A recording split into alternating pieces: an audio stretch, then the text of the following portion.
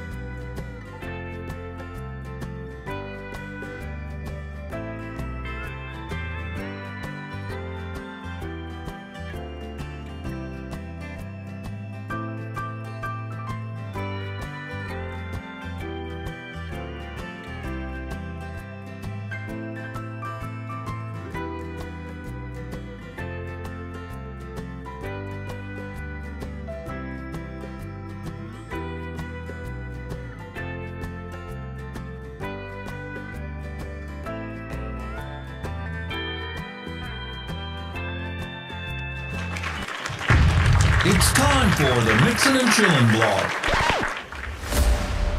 Even if they implemented some ridiculous laws, this is something that if somebody truly wants to do this, they can still do it. But it's going to take a lot of effort on the vapors' part to actually learn what it takes to make your own stuff.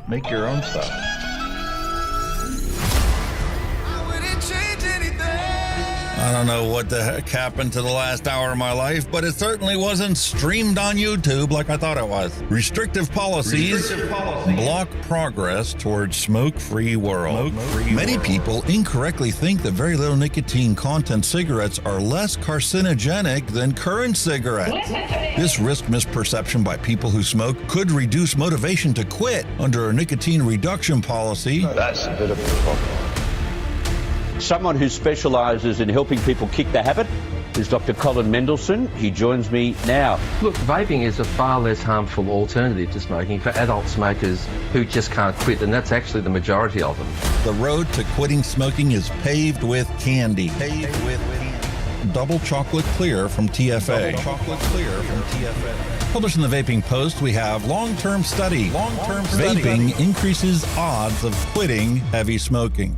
This is Kenny Thompson, the Vaping Heed. He's got a YouTube channel. He's been on here a lot longer than I have. I'm not going to stop until this is legal and available for everyone. You know, I cover things from all around the globe, but that's because science has no boundaries. I mean, you know, the FDA and everything will know that vaping is safer than smoking, but we'll have the pressure off the tobacco companies or the states that are in the MSA and all that. It's just a financial thing, and it's unfortunately that takes precedence against everything. And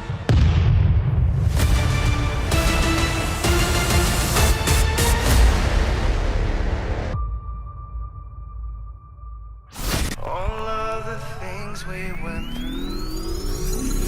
You just made my day. Just made my day. You made my day. You made my day.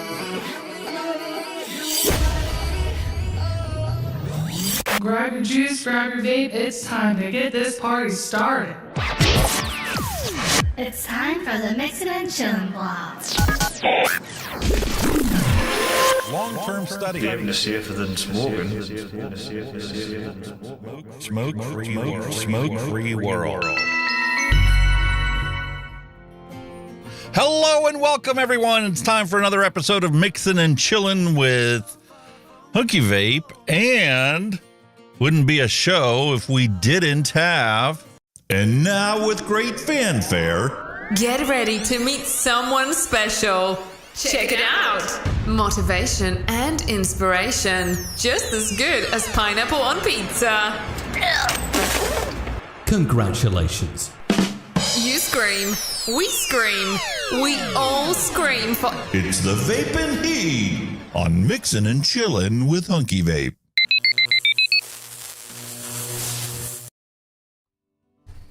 and just like that, it's the start of another episode. A beautiful Tuesday afternoon, mixing and chilling, and we've even got some road rage for you guys today because I've been working on a news bumper. Because we got to start talking about the news. We got to start drumming up some advocates out there. We got to get vapors to realize this attack is coordinated on a global scale. We talked about it last week on the Advocate's Voice, and Google was not happy with me. Whack. The recap that I put together for this show was already flagged and marked as adult, restricted content stuff, right? And I fought it back then because we didn't do anything on it. There's no nicotine in it whatsoever. It's just a bunch of bad jokes and a recap of all the fun we had on the episode. But because that video happened to catch the top of a tank, it got age-gated. Not for the alcohol in it, which was a marshmallow s'more, if I remember correctly. It got age-gated because we showed the top of a tank in the video. Holy moly.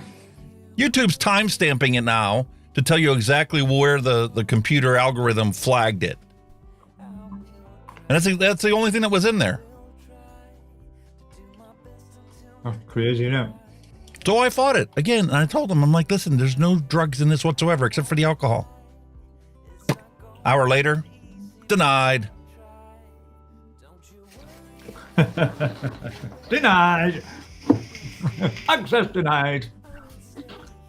Exactly. Typical, man. Access denied. But we do have a wonderful show set up for you guys today. We've got the Vandyvape Kensei RTA for our retro vape. And in addition to that, I've got this monstrosity of an all-in-one called the Disguiser 150. Made by a company I've never heard of before. That's surely going to be like 2015 technology. Sorry, guys, but a pesky little bloody fly kicking about. I mean, oh, yeah. It's that time of year, mate. I'm going to be jumping down all night swatting flies, aren't I? Yeah, nope. There's nothing you can do about it. There it is, man. Then you know. My daughter was running to the dollar store for something for her room. She's, cleaning and organizing and stuff. And I said, listen, while you're there, I need to pick up some fly swatters because I don't know what happened to the ones we had. But you let the dogs out, in come the fly. Oh, yeah. Buggers. Hate them. Hate the little buggers. So we're going to be good co-hosts this week, and we're going to actually, say hi and hello and welcome to everybody in chat, because without the chat, I mean, you and I would just sit here and gab on like a bunch of old ladies. So, hello and welcome to Mallory Gates, Space Turtle 1, William Dobson, Pam Spraggins, Vaping Bick, Dusty Country Road, and Billy Lee Rice. Fantastic to have all of you here today. Space Turtle, hello. I did happen to catch, everybody's already talking about, what they're vaping. And the 60 Watt guy's here as well. Fantastic to have you here. Welcome. Awesome. So let's run down through the chat. Kenny's going to be with us soon. That's when you were messing about. Dusty Country Road says he's vaping DCR Green Dragon and a Strawberry Crunch bar today. How about all the rest of yins? Vaping Bic comes back with dark grape bubble gum and some ripe pear. Fantastic flavors. I've got some new flavors mixed. You got some new flavors. I've got some new flavors I've been trying. I found them in the bottom of me bottomless box that I got sent. Yeah. And what I made up some. I mean, my labels are shit compared to yours. I feel so inferior. Look at my packages. I got masking tape on there. It doesn't all have to be fancy labeling. I mean, pineapple custard. 5 flavors, and I've also got I can't show these. Can I not just tell you? Come on. Coffee, tobacco on the flavors range. What do you think of tobacco flavored liquids? They don't taste like what you think they do. I'm pleasantly surprised with that. It's an absolutely beautiful coffee. That's all I'm getting. I don't like them. I don't know. I mean, like with the odd one, you get a little bit of afterput. I wouldn't say like. I mean, what's tobacco taste like? I've never eaten tobacco. I've smoked it, but I've never eaten it. Yeah, but you've smelled it before. Even after you quit smoking, you smell it when anybody else is smoking. I mean. Yeah, but I don't think like the flavor is as prominent as I thought it would be. It's more the actual flavor that it's designed to be. Like that's coffee. Well, obviously coffee's a strong flavor anyway, so that's just bang. You know what I mean? It's killing everything else off. It also depends on the liquid. There's some liquids out there that it's straight up tobacco. You cannot deny it whatsoever. It's like opening up a bag of loose leaf tobacco and taking a big whiff of it and then tasting that in your mouth. No, I don't want to have anything to do with tobacco. I got a divorce from tobacco. Listen, I'm friends with, tobacco companies because I still use some of their products, but I don't want to have anything to do with tobacco. That's the whole advantage of vaping. Well, it's just a nice copy in my eyes. Very little. That's why I love Pam Spraggins has got a mango peach guava and a strawberry banana. Strawberry and banana. That's an odd Which one. also brings to light the fact that none of us, with a few exceptions, restrict themselves to a singular flavor choice. We switch it up all the time. I mean, your tobacco is as good and as bad. I think as Vicky, he uses these leaf ones when he vapes. He uses the the naturally extracted tobacco that he vapes. Yeah, the naturally extracted. I don't have nothing to do with that. No, I wouldn't be touching that. No. I wouldn't be, no. I mean, Dusty says dark gray bubblegum sounds really good. Of course. We all look for stuff that is outside of our comfort zone. Once we get acclimated to the whole aspect of vaping and we realize we don't need a cigarette, we can keep changing this up and keep switching it up and keep things interesting and lively and entertaining and enjoy the flavor explosion that comes from all these different kinds of flavor options available. But I'm telling you guys. I'll tell you what that tastes like. A bit more. It's more like a tiramisu than tiramisu. I said that right? It's a bit more like that. That's probably where the tobacco implement comes in. You've got that little, but it reminds me of a tiramisu. No, I can see that because, when you have a tobacco e-liquid, those tend to be more like roasted caramel or there's other flavoring aspects and components to it. It's not just straight up tobacco. You can hardly nutty aspects to it. Yeah, no, it's more like a tiramisu. It tastes a little. I mean, you've got that massive coffee, but the aftertaste reminds us of like a tiramisu. But it's blatantly a nice coffee. Listen, I've been on the hunt for RTAs. It's becoming a rarity to try and find it. I legit looked up a dozen different vape shops that are around me. First off, half of these people that are listed in Google as a vape shop don't even sell vapes. You might be able to find a single display of some disposable product like this iPlate. Okay? The rest of it is all catered to cannabis users. Glass bongs and all kinds of other stuff and kratom and the list just goes on and on. It's not the traditional vape shop that, you would go to if you wanted to quit smoking.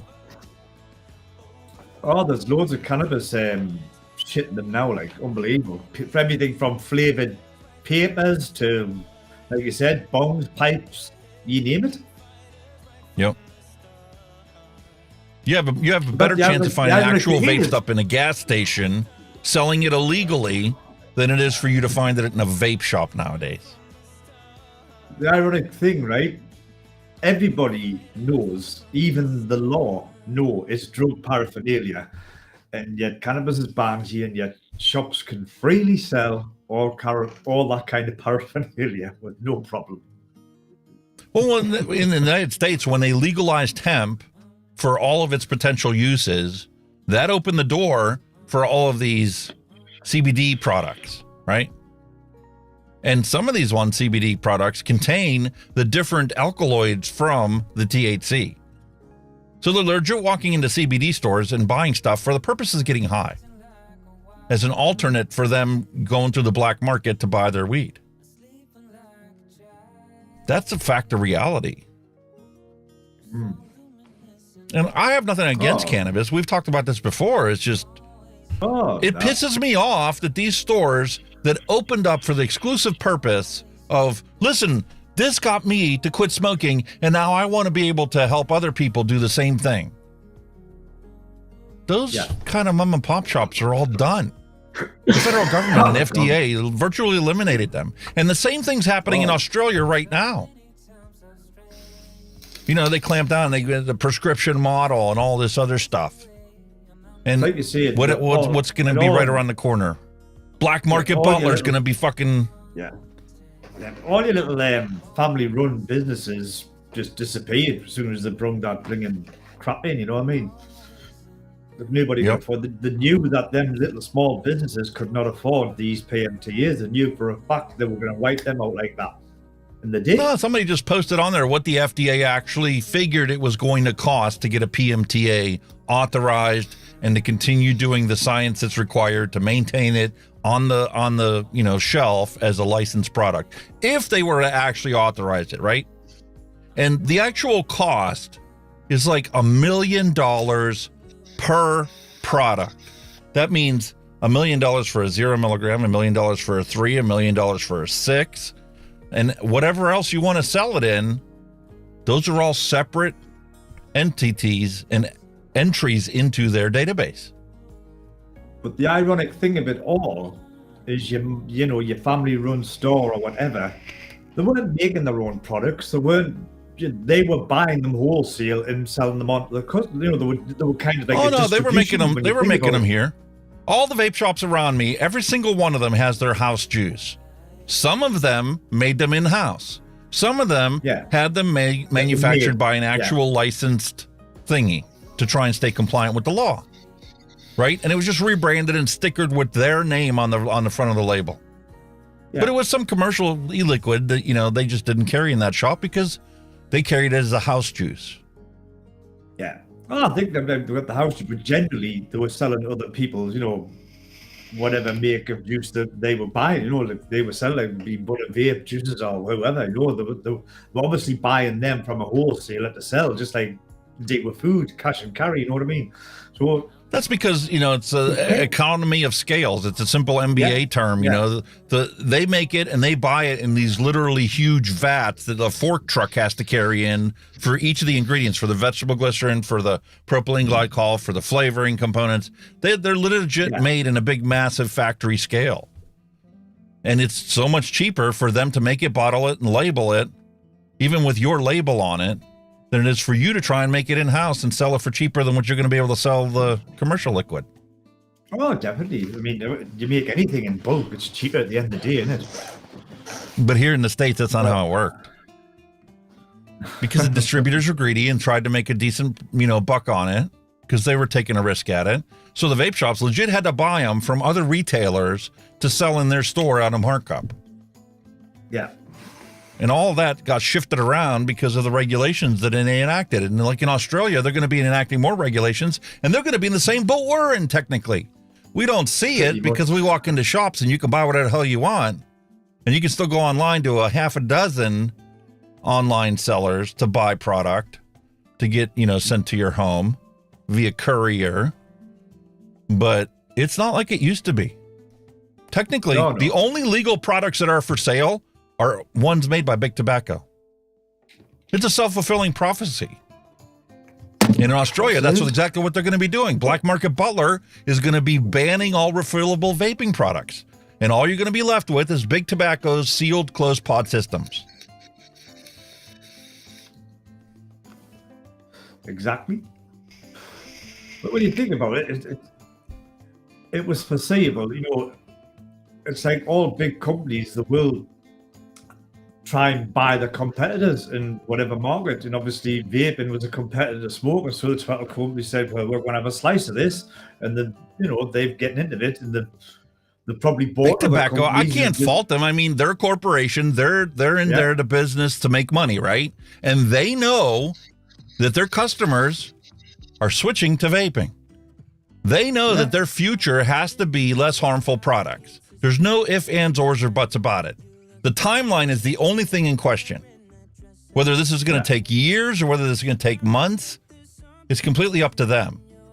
And they're going to fight every little competitor, get them out of the marketplace so that they're the only ones that are left. They've had a monopoly on this whole system for as long as we've been alive. So it works, doesn't it? Yeah. And that's what they're doing with these things. And little companies will eventually go out. I mean, there's a marketing term, an economics term, where you always end up with the big three, just like you do with cars. Hey, it's been happening like over in China. It's small. With all the companies they own now, umbrella-wise, they bought the lot. Smok bought Don't post it. The smoke buys with tofu, didn't they bought with tofu or something? I mean, these big companies are buying each other out or buying into each other. You know what I mean? Yeah, and little companies get into this to try and become big companies that are worth buying out. But without a doubt. Listen, we've been dancing around it. We've been dancing around the topic, and we've been him-hawing around about it. I think it's time to roll the brand new news bumper, which contains all my forecasts for the next 6 months. So, without further ado, time for some news, science, and advocacy.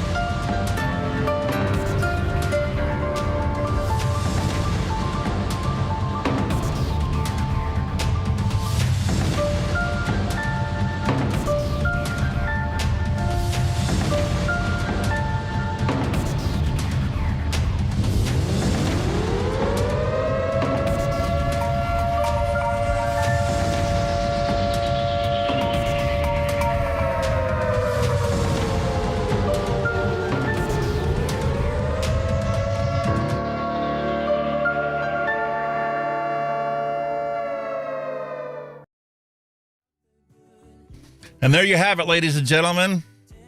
That's a fact, Jack. Take a bow, sir. Take a bow, sir. That was brilliant. Take a bow, sir. Take a bow. That's awesome, a fact, man. Jack. I'm telling you. That's the shit we have to look forward to in the next 6 months. Whether you like it or not, I've dug into the news. I've started getting things ready and trying to ramp myself back up to, producing the news on, a regular basis again. And the stuff I'm finding just does not look good. There's a coordinated effort going on. There's money being funneled. What we pictured as only happening in America is happening on a global scale. And Bloomberg's minions are all over the place. And they're stepping up to the game plate here in Australia because the next thing that's coming down from Black Market Butler is going to be a ban on all open tank system devices, liquids, everything. Just like it is here in the States, technically. Even though we don't live by it because you can go in the store and buy the stuff because nobody gives a shit what the government tells you to do. They're going to go and do it anyway. Yeah. And in Australia, it's going to end up being a total failure, just like it was with the prescription model. Because consumers are like, listen, I'm doing this for years and it got me to quit smoking and I feel a hell of a lot better. I don't care what you tell me to do. I'm going to find a way to get this stuff. If I have to reach out to a family member that lives in another country and have them buy it and ship it to me, that's what I'm going to do. But they're not going to go down quietly. They're going to force this. They're going to force their hand.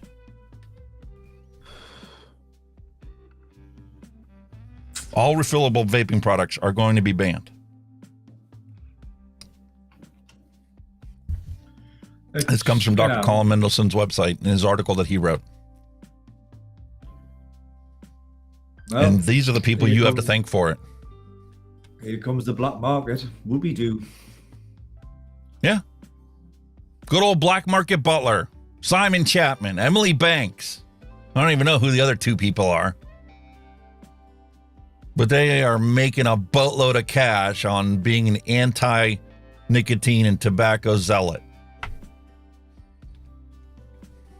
Oh, you get these people who are against it are making money out of that as well. So, I mean, yeah, tobacco control is in jeopardy right now. They know that their days are numbered. It's just a matter of time, and they know that if this product gets easily regulated and is widely available for people to use, they're not going to have a job in a decade. Yeah, and we've got science to back that statement up this week as well. They would have to switch sides to go for vegan advocacy. Listen, and the sad reality is most people, when they walk into a vape shop, as long as they can get something to satisfy their needs, they don't care about any of this advocacy stuff. They don't care about the news. They don't care about, the scaremongering stories. PMTA, when the deadline came, everybody was jumping up in arms. All the advocates were jumping up and saying, listen, they're going to be banning this stuff. Nah, they ain't banning nothing. 6 months later, they go in their store, they can still get whatever they want. So they don't believe you that there aren't any legally authorized products for sale. It isn't until they go to buy something and can't find it that all of a sudden they wake up and go, hey man, what happened? Well, I'm sorry you've been sleeping the last 5 years. They've been trying to get rid of it since it showed its face on the market. Yeah. And the consequences are very predictable. They didn't learn their lesson the first time, and they're certainly not going to learn their lesson this time either. It's scary stuff, guys. It's scary stuff. And like I've said before, I would rather look ahead, figure out what's going on, and be prepared and try and make, reasonable accommodations so that I can still be comfortable, down in the future, than just let it go by the wayside and say, oh, well, let somebody else fight it. As long as I can get my stuff, I don't care. And worst case scenario, I'll go back to smoking. Because they're never going to get rid of combustible tobacco. I don't care what they tell you. They're never going to get rid of it. There's been plenty of countries that have implemented, a prohibition that starts, with the modern 14-year-olds. When they hit 18, they're not going to be able to buy it anymore. And all new generations after them are going to be purchasing it on the black market because it's not going to completely disappear. They're doubling down on the prohibition, thinking that it's going to work. It hasn't worked with any other thing. Even now, the black market's rife anyway for whatever you want. I mean, cigarettes, the taxation that's gone on them now, people can't afford to buy in the shops, so they go to the black market for the cheapy ones. Man, you in the UK, you can buy 5% solution disposables. You can walk down to a corner store and pick one up. And they don't sell any other products. They're just regular Joe Blow shop owner that wants to make some money. Yeah. Well, up to now anyway.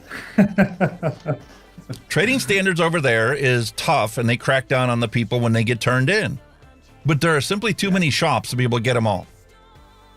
Nah, they've said it's the numbers. It's just a numbers game. They just haven't got enough people to go around every. Well, it's common sense. And that's exactly why it's going to fail in Australia. Yeah. Have they clamped down and eliminated all cocaine in Australia? Nope. Or does the average citizen in the country know exactly who to get a hold of to find the person that if they wanted to buy some? Everybody knows a dealer of some sort, whether it be drugs, clothes, shoplifters. Everybody knows somebody that you can supply you with something. Everybody. Prohibition does not work. Even if it's not by choice, you'll know somebody who knows somebody who knows somebody. How do you think the kids are getting it now? Here in the United States, they clamped down. They made it, tobacco 21. Nobody under the age of 21 is allowed to get it because they figured out, hey, man, the 16-year-olds are buying it from the 18-year-olds. So if we make it illegal for the 18-year-olds to buy it, well, then the 16-year-old's not going to be able to get it. No. Did it work? No. And you can't find any statistics to validate that because guess what? They're buying them from their 22-year-old friends now on social media because they still want it, because it's still a bad thing to do. And if you want to be a bad boy in high school nowadays, well, you got to have a vape. That's what the thing is. And this was all created by their prohibitionist standpoint from the get-go. Yeah.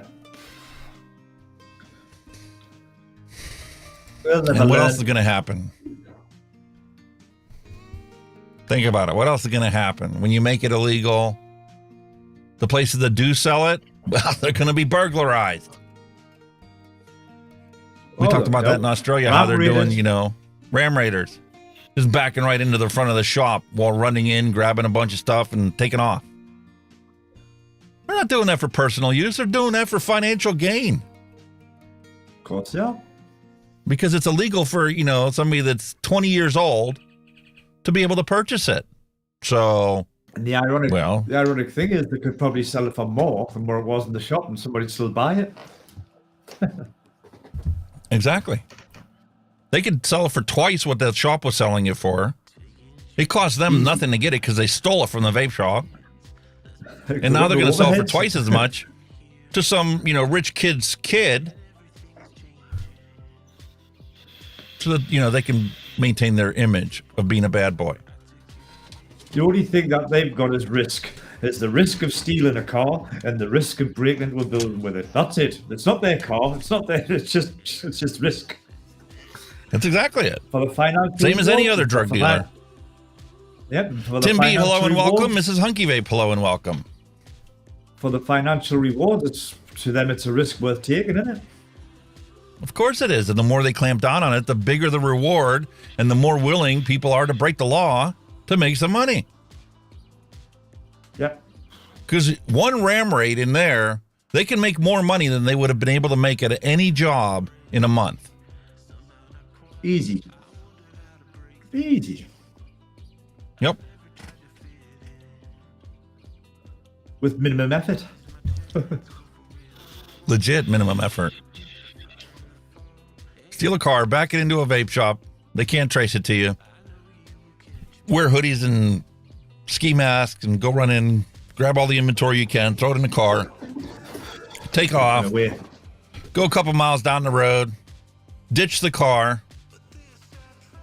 get in your car, take off. Nobody knows who it is. There's no way of finding out who stole into the place. And then they're going to start selling it. 9 out of 10 times they'll just burn the stolen car out anyway to cover any evidence. You know what I mean? Just set it afire. Yeah, exactly. That's the sad reality of it all. All right, let me bring up some other stuff here that we have to talk about because your country has implemented the Swap to Stop program, right? It did, yeah. So now they're starting to do some science to figure out how much money they're going to save with this Swap to Stop program, right? £500 million per year. That's a lot. You want to know why they're giving away all these vape starter kits to smokers in the UK? £500 million per year is how much money the healthcare system in the UK is going to be saving by converting these smokers into vapors. Yeah, it's like I say, it's all the health diseases smoking causes. You know, it costs money to the health service. Yep. They found that between 2019 and 2021, 13.6% of people aged 18 and over in England smoked. Almost 14%. Well, in my area, the northeast, we're one of the biggest areas in the UK for smoking. Heavy smokers over here. Yep. And we all know that it takes time for your body to recover from all the decades of you smoking cigarettes, right? Yeah. So the cost savings aren't going to be immediate, but it's an investment that will pay dividends. Well, this study, published in the British Journal of Healthcare Management, said that if 50% of those people were to switch to vaping, electronic cigarettes, hospital admissions would reduce by 13%. The thing is, Yodo, in the reality, I don't know if it's obviously with this bringing underage vape and, you know, the disposables and all this bullshit, but it still gets frowned on quite a lot, vaping here in the UK. I mean, your doctor will not, if you want to go, you give up smoking to your local pharmacy or your local doctor, vaping will be the last thing they recommend. I always want you to try something else first. Of course, because 80% of doctors can't even identify what are the risks of somebody using nicotine.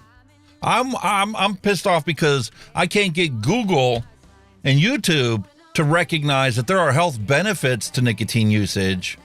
We've got doctors that think that nicotine usage in these vapes is going to cause lung cancer just like cigarettes did. Even though the science clearly states that it will not do that. The thing here in the UK, our government needs to address what they're going to do with it, because like any kind of health insurance, medical insurance, life insurance, pensions, they still label vaping as smoking. Yes. If they say, are you a smoker or a non-smoker?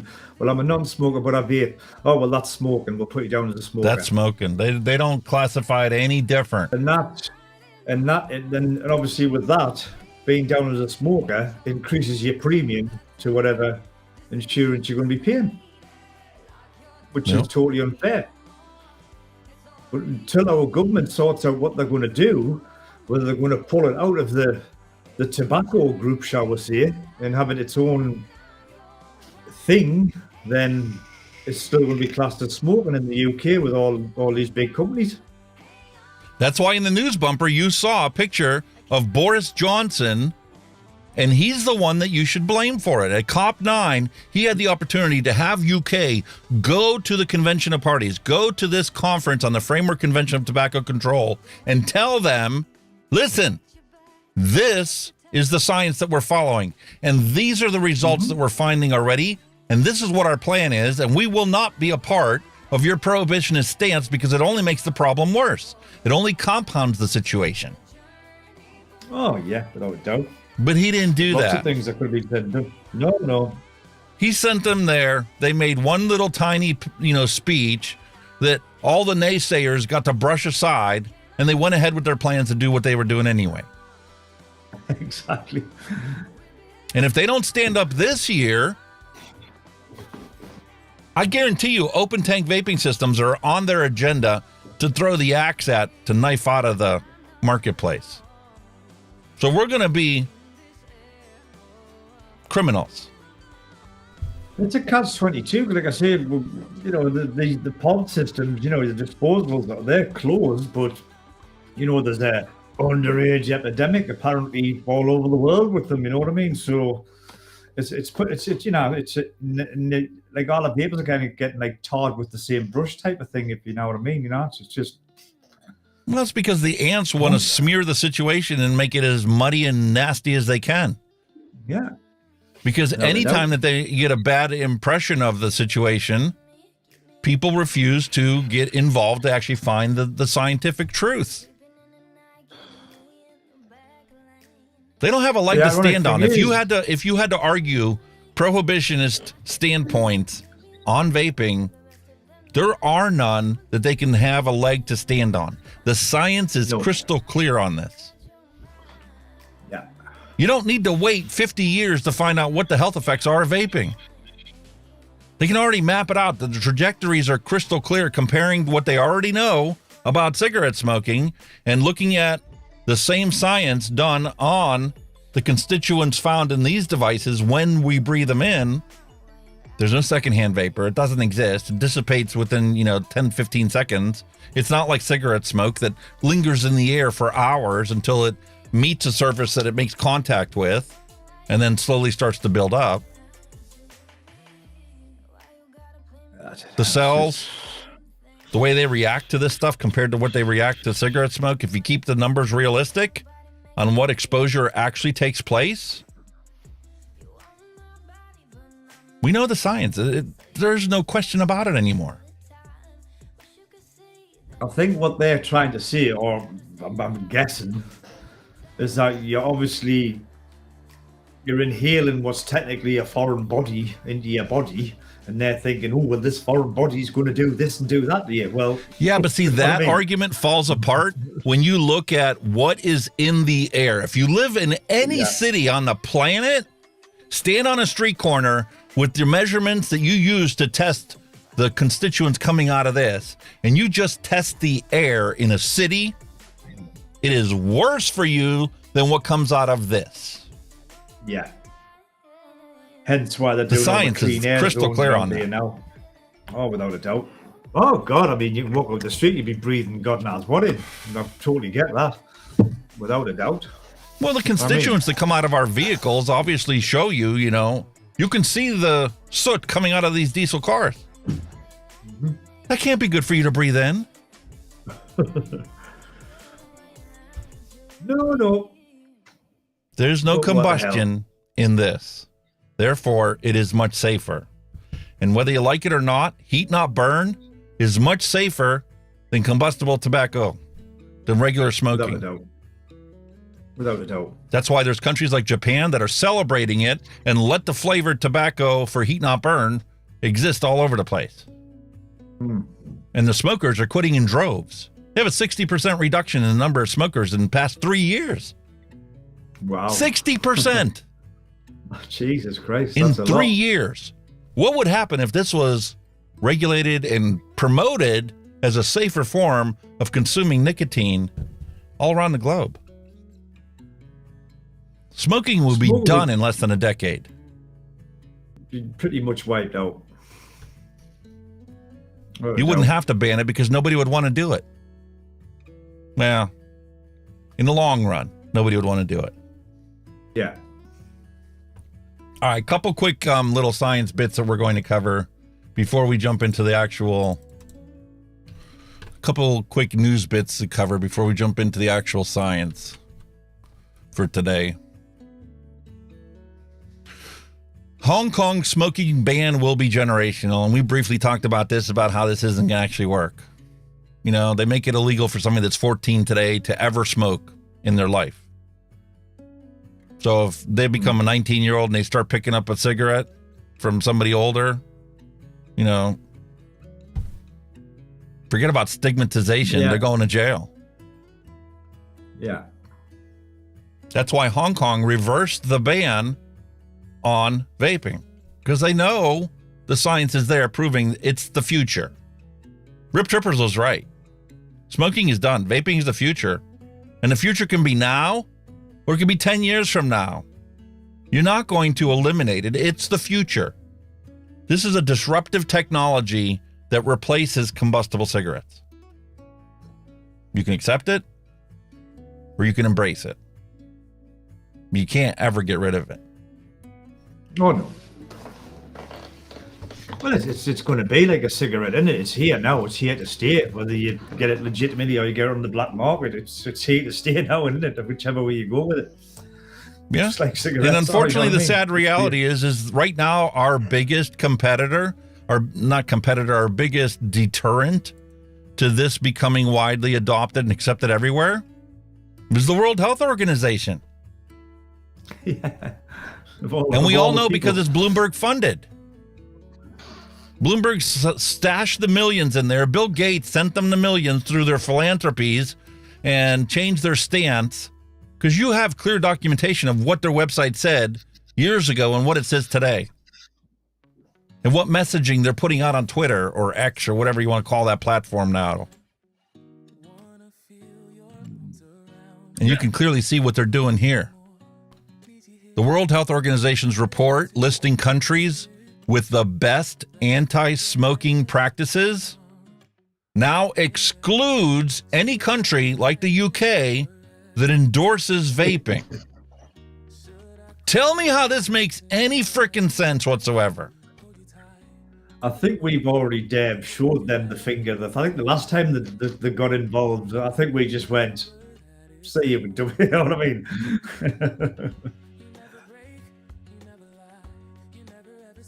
I just can't get over this.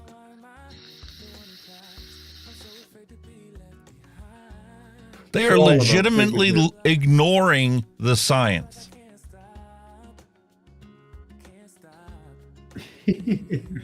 They've lost all credibility whatsoever.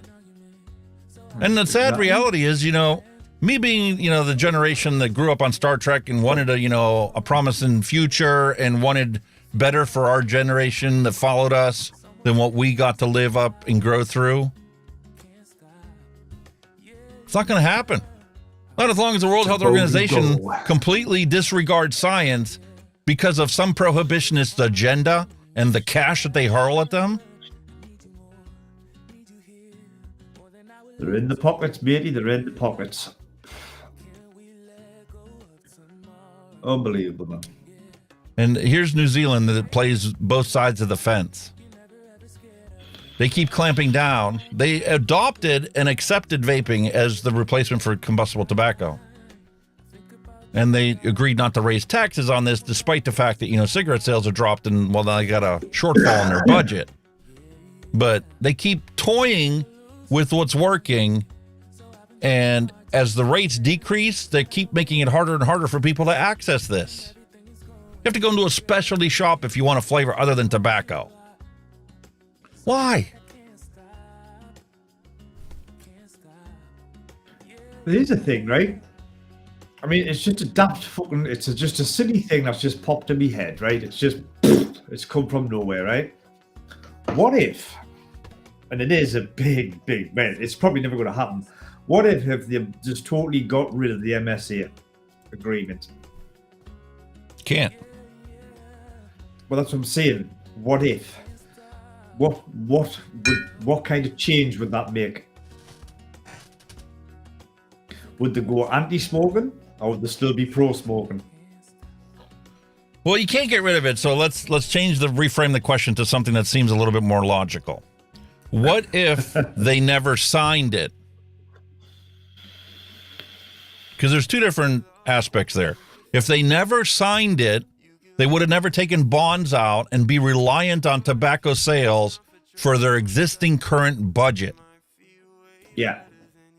That's true. So even if you could just, obliterate the MSA, let's say there was a Supreme Court ruling about some case and it nullified them even being able to do that, the states would still be fucked.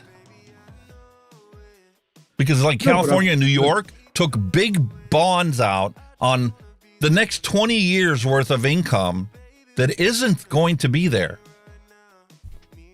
They're fucked. Yeah.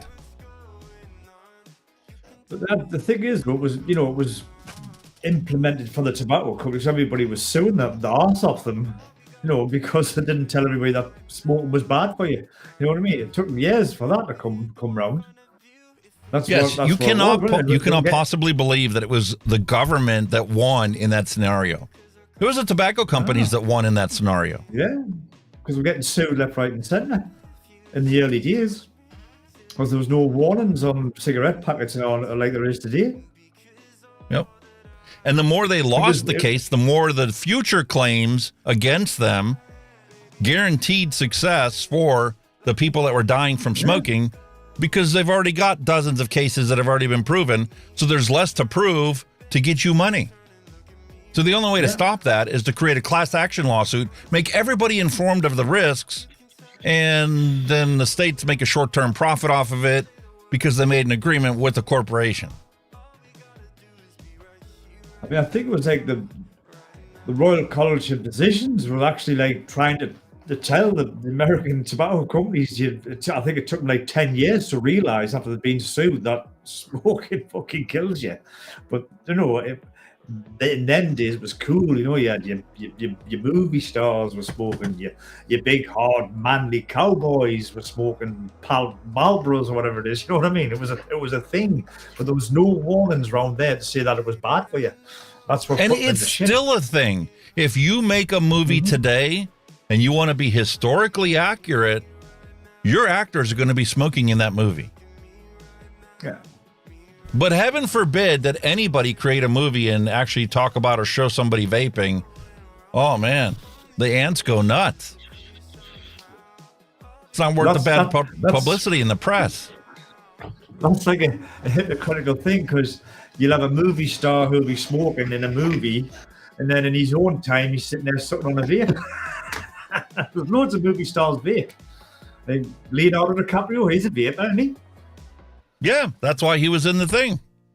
I made a farce in that article about him being called to the hemicycle because you got the Prime Minister of France and the Health Minister of France that vape, but the laws that they're implementing are against vaping. Very what? Hypocritical, isn't it? Hang on a minute. Run that one past me again. It's hard enough to find articles in French to translate them to English while they're actually going on. But when you do get it, it's like, how can they do this? Yeah, like, how can it not be so obvious that you're pocketing a shitload of money for your re-election campaign because you took a stance that you personally do not agree with? oh, it's crazy, man. Oh, there you go. The Vape and Vic. He said there was a series with zombies in that had vapes. What is that? Get it on. There was a show that came out here on Netflix where the character that was in it was a big evil mistress, and that's the reason why they had her vaping in the show. But they made such a stink about it. Well, you can't have it both ways. If somebody that's vaping is bad, well, then you would want them to portray that in the movie as something for a bad person to do. But they just don't want it at all. They want to pretend it doesn't exist. Well, I hate to tell you, but it does exist. And it's not going anywhere. She walked in breathing her dragon flames. And even if they banned it on all forms of, entertainment, it's still not going away. If I wasn't allowed to create YouTube videos that, had me doing this, well, I'd be like hundreds of thousands of YouTube people already that make content for other purposes. And, well, because you vape, while you're doing an hour-long recording of, let's say, fixing a laptop, guess what you're going to be doing? You may not do it on camera, but you're certainly going to recognize it when somebody goes,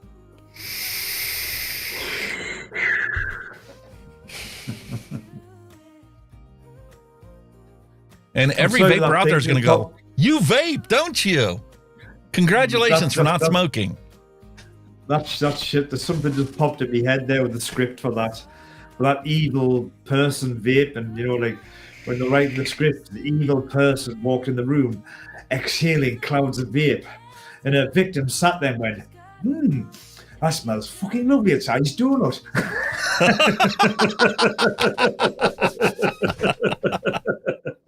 I could see a Monty Python movie doing something like that.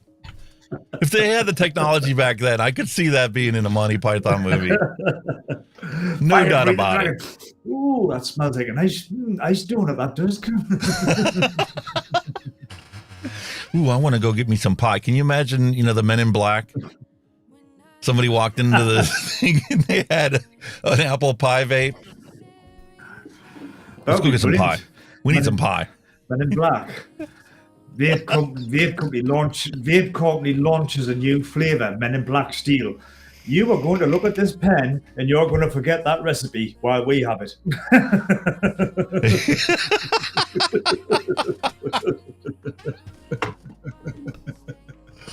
Holy cow.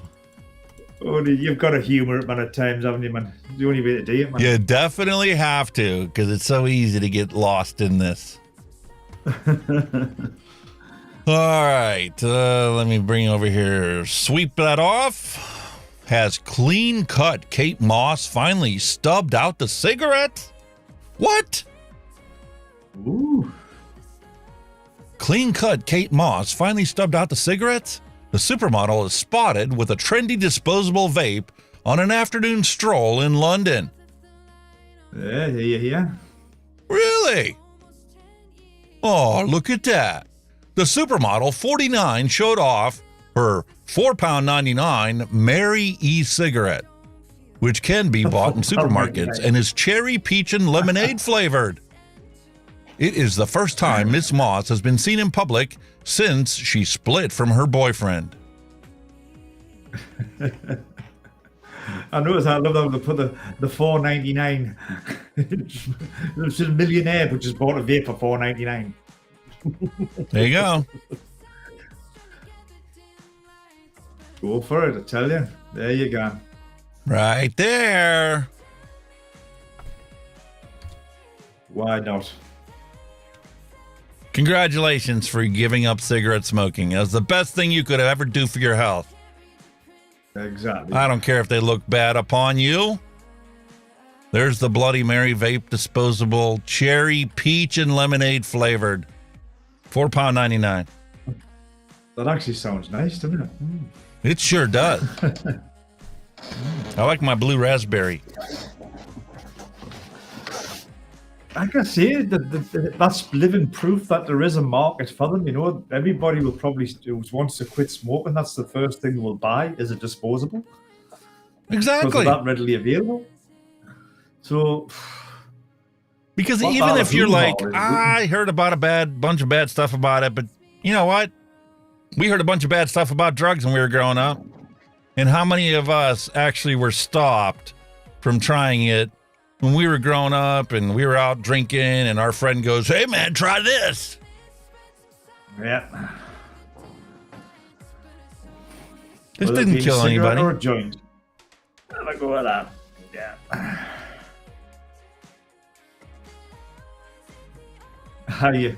You're right about that one, William. Where is he?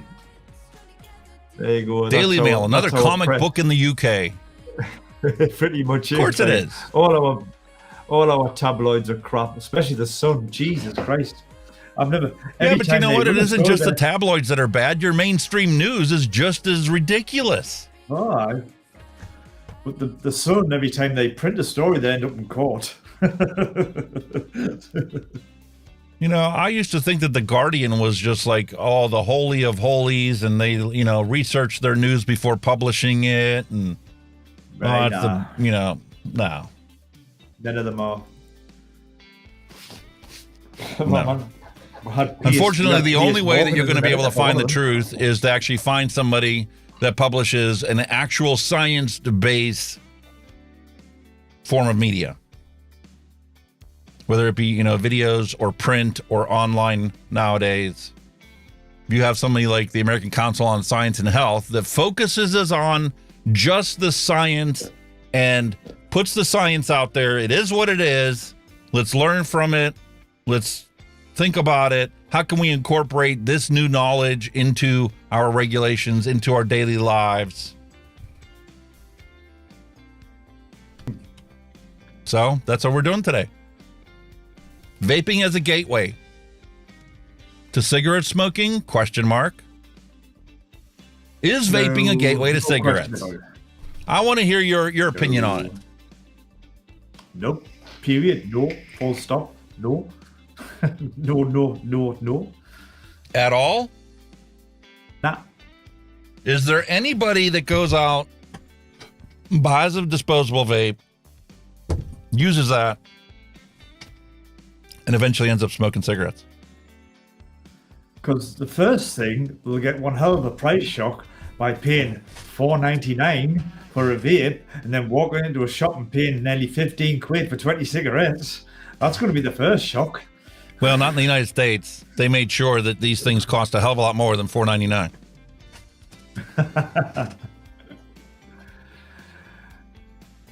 Yeah, you like to send us a shopping list, mate.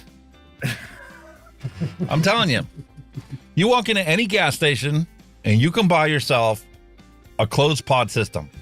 You can buy yourself a Juul or any of these other ones that are out there, right? And you're going to pay about the same price for that as you do cigarettes. So if there's no price difference, what are people going to buy? They tax vaping to make it the same as combustible cigarettes. So it's a crapshoot. Yeah. But I wouldn't say vaping leads to smoking, no, just because of the price difference or price the same. No, and we know that it's not that simple.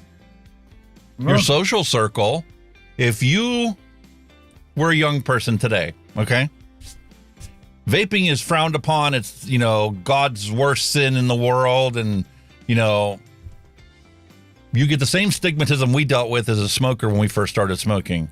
If you're getting that with vaping and people that smoke cigarettes are ignored, what are people going to do? When they're with us friends of, you know, social circle that they care about, they're going to do what's more socially accepted. Even if they know that vaping is safer for them and healthier for them. And they're going to fit in with their social circles. And what they do behind closed doors may be different. But I can see people starting with a vape and with a certain group of social circle, social friends. You're out drinking at the bar on a Friday night. You don't want to pull your vape out because you don't want people to look at you funny. So, hey, let me bum a smoke. And you're going to hate it. Kind of like we hated our first cigarette. But you know, once you've had that first cigarette, the second one's easy. I think sometimes, like you said, it is a big social thing. But I mean, here, pubs and that, you're kind of the same as the smokers. Some pubs will allow you to vape in a pub as long as it's not a chimney thing, you know, if it's a little mouth to lung, you know, people just have a sly puff anyway, and a lot of the bar staff will take a blind eye of it, unless you're chucking chimneys, clouds out. But generally, you all go outside, whether you're a smoker or you're a vapor. But I don't think it's like social. It's not like a social network that frowns on it. It's people in general that kind of frown on it because of what the stigma that your governments and everything are putting on it. You know, they're turning vapors like smokers into lepers. You know what I mean? Like here now, when you smoke, you know what I mean? Now the stink and all that, no, or somebody blows out everybody's and all that shit. But they're starting to get that way now with vaping as well. Like, oh, what's that? I don't want to breathe all shit in. You know what I mean? It's just the crap that's coming out. It's getting tarred with the same brush as smoking. It is.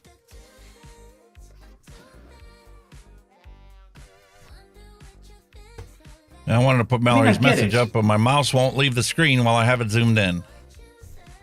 I get it. I get what people say, you know, but obviously, you know, if people have also got to vape responsibly as well when they're out in public, you know,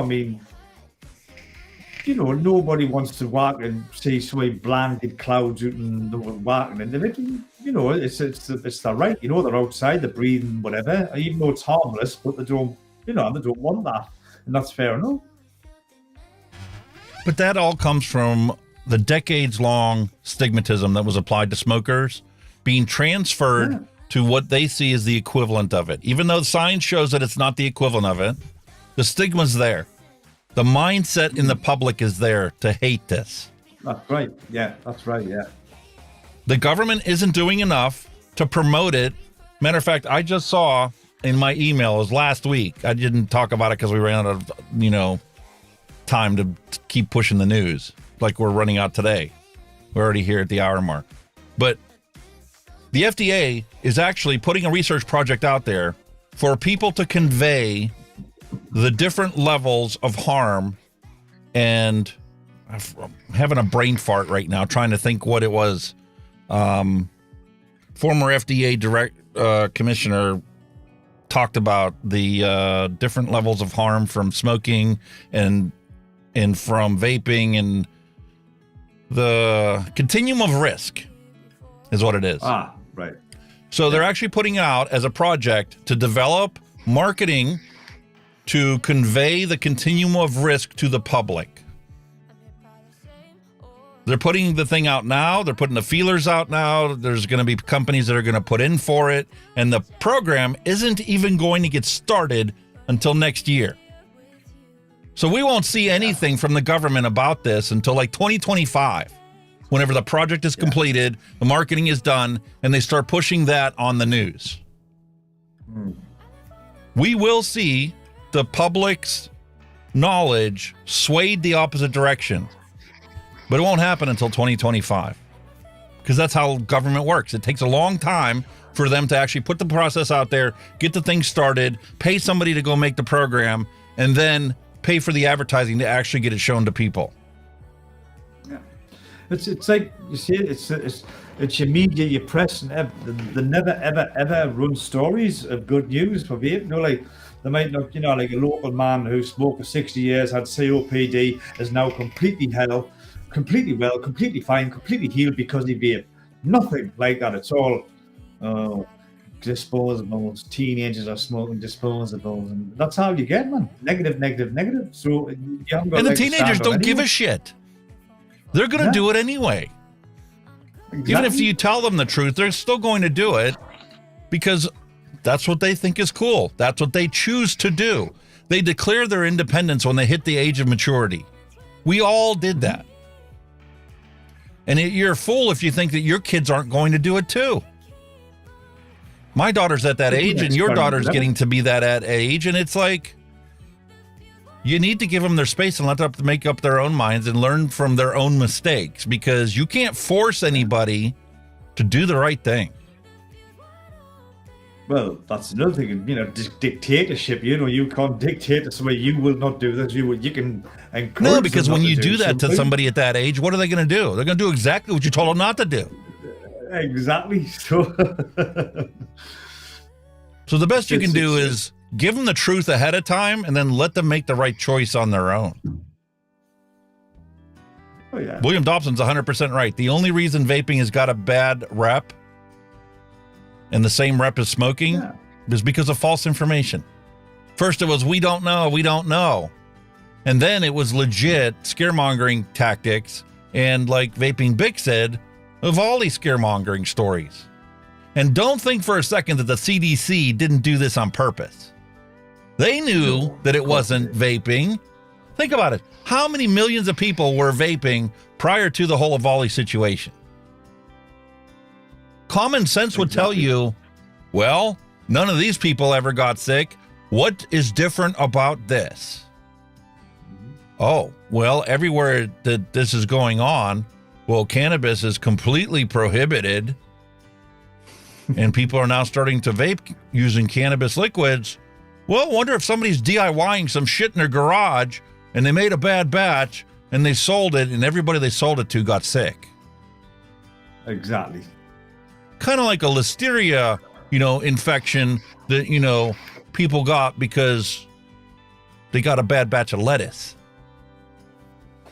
Even with the COVID, they've done some studies where people who vape were less likely to get it. You know what I mean? Except for you, you're the exception.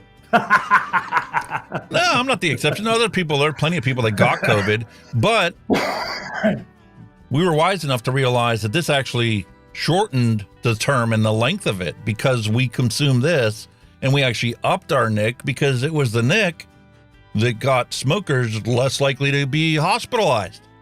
But once they were hospitalized, they were fucked, because they had decades of smoking history that ruined their body and their metabolism and their lungs and their airways.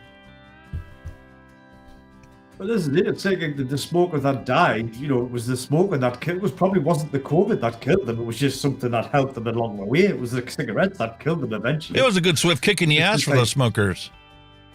Yeah.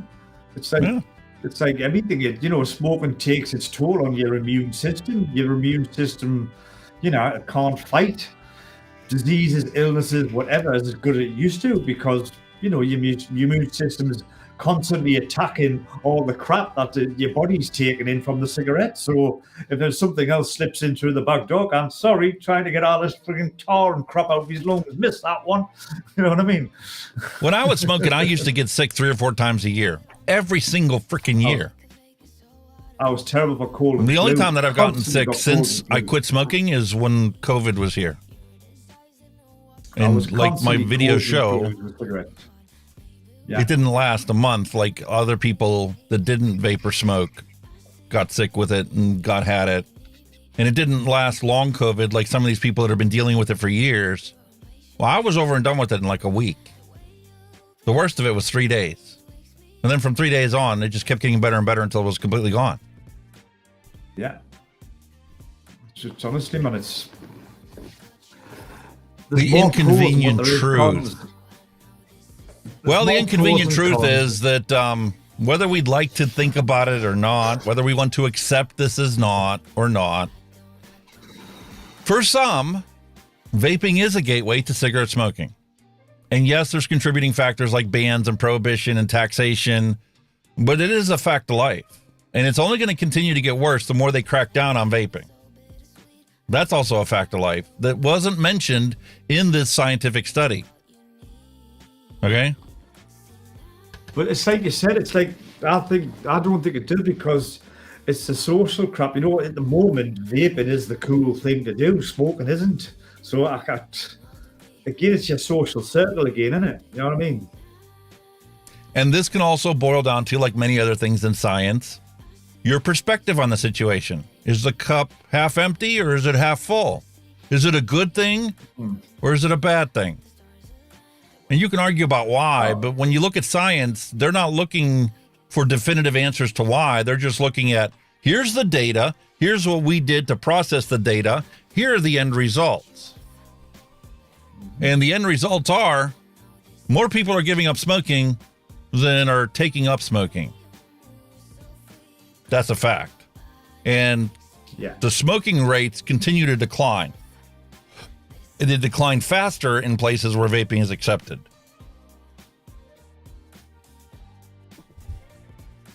That is a fact. That kind of shows how much globally the world depended on smoking sales. You know, all the governments making the money out of smoking sales, and now smoking is on the decline. They're all shitting themselves now, thinking, where's all this money going to come from? And here's the link, and it'll be in the description of this video after I update it. But there's the actual scientific paper that's open access. The effects of vaping on uptake and cessation of smoking. This is a longitudinal analysis done in New Zealand on New Zealand adults. They basically, it's kind of like United States when they gather all the data. Then you look at it over the course of years. Well, they collect the data for years. The scientists dig through the data. They extrapolate out how many people were smoking, how many people were smoking this year. They plot it, they map it, how many people were vaping. And, the smoking rates are going down, the vaping rates are going up. And they followed individual people to come up with the statements that they made in this. And the fact is, my wife's a hairdresser, works with people that smoke and vape. And because of the misinformation, they think that smoking is the same as vaping. So if it's the same, why prefer one over the other? This is it. And some of them think that smoking is actually better for you than vaping. So they're actually going to die because of the misinformation that's out there that the government hasn't bothered to correct. They've just contributed to it to protect the youth at the expense of every single adult in the country. Exactly. Crap, man. Total crap. Some of the data was actually pretty interesting. Some of the stuff we already knew about. 81 million people globally vaped in 2022. Wow. That's up 40%, almost 40% from 2018 when it was 58 million. And it's up 103% from 2012 when it was 21 million. And that has no signs of ever reversing. The number of and the percentage of the population that vapes instead of smokes is going to keep growing. So ants can accept that, or they can just deal with it because it's not going away and it's not changing anytime soon. Definitely here to stay. It is, because people realize it for themselves. I don't care what any newspaper tells you or scientist tells you. If you're a smoker, you know what it's like to get up in the morning when smokers cough. And you know what it's like to not get a good night's sleep because you wake up coughing in the middle of the night. And what it's like to go up a flight of stairs. And then if you switch to vaping, even for 6 months, you know the health differences between smoking and vaping. You don't need to wait a decade to find that out. Oh, no. You can't hide facts from people. Just because they're an inconvenient truth for your prohibitionist agenda and for your taxes that you need to collect from cigarette sales, people know the truth and will find the truth out for themselves. Just like we did when we were told by Nancy Reagan, just say no to drugs. The thing is, 2 o'clock in the morning at the bar, you're drunk and somebody hands you a line and go, oh, well, I didn't die from this. When in Rome.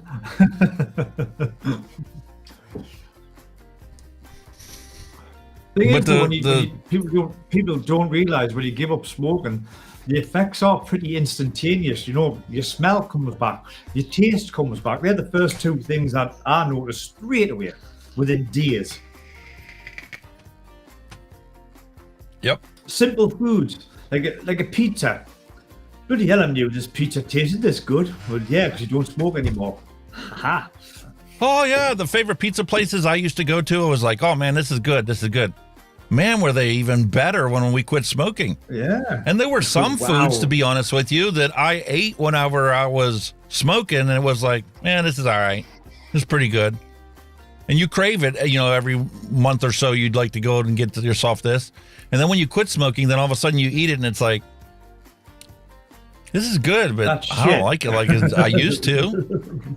Because now you can taste all the nuances in that sandwich or in that, you know, dish that you're eating. And all of a sudden it's like, it's got some off notes I never knew were there. Yeah.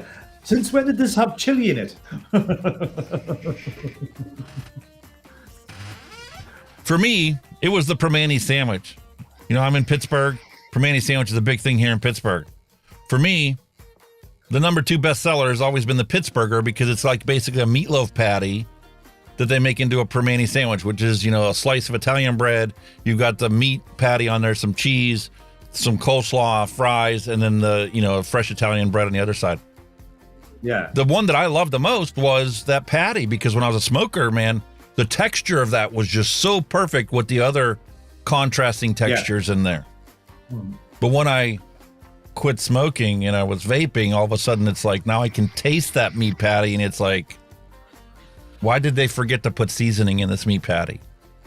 It's all processed. It's just no. I can imagine the disappointment on your face. Oh, I'm gonna get it. I ate it. I experienced the same textures, but now I expected more out of that meat patty because I've had hamburgers that my wife makes, and she seasons everything so wonderfully. And you go to eat that burger, and it's just like melts in your mouth, and you get the texture, and then you get the garlic and the onion and the peppers and the salt, and all that tingles on your mouth. And it was just a freaking processed meat patty, like eating a freaking slice of a hot dog. The disappointment, eh? Well, open here, it's fish and chips is our local thing, and they still taste good as they ever did. They just taste better, that's all. And that's exactly what I switched to when I no longer wanted the Pittsburgher sandwich. I went to one that had a fish, you know, basically fried cod was the meat replacement in that sandwich. And the sandwich is still fantastic. I still love it. And that's why I love that bar we went to a couple weeks ago after that concert, because that meat was perfectly seasoned. It was gyro. You know, gyro is always going to be nice, tasty meat. Like I say, you just appreciate some of the... You don't realize the simple things that you do appreciate when you give up smoking. You know, it's taste so simple, but everything tastes so damn good. Thanks for stopping by, Vaping Bick. I'd give sub. I tell everybody to go sub to his channel, but we did that last week. I don't see anybody new here. Yeah. But looking at the chart, there are some people that went and started vaping, and then they became a smoker. And then they end up going back to vaping, and then they quit. But there are some people that started smoking. It's a fact. In the long run, though, people are going to choose the safer, healthier option, even if it costs more. Yeah. But there's the science for today. Good stuff, sir, as always. Good stuff, as always. And that wraps up the news for this week. Depressing again, but still good stuff. And like I said, I would rather have the depressing, truthful facts, know them up front, know what I have to battle and deal with so that I can prepare for it ahead of time, rather than reacting to shit that happened 6 months ago and I just now figured out it's too late to freaking do anything about it. I get that. I do get that. And so I've always lived my life, though. Everybody else should know. Well, after that kind of news, we need some alcohol. Time for a flavor explosion. Know what I'm going to do now for the newscast. I'm going to do this. You're one of those depressing old people, aren't you? You get an F- in my book.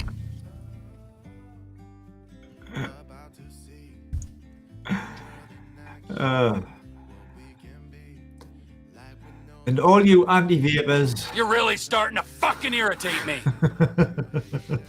Let's keep on vaping like our lives depend on it, because they kind of do. yes. Flavor Come on, explosion. let's have some.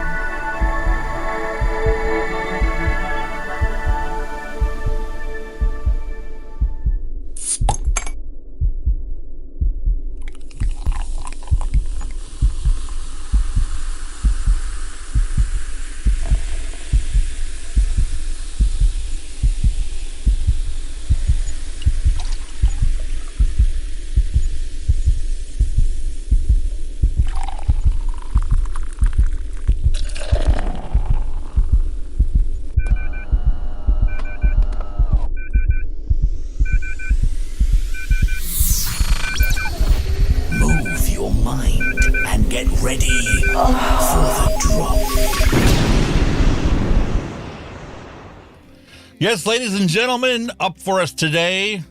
I'll show you what I wanted to have, and then I'll show you the compromise on what I'm actually having. Because the wife went out and bought a bottle of something last week, and when she was making dinner the one night, she mixed it up for me. Chi-Chi's Peach Margarita. And holy crap, is this a delicious, delectable beverage. All that wonderful peach flavor, and all you got to do is pour some of this into your glass full of ice, and then throw it into a blender. Oh, better than any milkshake I've ever had in my entire life. Chi-Chi's Peach Margarita. But since the wife's at work today, after having to go to the dentist, I have to revert to something coming out of a can. And because I planned on doing the news first, well, I wasn't sure if this was still going to be cold enough. So up for us today is Red's Wicked Apple. 8% alcohol by volume. Ooh. And that's the whole purpose of me having a nice glass of ice here, so that, well, keeps it cool, sir. Oh, just like that, it's chilled again. Oh, instant cool. Well, I've gone for, it's the pronunciation of this one. It is it's a Dutch beer. It's brewed in Rotterdam, Breda. It's been brewing there since 1671, and it is called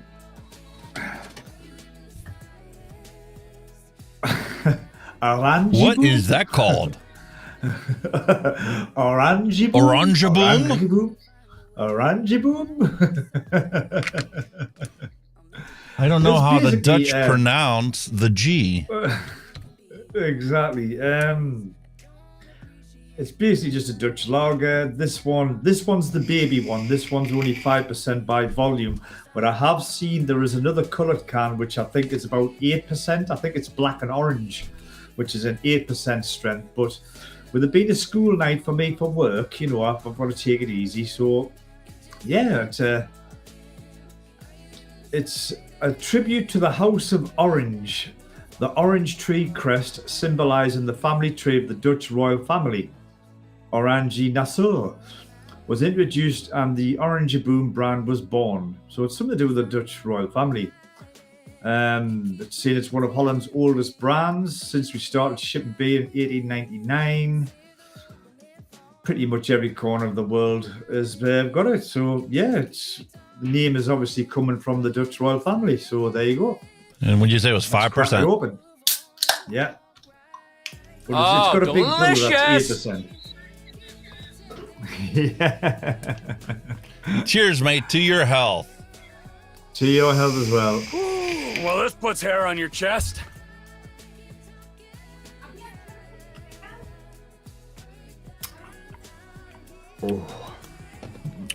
Oh, is that a nice crisp apple? Ooh.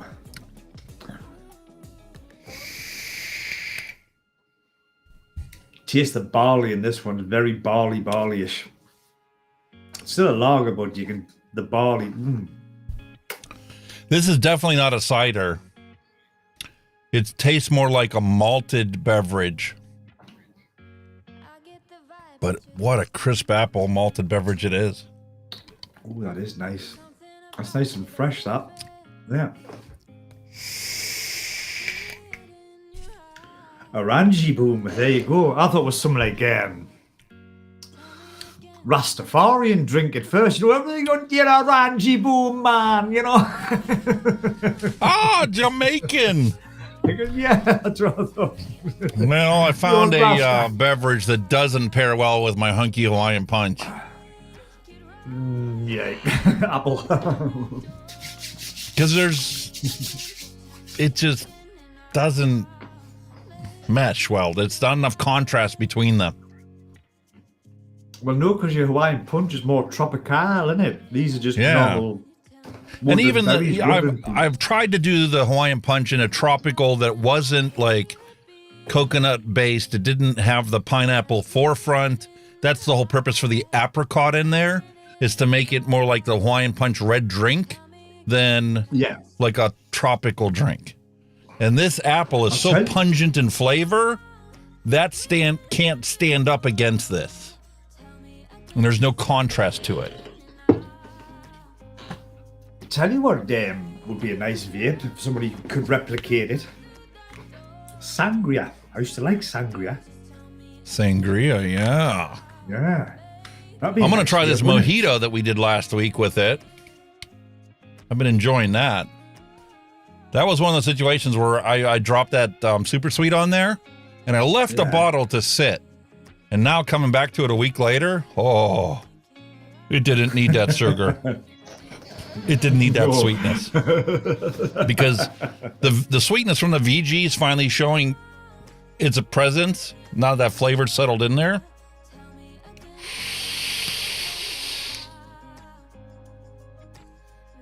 No, it's really sweet. It's coil killer. No, because I didn't put it in the bottle. I only put it on the coil and killed the coil. But I threw some wick in there, burned that stuff off, and now it's just dripping this onto here. It's tremendous. It is fantastic.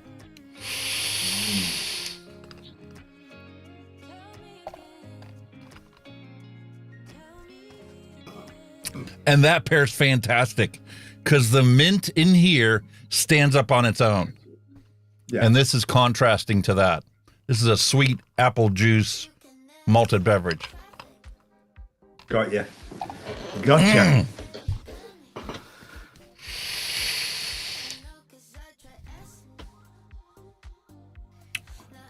Wow. And the sweetness contrast. It's not the same kind of sweetness in the two.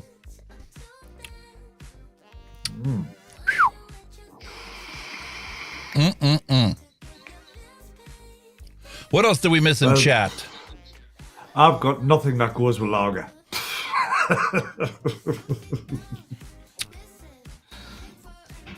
right, what do we got? William Dobson says, The Who has been like that for a while. Whatever country or individual gives them the most money, well, that's the policy that they go and accept. Exactimondo. And thank you, Vaping Bic. Smash that thumbs up and like button, or the dislike button, whatever you feel like doing. I don't care. But let them know that you're actually here for the stream. This thing that's running along the bottom, it's not promoting me, it's promoting us. Please hit that like button, consider subscribing to me, and it's not just for me. Yeah, because we know YouTube's not going to show our content to you unless you legit come looking for it. Yeah. But the thumbs up Apparently it helps the algorithm, so by all means, guys, hit that thumbs up. And I missed this one earlier. Mallory Gates said at Hunky Vape, most smoking now in 2010 movies are cigarettes, are vapes, and the devices are replaced with CGI. Oh, yeah. I never thought about that. I heard that they're not actually smoking real cigarettes anymore. I think they're actually all vapes, disguised as a cigarette. Yeah, like little electronic cig-alike. Yeah. And then they just use the smoke effect off of CGI to do it.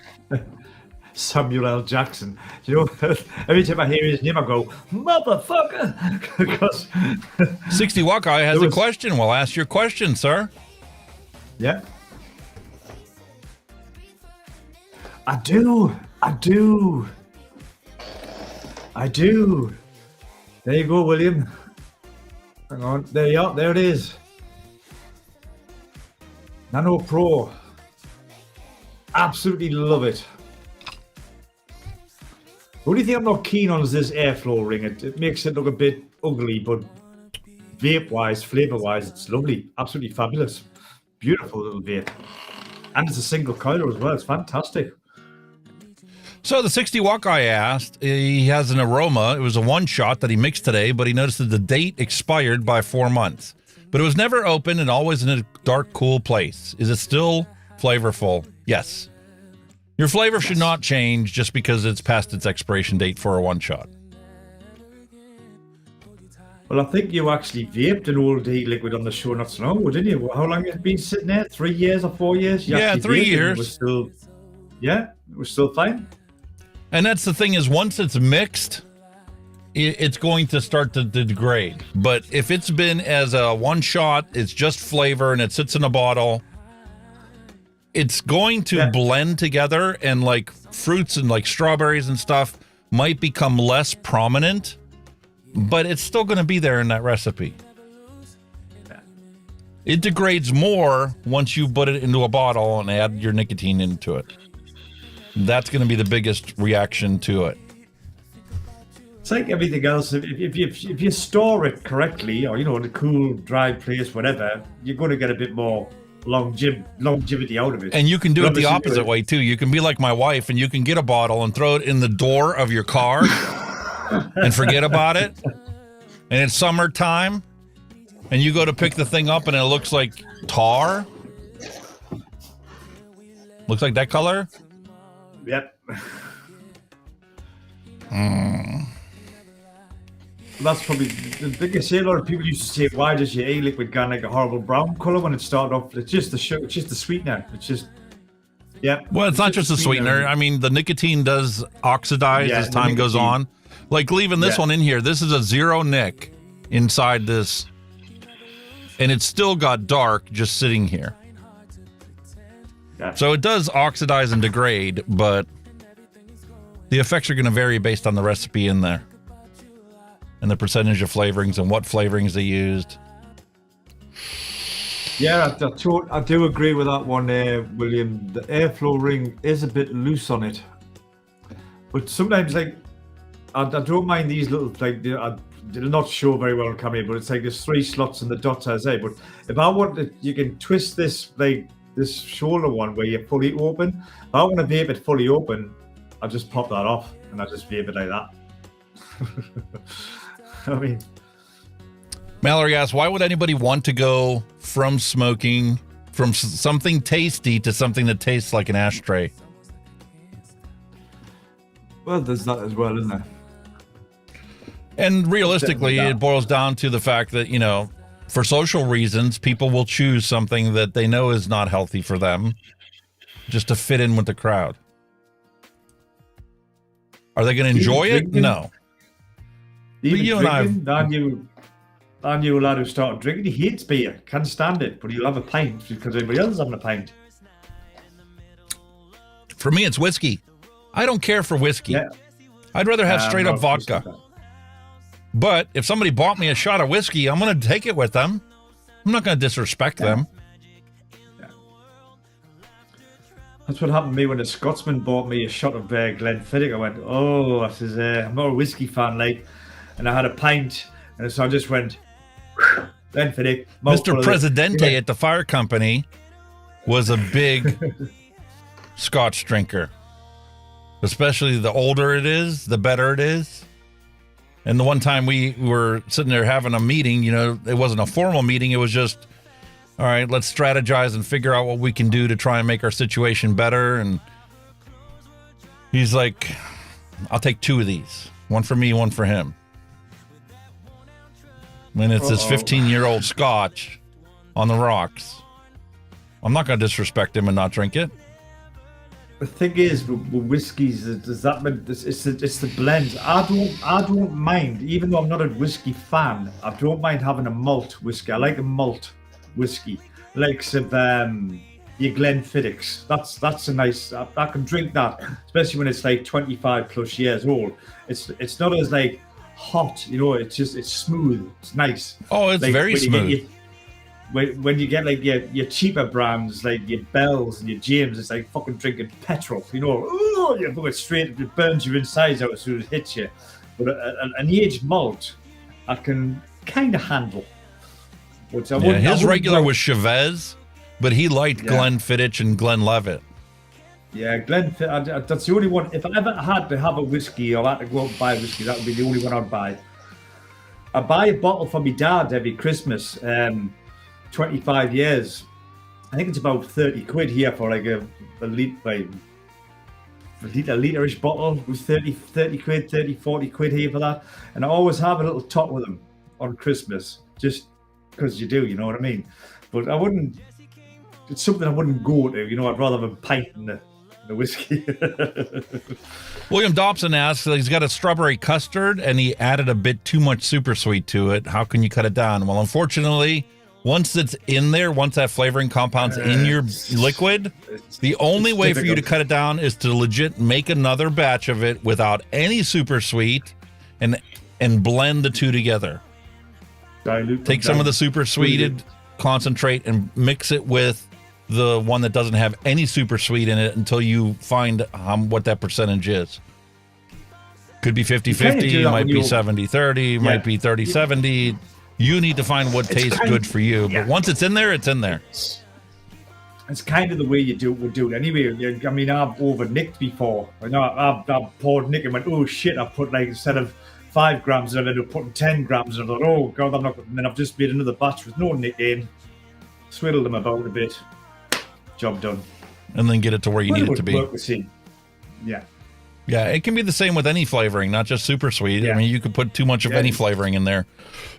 And when you get something like Wonder Flavors where you have a very concentrated liquid, this little 10 ml bottle is going to make a lot more e-liquid than some of this, like the flavors or some of the Capellas even. Yeah. You know, because it's super concentrated.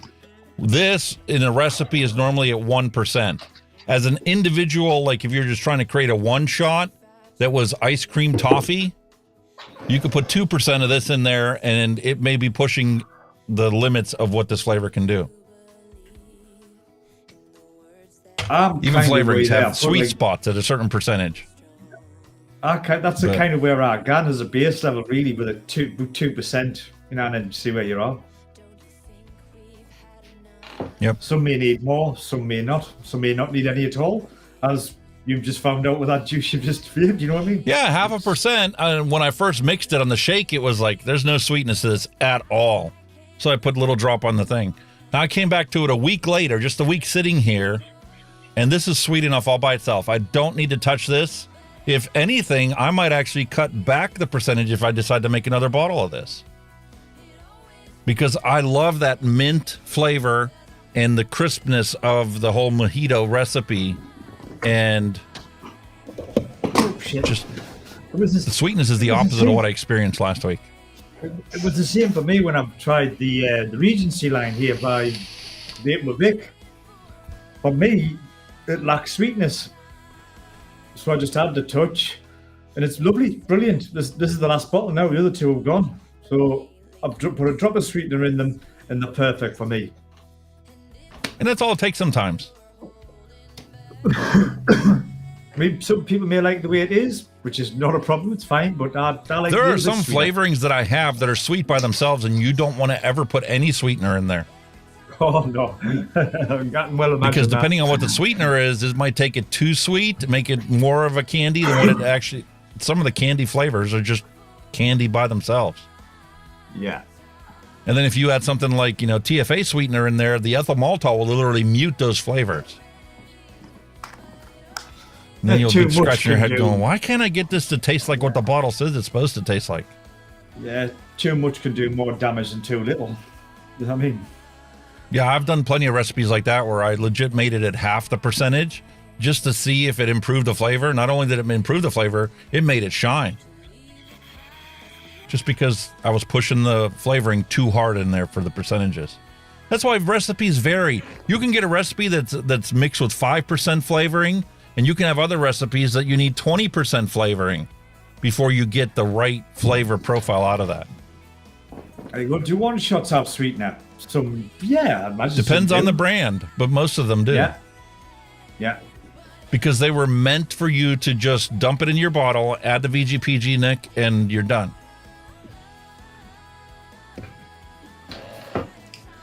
Otherwise, they wouldn't be selling it as a one-shot. Yeah, some people like sweetness, some people don't. Just down to the individual. And that's going to vary based on your one-shot. That's why I think with this, I'm sure, does Vaping on his thingy, he doesn't use sweetener on his recipe, does he? I'm just wondering if that's what they've stuck to, the recipe with no sweetener in. I think if they'd done it themselves, commercially, they would have put sweetener in this. But if they've gone off his recipe, because I'm sure he didn't put sweetener in his recipe, I'm almost certain he didn't. Because he's not a fan of sweeteners, I don't think. No. And that's probably why they've stuck to that recipe. And then, like you, when I made that one for you, I put 0.5% of sweetener in there, and you added even a little bit more to it. Everybody's taste is so subjective and so different. It was dynamite, that like absolute dynamite. I went, ooh, I just. Ooh. It was one of them ones where you just can't put it down. It was just that king. Honestly, I've held back so much on that because I was enjoying it that much. Right, and then like the other day I went shite. It's gone now. It's finished. It's gone. That's what got me to enjoy custards in the first place. When I mixed his up and I tasted it, and I'm like,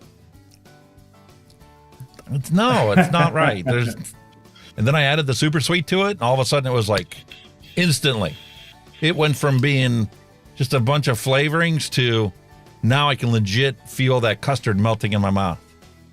Yeah. That's what annoys me with some of the custards you get commercially. There's no sweetener in it. It's all vanilla. And it's like the vanilla pod. You know the bitterness of a vanilla pod. That's the vanilla you're getting in it. You're not getting the sweet vanilla. You're getting a pod vanilla. And that's what really infuriates me when people go, oh, look at this custard. It's lovely. No, it's not. It's just a vanilla pod, mate. It's vile. It might be lovely to them, though. That's the whole thing. Yeah. Everybody has different requirements for what they enjoy and what they don't enjoy. Nah, but a custard it's a dessert. It's a smooth, rich, sweet, creamy dessert, not a bitter fucking. You know what I mean? That's your thinking, isn't it? You think I'm the same way with ice cream. You think it is. Yeah. When I tried to make, when I first got started in the DIY, I was like, I need to make myself a nice vanilla ice cream, a nice simple vanilla ice cream. I want vanilla. I want a nice creamy mouthfeel. And I want the sweetness I expect from ice cream. And everything I make tastes like shit. Until I found super sweet. Exactly. And there you go. And then it's like, okay, this recipe needs 0.5%. This one needs 0.25%. This one needs 1%. And it took my recipes to a whole new level. Just getting the right sweetness. I'll tell you one that nobody would ever be able to make. Neapolitan ice cream. Nobody be doing me that because it's 3 flavors, isn't it? It's chocolate, strawberry, and vanilla. Who's going to replicate that? Be hard. Because you can't get the separation between the 3 flavors. Exactly. Now, on the other end of the token, sherbet. You get a sherbet. There's all different kind of colors and flavors in there. And sherbet's a lot easier to get because of the flavored profile is a blending. It's like my Hawaiian Punch. When my Hawaiian Punch, you don't taste any of the ingredients that are in it. because they're all so close together and they all mesh and blend to form something different that you recognize as being something. Yeah. I recognize that red Hawaiian Punch. You're making like a new flavor out of a flavor in a sense, aren't you? You know what I mean? The same way they did when they first created Hawaiian Punch. Yeah. I bet they've done that on a drunken. I bet they're all standing drunk one night. The two. Let's put a bit of that. It wouldn't surprise me. It wouldn't surprise me one bit. That's how you find out these things, don't you? Oh, like a bit of that in there. Some of that. Hey, I just realized we kind of forgot. We kind of forgot to do our little normal bit that we do. Oh, you know, an update of what's happened since last we met. Nothing, really. Exactly. Because Geico's check is lost in the mail somewhere. He sent it certified that we had to sign for it. My wife's like, it'll be here Monday, Tuesday at the latest. Well, I just checked the tracking. They don't know where it's at. It's on its way to Pittsburgh. Still. Well, funny enough, speaking of things that haven't arrived, I ordered one of these last week for yours truly. Said it's been shipped and all that. Still hasn't arrived. So they'll be going to get an email very soon. Mate, I went and I started looking to try and find you a Bushido. There's only one place I was able to find it that still had Bushido V3s. Element Vape only has the gold-plated one. Well, I've got a gold mod. Then I'll get you that one instead. I've got a gold Because I was mod. going to say, listen, if you want one of the gray ones or the black ones that I have, or the black or the gunmetal with the gold band, I could send you them, but it's not going to be new. I don't care. You know, I'm not one of these that's got an OCD with matchy. I don't give a monkey's what they look like. Me, it's what they taste like. That's the way. That's why you and I get along so well. We're about practicality. If the fucking thing works, that's all I give a shit about. I don't care what it looks like. I know. No. I'm not too fussed about matchy shit. And, you know, you get people that get these matchy drip tips and all that. Nah, just one you've got. It's good enough. It works. That's the way I look at it. Listen, I have been trying to find ourselves a replacement vehicle for the one that got totaled.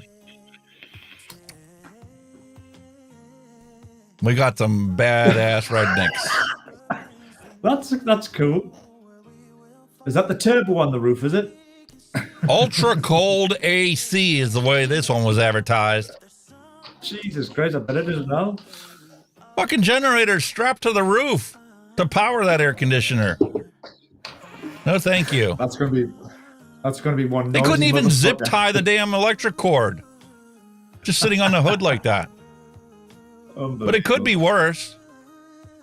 If my son hadn't have brought me a lawnmower, could have done something like this.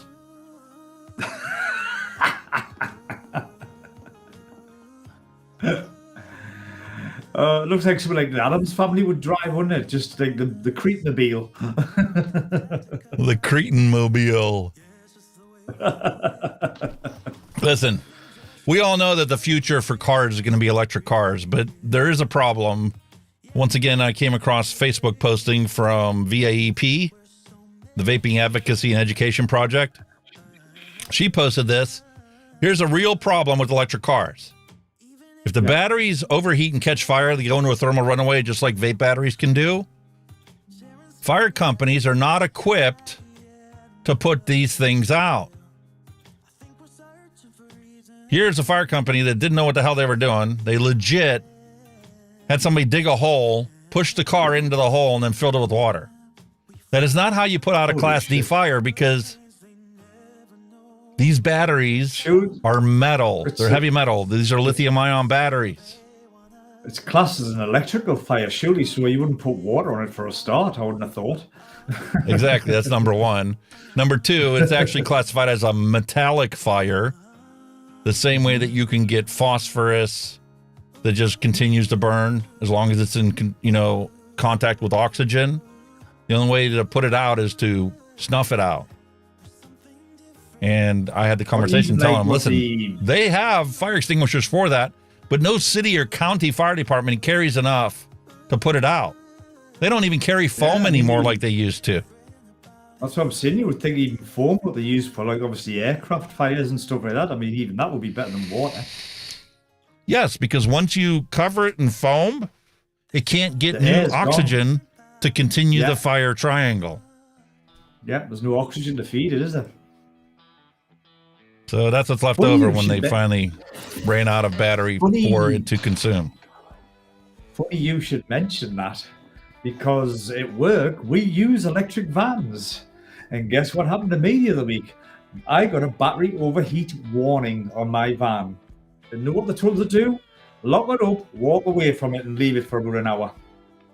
Yes, because it has to cool off before it goes into thermal runaway. And the sad reality is magnesium, if magnesium is actually burning and you put water in contact with it, the water will explode because of the thermal reaction that's taking place. Yep. Becca Nicole's hello and welcome to the stream. Hey, Becca. So as time goes on, you know, the fire companies are going to have to adapt, and they're going to have to get appropriate suppression material on the truck to deal with these types of fires, because water is the wrong answer. No, you don't. It's just water and electricity don't mix. It's as simple as that. You're better off just standing back and letting it burn. Confine it to its own area. And yeah. Just, they'd be better off digging the hole and just leaving the car in the hole without putting the water in. As simple as that. A ram, a lamb, a lamb, a lamb, a ding dong. Oh, come on. Listen, after all the crap that we've already been dealing with, I figured you needed something to brighten your day, and what better way to do that than a nice song? Put the ram and the ram and lamb, a ding dong. Or we could just take a look at ZZ Stop. Oh, come on. He's got the beard for it. He certainly has. I'll give him his due. That's a belt of that, like. That's years. That's true. That's so true. 1 minute you're young and fun, and the next you're predicting the weather with your bad knee. Or your bad shoulder if you're like me. How true is that one, eh? Fucking hell. So here's one I thought that was kind of interesting. I've hardly done anything on my bucket list. Well, the simple solution is just change the B to an F and you'll feel much better about it. It's not a bucket list, it's a fuck it list. Yeah. Problem solved. Definitely the way. That's definitely the way to think. Especially in this day and age. So when you want to piss off your neighbors, just paint the garage doors to mess with them. I like that. That's so cool.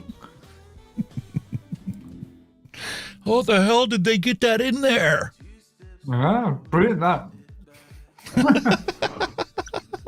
The other question is, how the hell are they going to get it out? So here's a question for you. How do farmers party? The hell with them. Cabbages, what are them? They turn up the beets. Oh, turn up my bucket.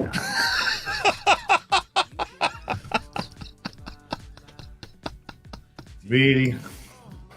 I'm sorry. That was the best I could find this week. Really? It is what it is.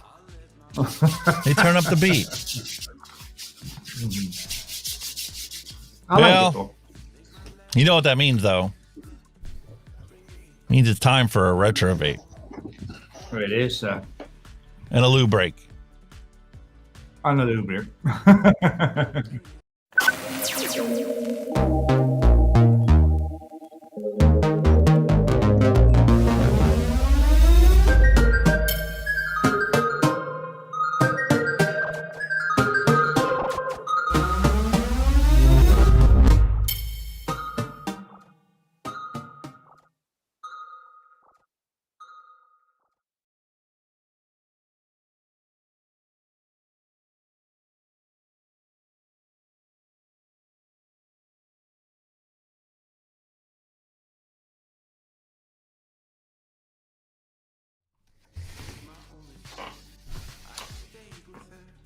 And you're right. We need longer bumpers.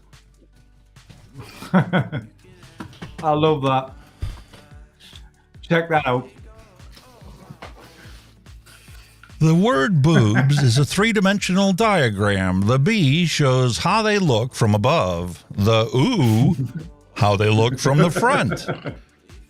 And the B, how they look from the side. S is one running.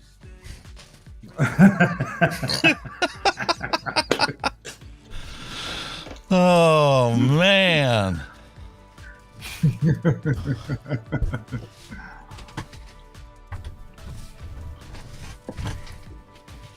Let me get repositioned here. Here's what we have for us today. Which one you want to take a look at first?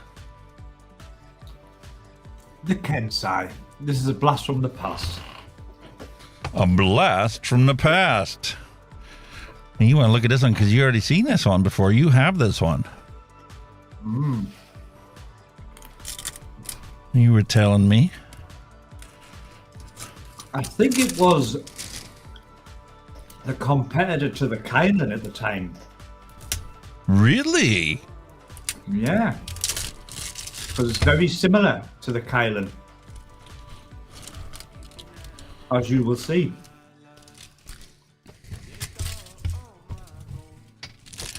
Ow! Always be careful of x-acto knives. Oh yeah. So I think that's got, if I remember correctly, I think it's got juice flow control on it as well, if I can remember correctly. That did not feel good. Oh, you got to be careful, knives. Come on. There you go. Had to put some light on the subject. I didn't have a chance to reorganize my buttons. So now I'm waiting for it to go back to its original. All right. Let's get this thing opened up.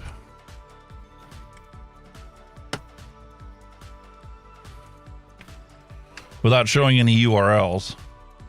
They didn't make it easy back in the day because nobody cared about their URLs. I think mine was a rainbow one, to be honest with you.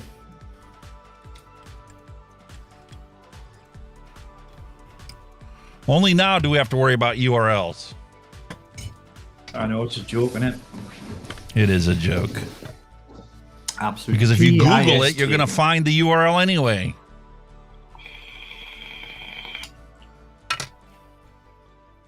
Excuse me while I bleed all over the place. If you're going to die, do it quietly, please. I don't want anybody to faint while watching this show, but I need to drop a super glue. That's what I need.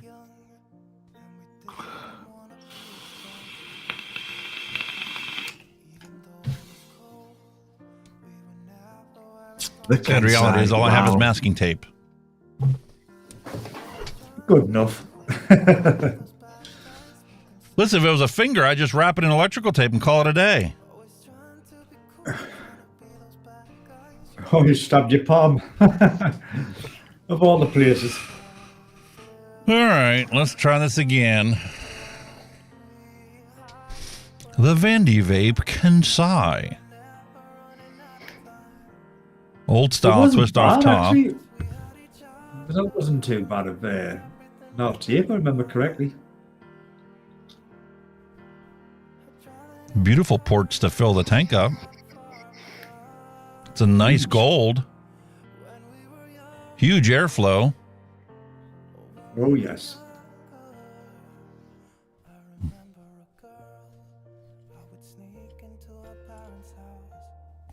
And look at that post. The old GTA style deck.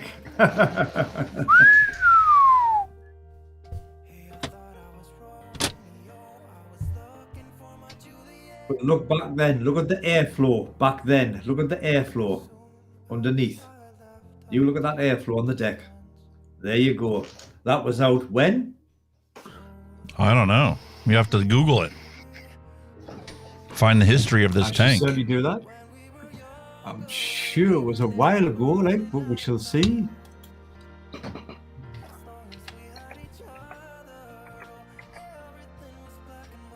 There we go.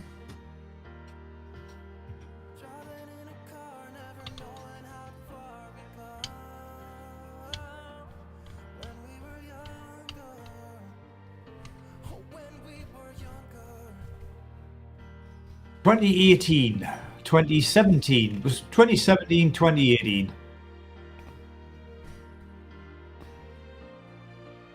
So it really wasn't that long ago. Yeah, but that was the early days of your honeycomb airflow. Them and obviously the Kylan kind of went half pipe, didn't they?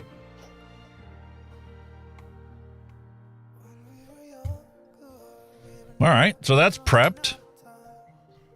Did they chamfer the top of the chuff cap where it meets the airflow?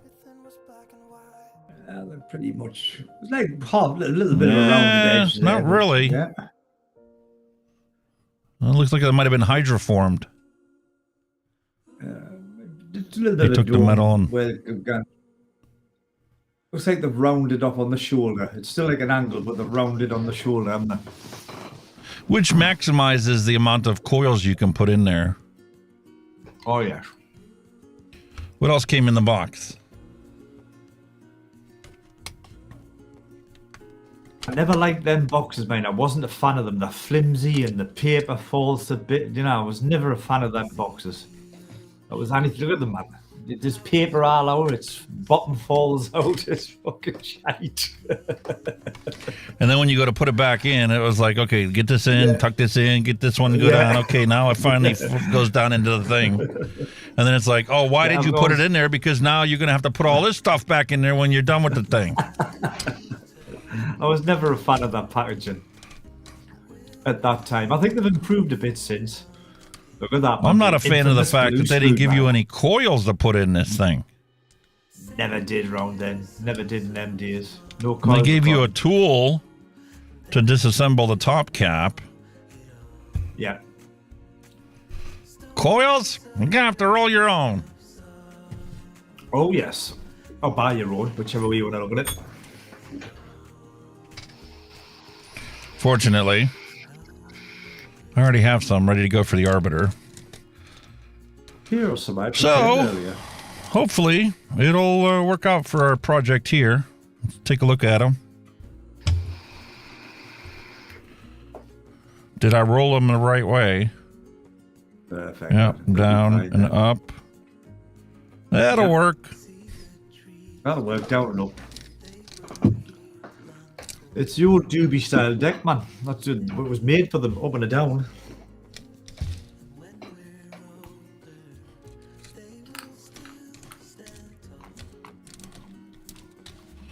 All right.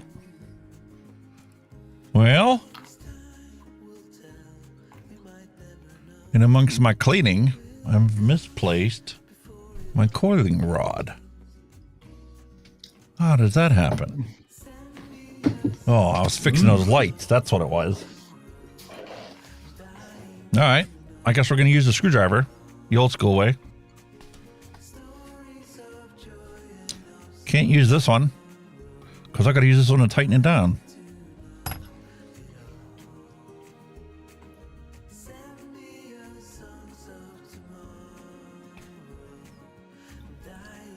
Come on.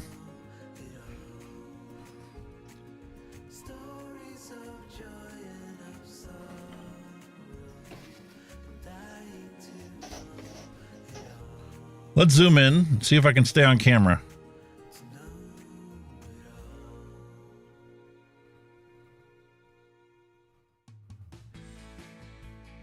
Push that over a hair. Just commenting on the 60-watt guy's comment, he wasn't sure he's going to get the Kylan V3 or the one I can't pronounce, the Osiris. I think the Osiris is slightly better but I like big tanks, so I'm probably a bit biased on that one, to be honest with you. But both of them are bloody good tanks. But I love that. Now I gotta cut these off. It's 30 mil, man. Honestly, it's fabulous. Love it.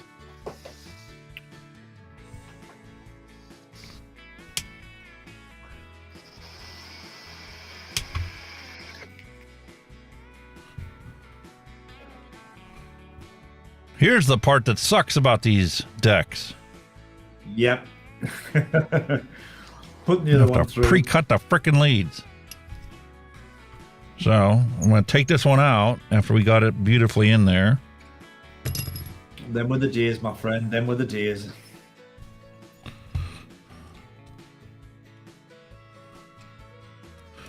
Them were the days when you didn't stay on camera because you're so busy trying to move stuff here, move this out of the way. This is now stuck in there.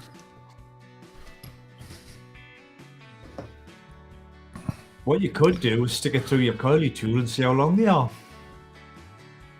They're different lengths because the outer one has to come out to center the coil. So, take a nib this one.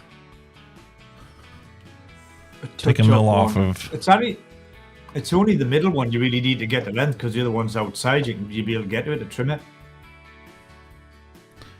So we're legit taking just a mill off of it. That should be about the same length. That matches up. Now put everything back where we got it from. Outside legs are easy to trim. You can still get them. Some bloody middle ones are a pain in the arse. Which means they're also a pain in the ass to put back in. Oh, yes. There.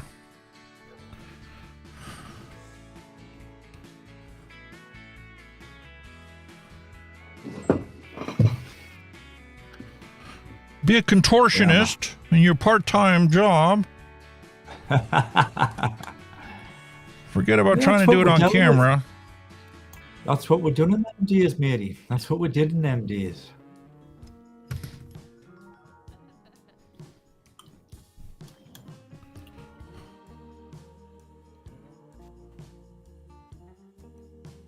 She looks nice.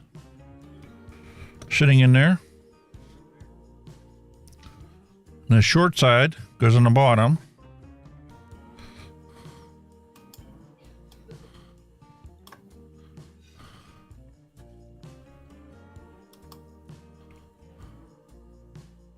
So we get it so we can just see it sticking out.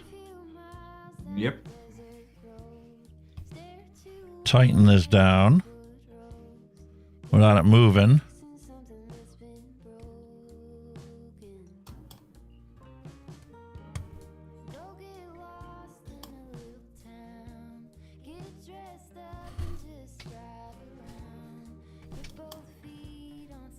Is Sherlock Holmes still going? I haven't seen him for a long time.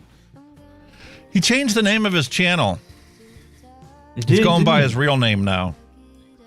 Ah. Kenny, I think, is his name too. Got ya. I just like watching him. He was all right. Yeah. I learned how to do the initial coiling stuff from him, but I could never get the knack for it. And it's frustrating because I'm normally, you know, can be very patient with stuff like that, but so then I became like I am with, you know, other things. It's more important to have the right tools than it is to try and remain calm while things just don't work out the way they're supposed to. Yeah. You bastard. Exactly. You so-and-so, you motherfucker. 0.13. Ohms out as expected. So what kind of hot spots we get? I mean, come on. That didn't take you long to coil. You know, it wasn't that bad, was it? No. It wasn't that bad.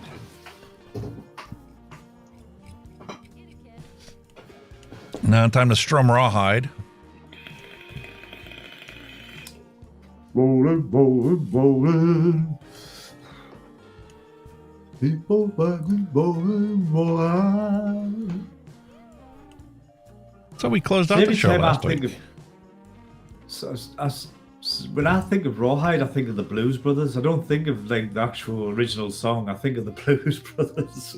I never actually saw the original show that song was based on. Yeah. And I used to watch Westerns all the time growing up. Yeah. Oh, I used to me and my dad, we used to watch, was it Bonanza? Yes. Western show? Yeah, we used to love watching that.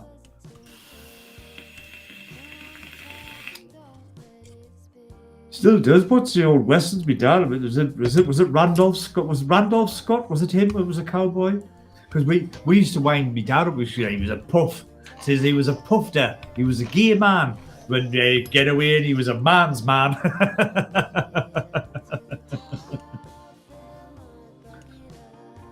We're getting there. I need to get them to glow evenly. We're not far away, man. Keep pulsing away.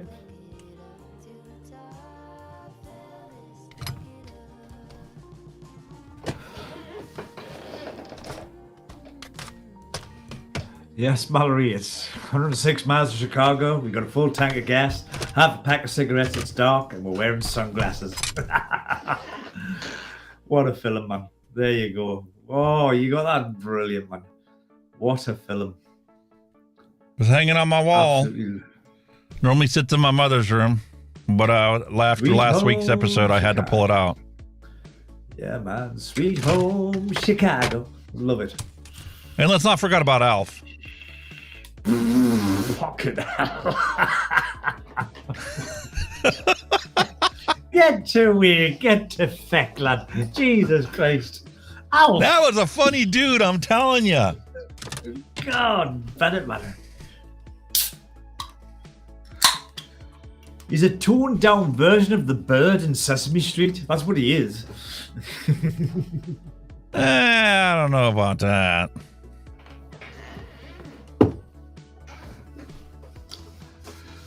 The Blues. All right, come on. Love that film.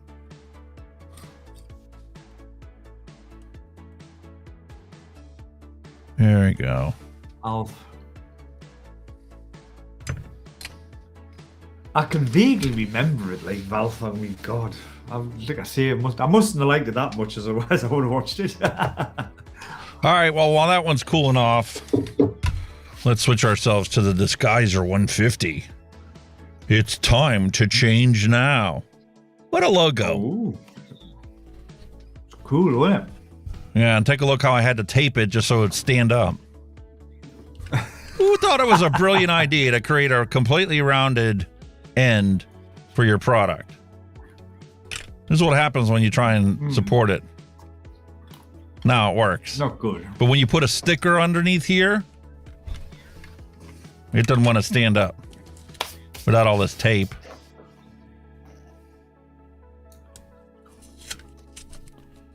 Which I had to take and cover up the URL, just like they put on the side of this sleeve. Ah.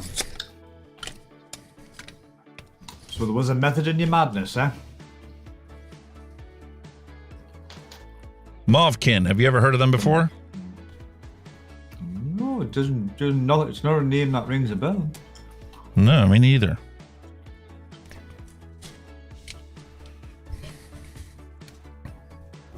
That looks like a rather big thing bringing mod, though, doesn't it? Jesus. And I could cover up the URL while I go and stab myself again.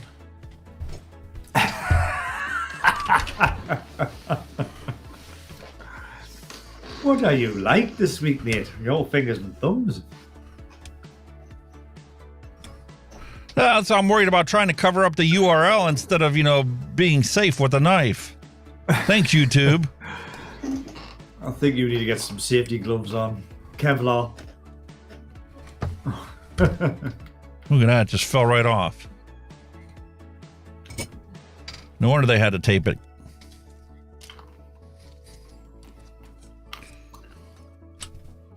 Wow. Fucking hell. That's going to take 3 batteries. 2. It looks like a 3-battery mod. A Wismec Rouleau was a 3-battery mod. Looked just like this. That's right, yeah. Same basic shape. What the? Oh, I like that. C-frame. Because this is the tank. No? What on earth?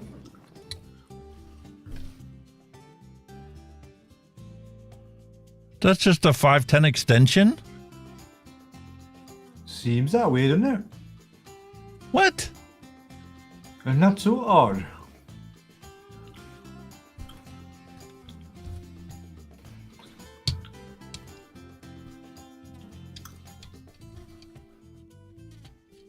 That's weird.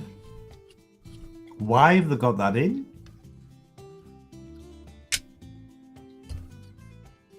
Why is that in?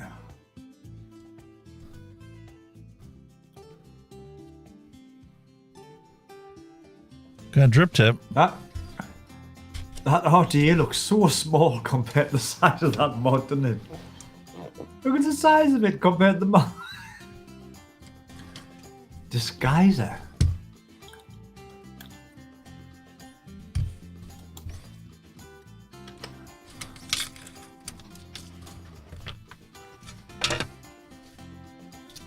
Well, guess what?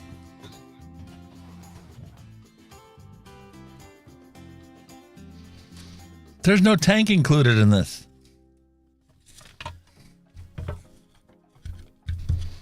Foam. Tank hide. It's classed as a tank hiding. You can actually buy it now for $19.99.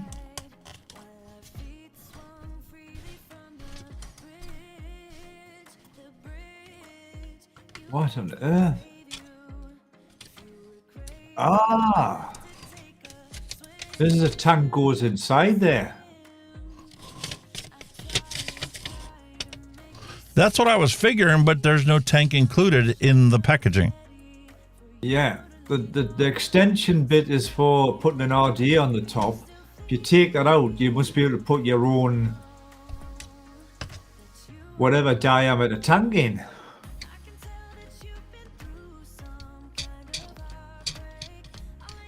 Where's the one from last week?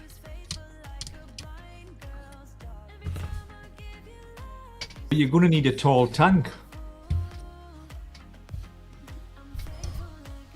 One that the drip tip comes out of. It's got an elastic kit and drip tip so that it fits any tank.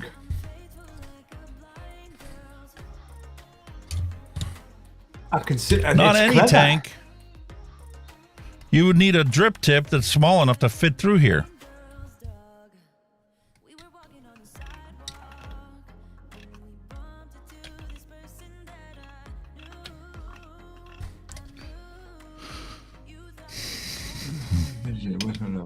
Could have been our dripper for this week. It's saying there should be some telescopic drip tips in. 510 telescopic drip tip. That's what that is. Extended to approximately. It can be extended to approximately 35 millimeters.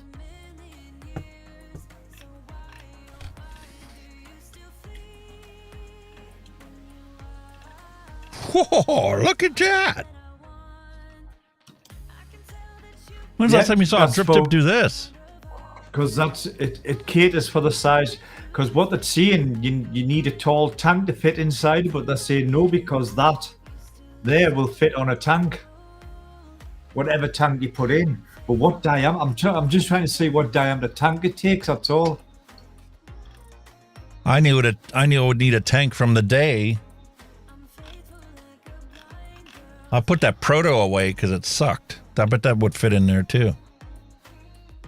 The Smock TVF V4 fitted. The Smock TV TFV8 fitted.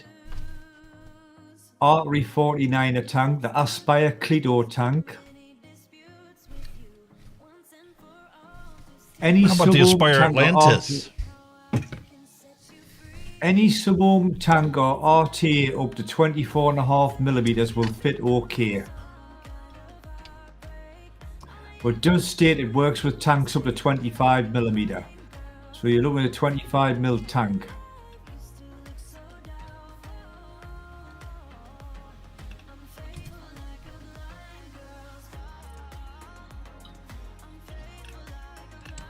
And apparently this guy who reviewed it, he says the parts weren't available at the time, but he says there will be separate parts available to turn the device into a squonk mod. So there must be a bottle out there that fits in it.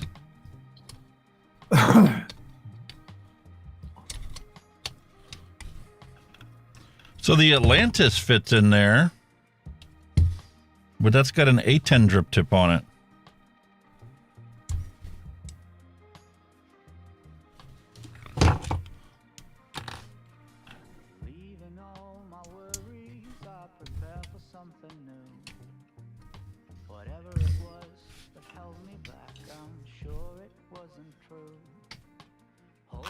I think that's the general idea. It's just to hide your tank inside your mod. Hence the name.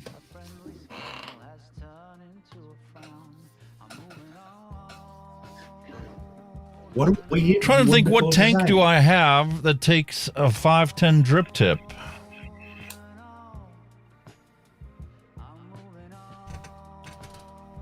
You got the old Kanger.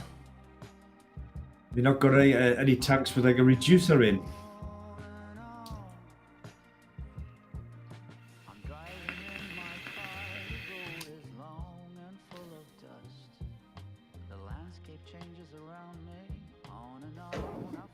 Which Atlantis is this one? Because the other one had an 810 to 510 adapter for it.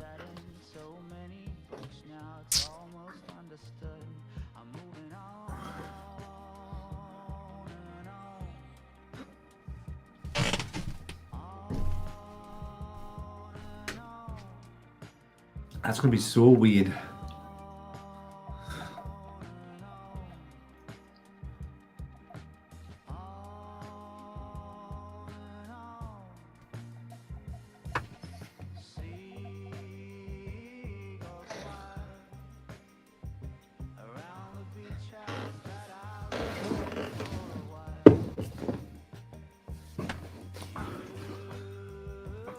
Sorry we never seen you come in there, Neil Pitts, but welcome to the stream. Like I say, we kind of lose track of chat sometimes. We're terrible. We're backside slapping for it, didn't we? I suppose any 810 adapter would fit if you've got an 810 adapter off any device. I wonder if the Valerian would fit. Ah.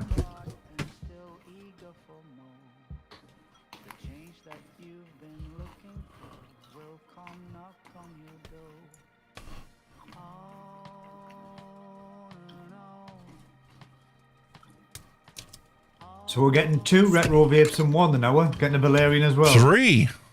3, sorry. Shit. Yeah, that's an 810. That fits. Oh, yeah. Yep. And put your adjustable tip on the top and that should fly in.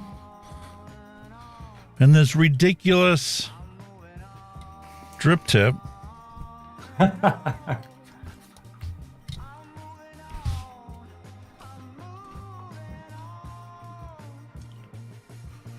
Unfortunately, the Valerian didn't have a seal. Oh, fuck. So this O-ring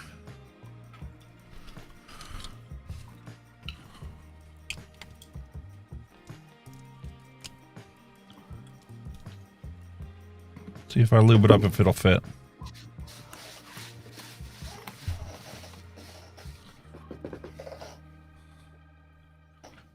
That was so weird.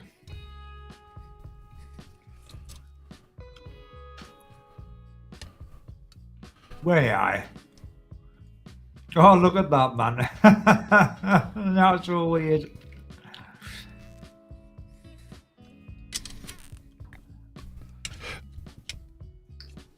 Oh, is it a bit wide? Or maybe a little bit bigger than 25. Get the hell out of here. I finally find a tank that sort of fits and the drip tip won't fit in there because of the O-ring, and the tank itself, even with the straight glass on there, is just a hair too big. You legit need something like the size of this Atlantis to fit. Maybe it's a 24 mils your safe bet.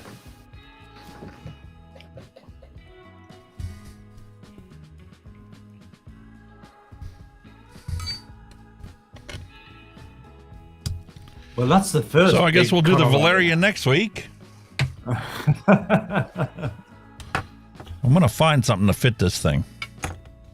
That's the biggest con of all, isn't it? If you buy that, you've got a source of tank that fits it. Really?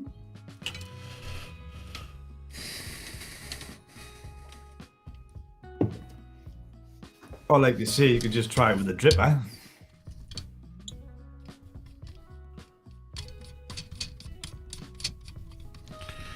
Kind of just defeats the purpose of the disguiser. It's true enough, like. All right, where did I put it? Take our dripper from last week.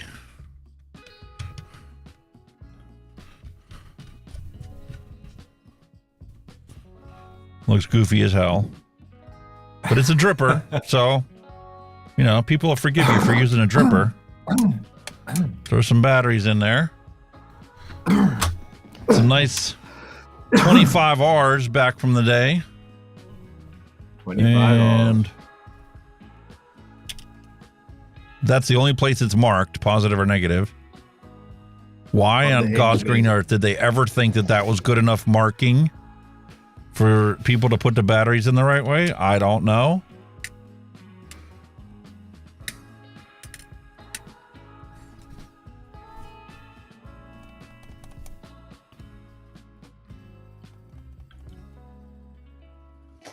Is it going to power on?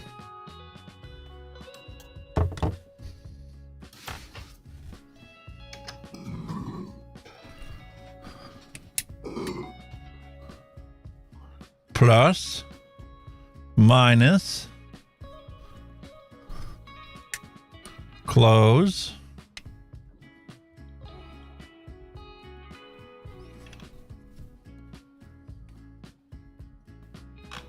Trying to think of it. Was it a smock?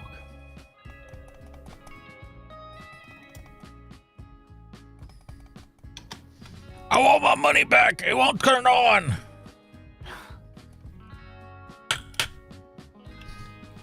The display's busted. Oh, that's not good.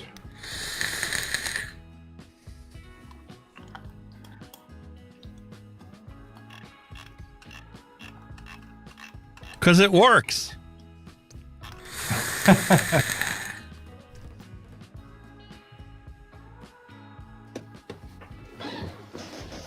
Don't know what it's doing.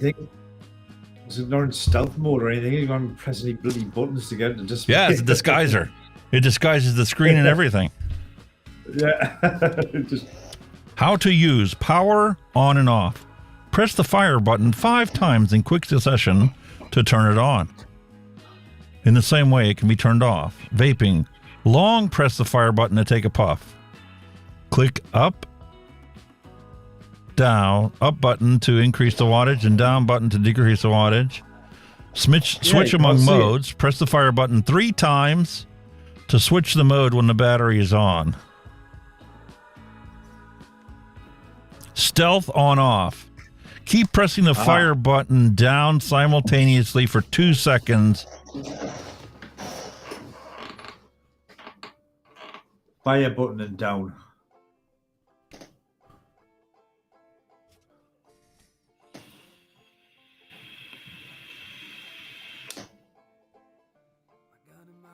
It's definitely in stealth mode. Holy fuck.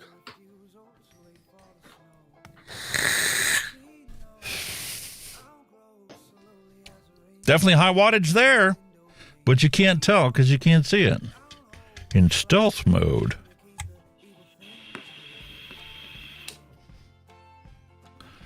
Yeah, and there's a problem with this one. Because of this design of this dripper, the airflow ring, it just leaking all over the place. That's not good.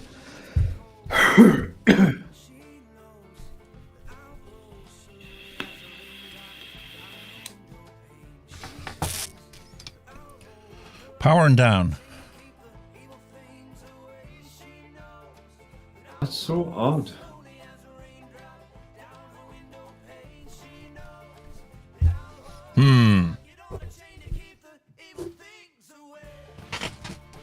That's a bit of a bummer, my friend.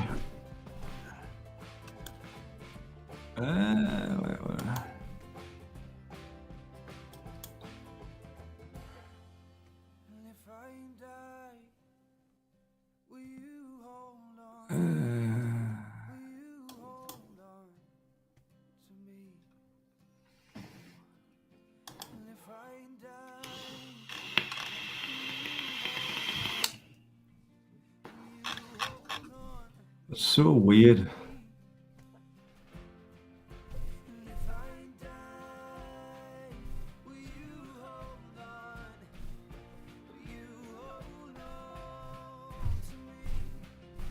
I was looking for the TFV4 in the other room, but unfortunately it's in the bottom of the basket. I'm not going to be able to find it real quick.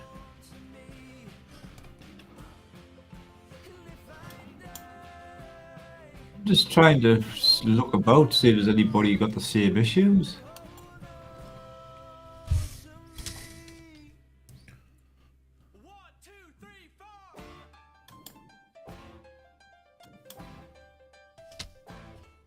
It's technically a side-by-side mod, though, isn't it, when you think about it?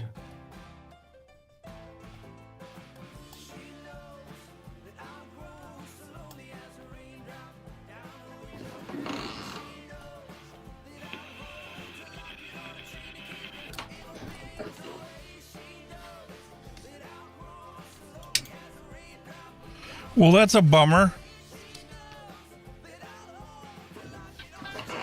It looks like you've got issues with your screen, like it's just him. There's somebody here just done the 5 clicks and it comes straight on.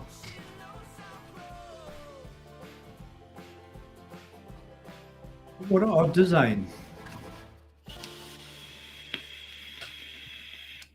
And it's got temperature control.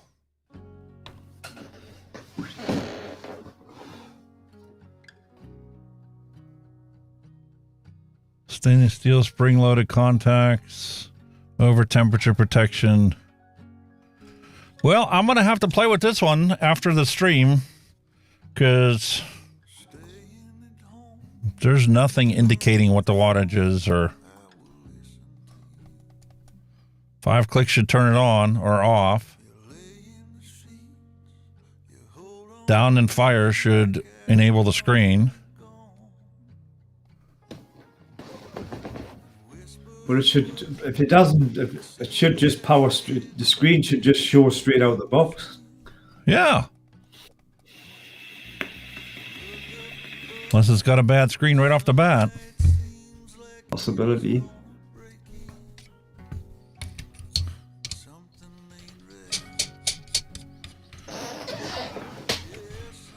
Interesting concept.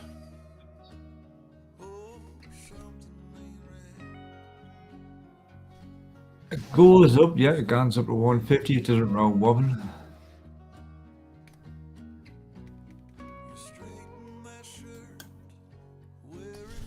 Very, just a bit of a bummer that, like, not powering up the screen, like.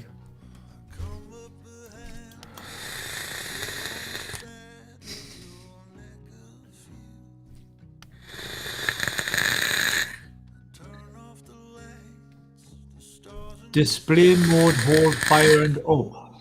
Try holding fire and up.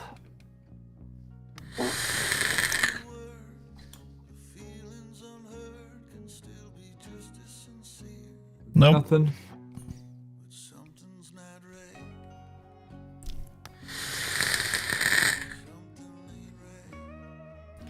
The mod works, but you don't know what the wattage is. You just see if it's hot, turn it down. If it's hot, turn it down. And this is that weird ass dripper where it just Oh, it's that spiral. flooded your coil.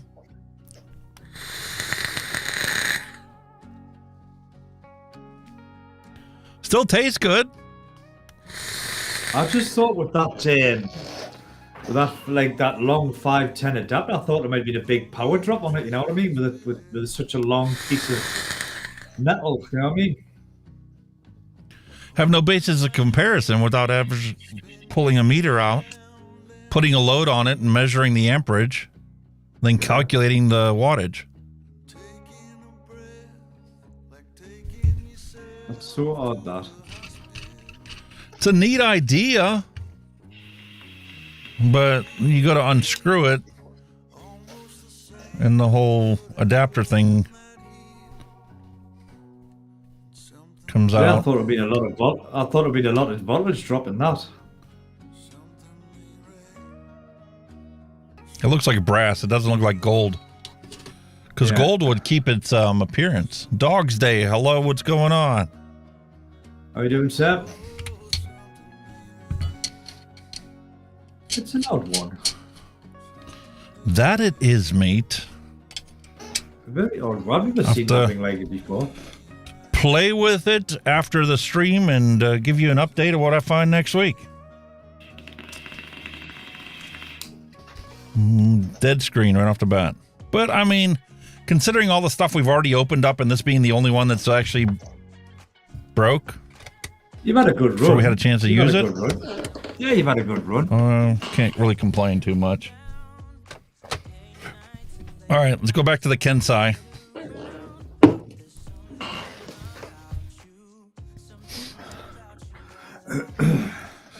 .15 after firing it, dry firing it. Just be careful how you wick it. Don't over stuff it in. You'll see, but you can see by the wicking channels. Yeah, I see by the wicking channels, and this is going to be the perfect opportunity to use the thin shoelace cotton.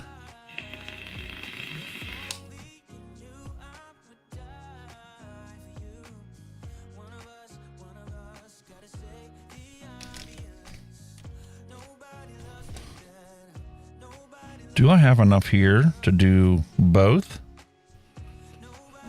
It should be able to be a short wick because it's not too far for the... Yeah, just...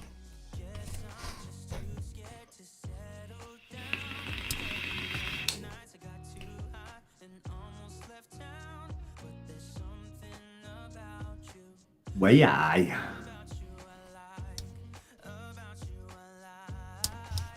All right. Didn't even need to use this one. There you go. Little undertickle action.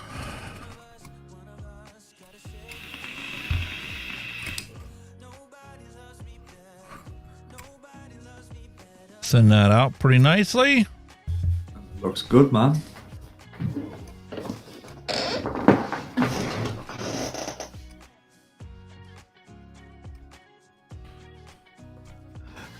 I'm just looking at this comment by Becca. Hang on a minute. Whoa. Can we shed some light on this? What you got? But I'm wrapping my coils. I'm wrapping my coils. Could I do a fire burn with my torch? Why would you want to? Oh? The whole purpose of dry burning your coils is to check for hot spots caused by electricity flowing through it, not to burn off the oils that you get on there from your skin. Burning the oils off on your skin is secondary to getting rid of any spots that might be a hot spot. Yeah, that's the point. So you're best doing them in your device. Install them in your device, dry burn them on your device. Yes.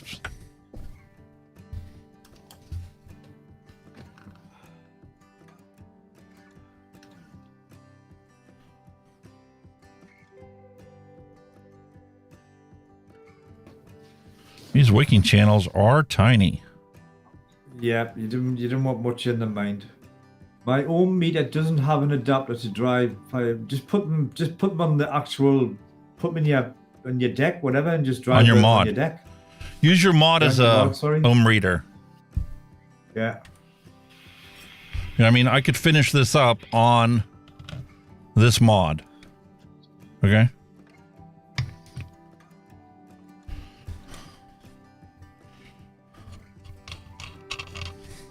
Just all you've got to do is just turn your wattage down a bit on your mod. Obviously, burn them at 90 watts or whatever. You know, drop them down to about 30, 40, 50 watts, something like that.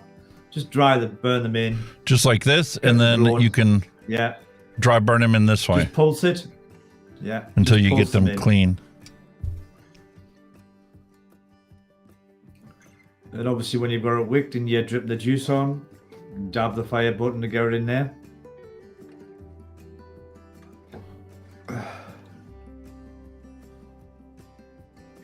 The juice wells aren't as small as I thought they were. This cotton's going in there very, very easily. It was. And with these legs sticking out, there's a pain in the butt to get around them, but... Yeah, sometimes they can be a bit picky. If you put too much in, you get dry. If you put too little in, it'll piss. It'll leak like a pig. Yeah. It's not. I don't think it was a very forgiving tank, if I remember correctly. Yeah, because there's plenty of room down here. I'm worried about this flooding or leaking more than I am about, choking the coils. Yeah, that's what I'm saying. It was a bit finicky, but trying to get these the same height. All right. So I have a reference. Floor, so I mean,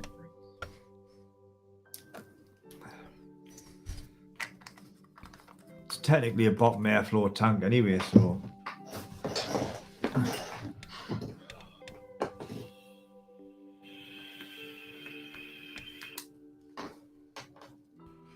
Couple dry. It wasn't too bad a tank.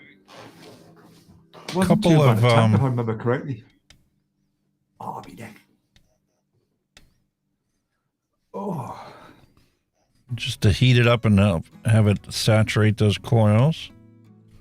Yep. And then we'll turn the wattage up. You have vapor. 0.15 is the resistance. And these batteries need replaced.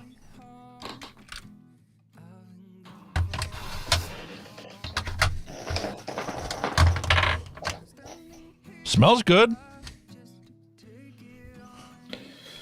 What juice you putting on? Or do we need to ask? No, I'm using the Old Faithful. I can recognize it. Know how it's going to do. I had a feeling it would be that. I almost put this mojito on there, but I'm like, knowing that I had to wait for it to settle in, steep for a day or two, I'm not going to. And then if I enjoy this and it turns out really good. The threading on this Vandyvape nailed that. I mean, that is so buttery smooth. And the opening fits your cap. Probably, what, 4 mils of capacity in this thing? Roughly around there, yeah. I can't remember if those because the bell over top of your coils is massive. I can't remember if there was a bubble glass for it. Might have been. I don't know if there was.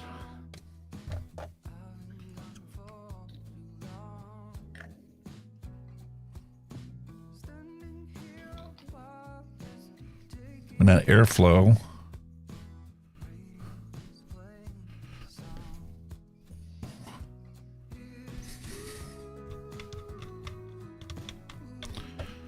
So I took that apart to adjust this airflow. Oh, is that tight? That's not turning. There we go. It'd be tight O-ring, yeah. There's a juice flow control, but there was juice flow control on that, wasn't there? I don't see any. Know. Did the tank turn? Oh, I can't remember if it did or not.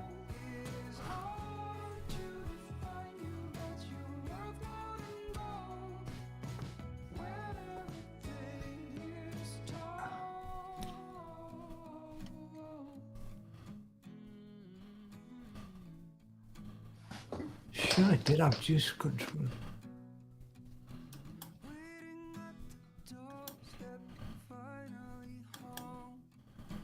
That is tight. Even with juice in there.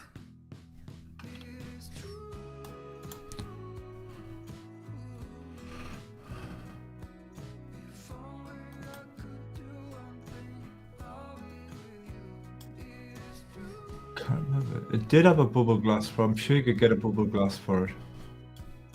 That's finally starting to loosen up. O-ring sitting in that case all them years. There we go. Finally, she loosened up. All right. Time to give this thing a try.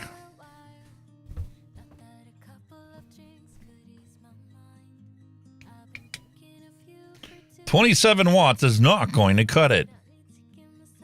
0.15. Well, let's go to 55 to start. See what the airflow's like.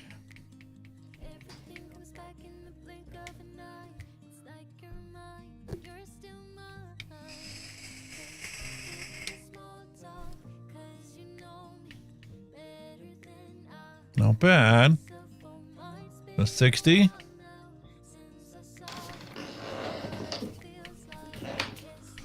Going up 0.1 increments is such a pain in the wazoo. And if you hold it for any length of time, it goes through the roof. That was 2017 technology set. I used to just shoot off like a rabbit. Whoa, whoa, how come, dude?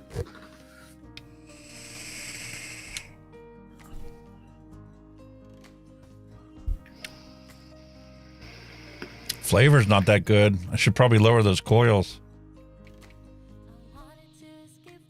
80 watts. No, too much.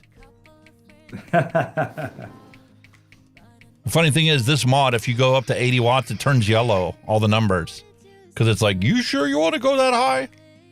It's just an amber warning. 0.15? Well, it's just the amber warning. Are you getting there, sir? Right, let's go red. Red.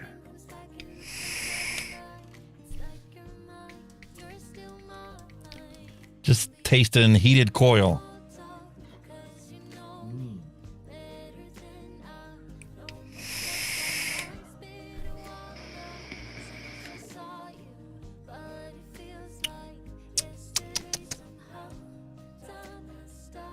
We're going to adjust these coils. Maybe drop them down a touch, yeah. Yeah. Draw out all this liquid. It's bottom airflow, so you should be able to get it should be fantastic flavor. Yeah, yeah. But if the coils are too far away from the airflow, oh, yeah, muted to hell. Definitely. We'll get there. Oh, we had this kind par of for the course for today. Sorry? Par for the course for today. Well, this is it. You had the same issue with the V3, and then you repositioned the coils, and look what happened. So you might be in for a pleasant surprise. Well, I'm hoping for a pleasant surprise. I'm sure it wasn't too bad a tank for its time. Like, been that long since I've bloody vaped, I'm to be honest with you.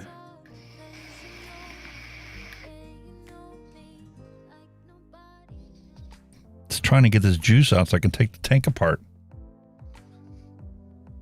I've literally only pulled out 1.5 mils of juice. And there's still some in the bottom. I tip it up, man, it'll be alright.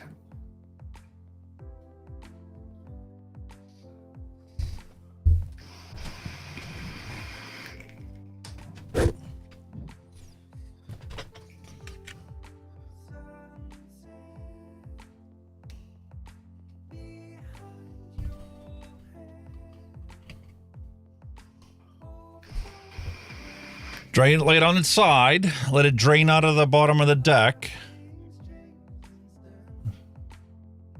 Tilt on the 45, and let's take this bottom off. Yeah. So you should be good if you're below the level of the doopy dangler.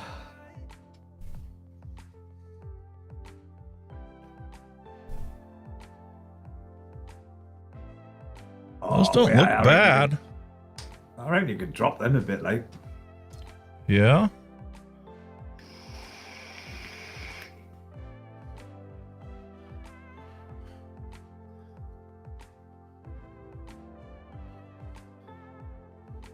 There we go. Get them right down next to that airflow. See where you're going. To make sure that they're both the same. Got about a millimeter clearance from the airflow. They're centered horizontally.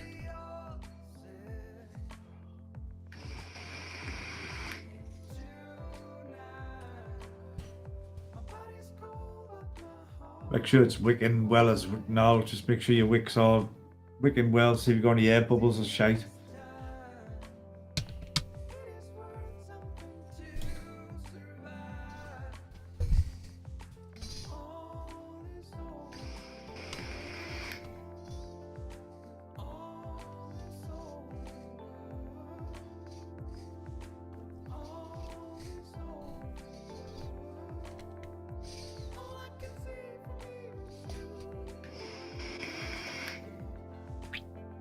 Waste not, what not? Get it back in. That's hard to believe. It's only a little over a mil of liquid. And it looks like it's almost full. You could probably squeeze another mil in there if you had to. But at this point, just to get it running...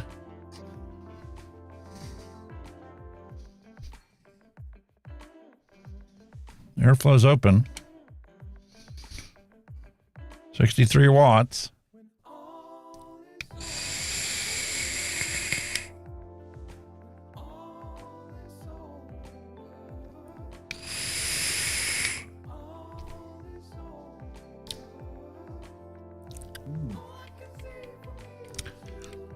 Getting a very wet vape.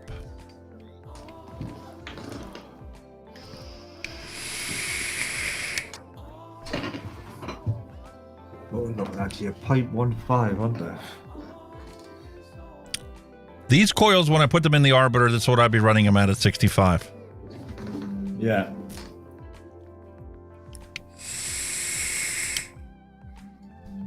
Let's have a look.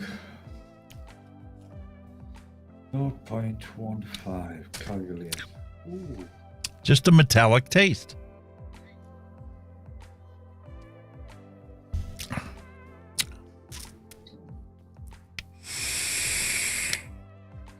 mean, some of the old tanks used to have a bit of break-in time as well.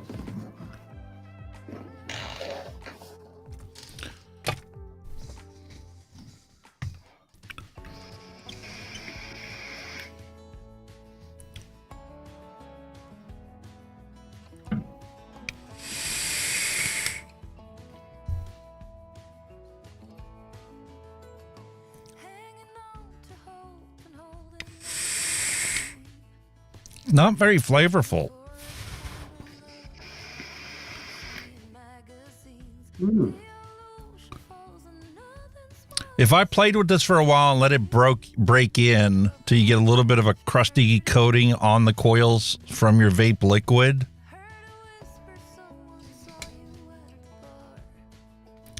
I can see it. Some of the older tanks you used to have to go through at least like a tank full of juice to get them bedded in, you know what I mean? I get that now. I understand that, but I don't like it. Yeah. I don't like the idea of having to, go through 10 mils of juice. Not even. All right. I put a mil in here, so it'll go through 2 mils of juice. Yeah. Dropping the coils down did significantly help the flavor. I am getting a very wet, saturated vape, and at 65 watts.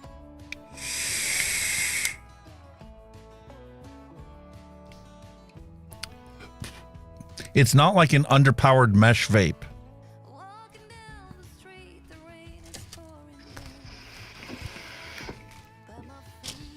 Try it at 70, see what you get. Overshot.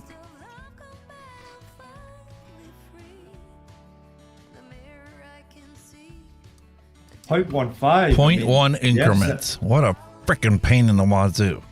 I would have thought like 0.15. I would have normally been around the 70, 80 watt mark on a 0.15. You're right. Yeah, a bit warmer. I don't think I'd push it to 75 though. 70, I'm getting the same basic flavor I would expect without it getting to the point where it's too hot. You know what I mean? Yeah. It's a very warm vape. It's not quite as saturated now, so the bumping it up to 70 did help it quite a bit. But it's a lot warmer than what I would normally enjoy. Yeah. Try Piggy in the middle, 68, 67. 68.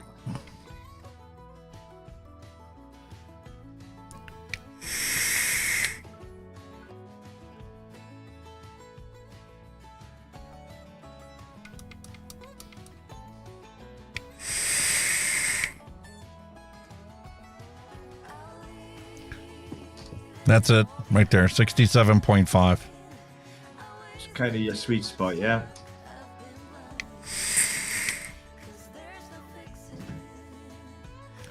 It's still warmer than I would like, but the flavor is maximized at 67.5.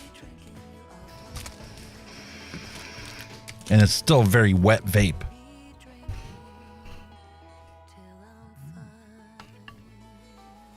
Very weird, very weird. It is very weird and kind of disappointing.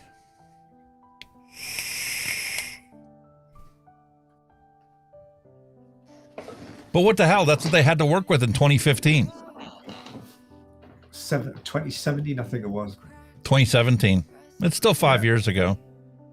Yeah. Going on 6 years now.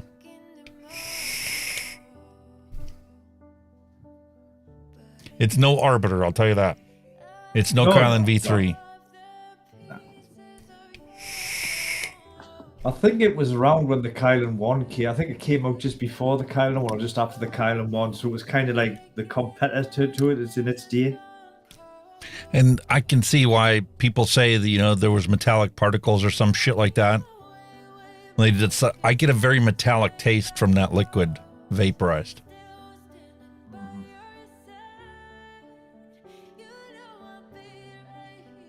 You had to really work for it. If you wanted it, you could do it. I could do this. I could quit smoking with this, but I had to really, really want it. Yeah. It's not like the tanks today. If you could buy a brand new package of, a brand new Arbiter RTA and throw it together and wick it for your first time, number one, you wouldn't have to worry about, if you thin the cotton wicks on the ends, that's the only worry I'd have about not getting any flavor. If you thin them, it wouldn't leak. You'd get plenty of vape production and vape and juice flow.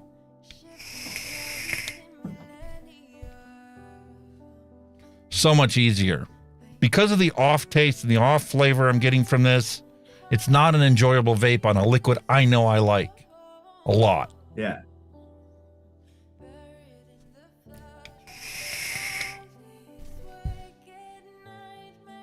Is it going to get better after I break the tank in? Yeah, but this thing's already getting warm. And it didn't come with a standard bubble glass like the Kylan V3. Like the bottom, I could barely hold this. It's so uncomfortably warm.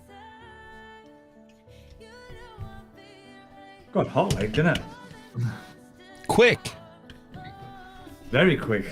And the thing is, with it being gold plated, this is going to spread heat faster than if it was an unplated tank.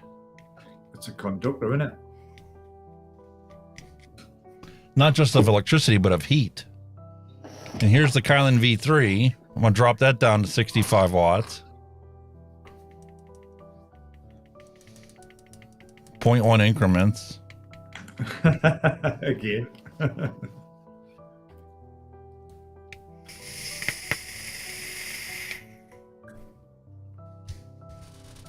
Night and day. Night and day. Night and day.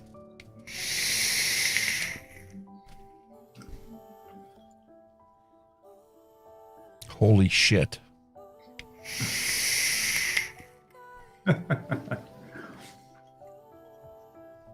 You can keep your retro vapes. Even for nostalgic purposes, I didn't enjoy it. I had to work for it, play with the wattage to get it comfortable. Look at my Facebook post.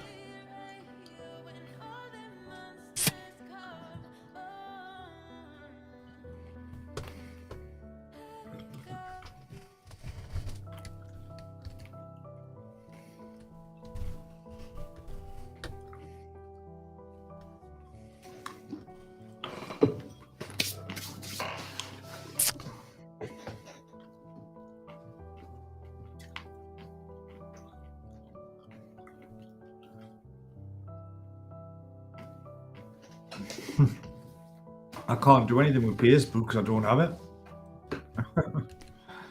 We'll check it out. He posted something, Vaping Planet of the Vapes posted something.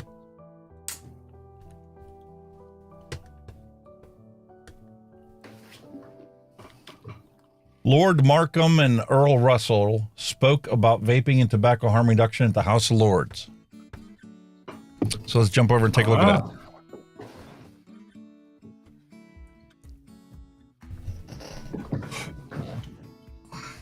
Are they finally going to address it, like, or they're going to fuck it up? Lord Markham and Earl Russell spoke about vaping and tobacco harm reduction in the House of Lords. Earl Russell asked about claimed negative impacts of vaping on youth people, while Lord Markham raised the subject of reduced harm during a debate on lung cancer screening. Wow. Liberal Democrat Earl Russell asked His Majesty's government what assessment has been made of the claimed increase in vaping and vaping-related health conditions among young people. First off, my question is, what vaping-related health conditions among young people exist? Exactly. What you Seriously. talking about? What are they talking about? In his role as Parliamentary Undersecretary for Health and Social Care, Lord Markham replied, recent NHS digital data suggests there has been an increase in young people aged 19 years old and under with a finished admission episode with a primary or secondary diagnosis of a vaping disorder. What the hell is a vaping disorder? So if a teenager vapes, they're classified as having a vaping disorder? What? What reported cases of what? The government is taking a number of steps to prevent the circulation of illegal vaping products. In April 2023, we announced £3 million of funding to support a new illicit vapes enforcement squad to tackle underage sales and the illicit market. National trading standards have now begun setting up an operation, gathering intelligence, training staff, and bolstering capacity, and will begin field work later this year. Earl Russell followed up to ask if there's a plan to prevent illegal vaping products getting into the hands of young people. Lord Markham responded by repeating the statement about NHS digital data, adding that the government claims to be taking steps, and added a statement about national trading standards, intelligence gathering, and training again. Later during the lung cancer screening debate, Lord Markham said, in terms of identifying the smokers, the telephone is just one way of doing it. The hope is that using the digital data and the app means that more of these things will be on people's records and identified with them. As ever with these things, electronic means will be the best way to do that, albeit those telephone resources, in terms of supporting the GPs, are very much part of the plan. It is understood that the GPs have a large burden at the moment. There's not a lot more to add about the con review. The ambition is still there to be smoke-free by 2035. An investment has gone behind that. The best example of that as has been mentioned, is people swapping cigarettes for vapes as one means to do it. Undoubtedly, a lot more needs to be done in that direction as well.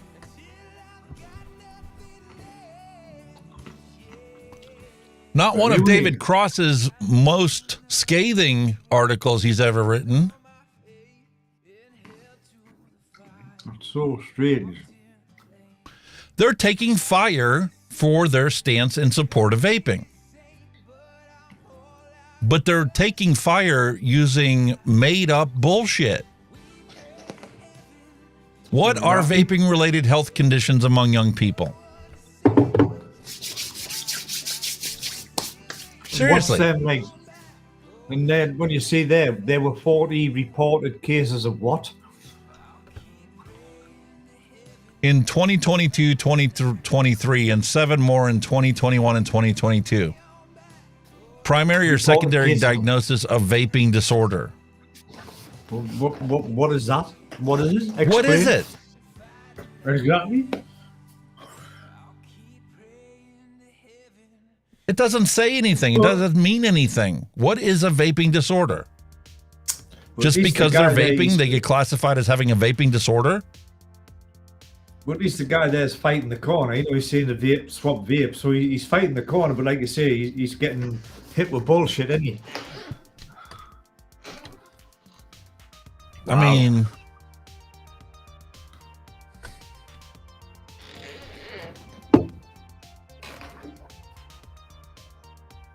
Vaping-related health conditions. I'm baffled.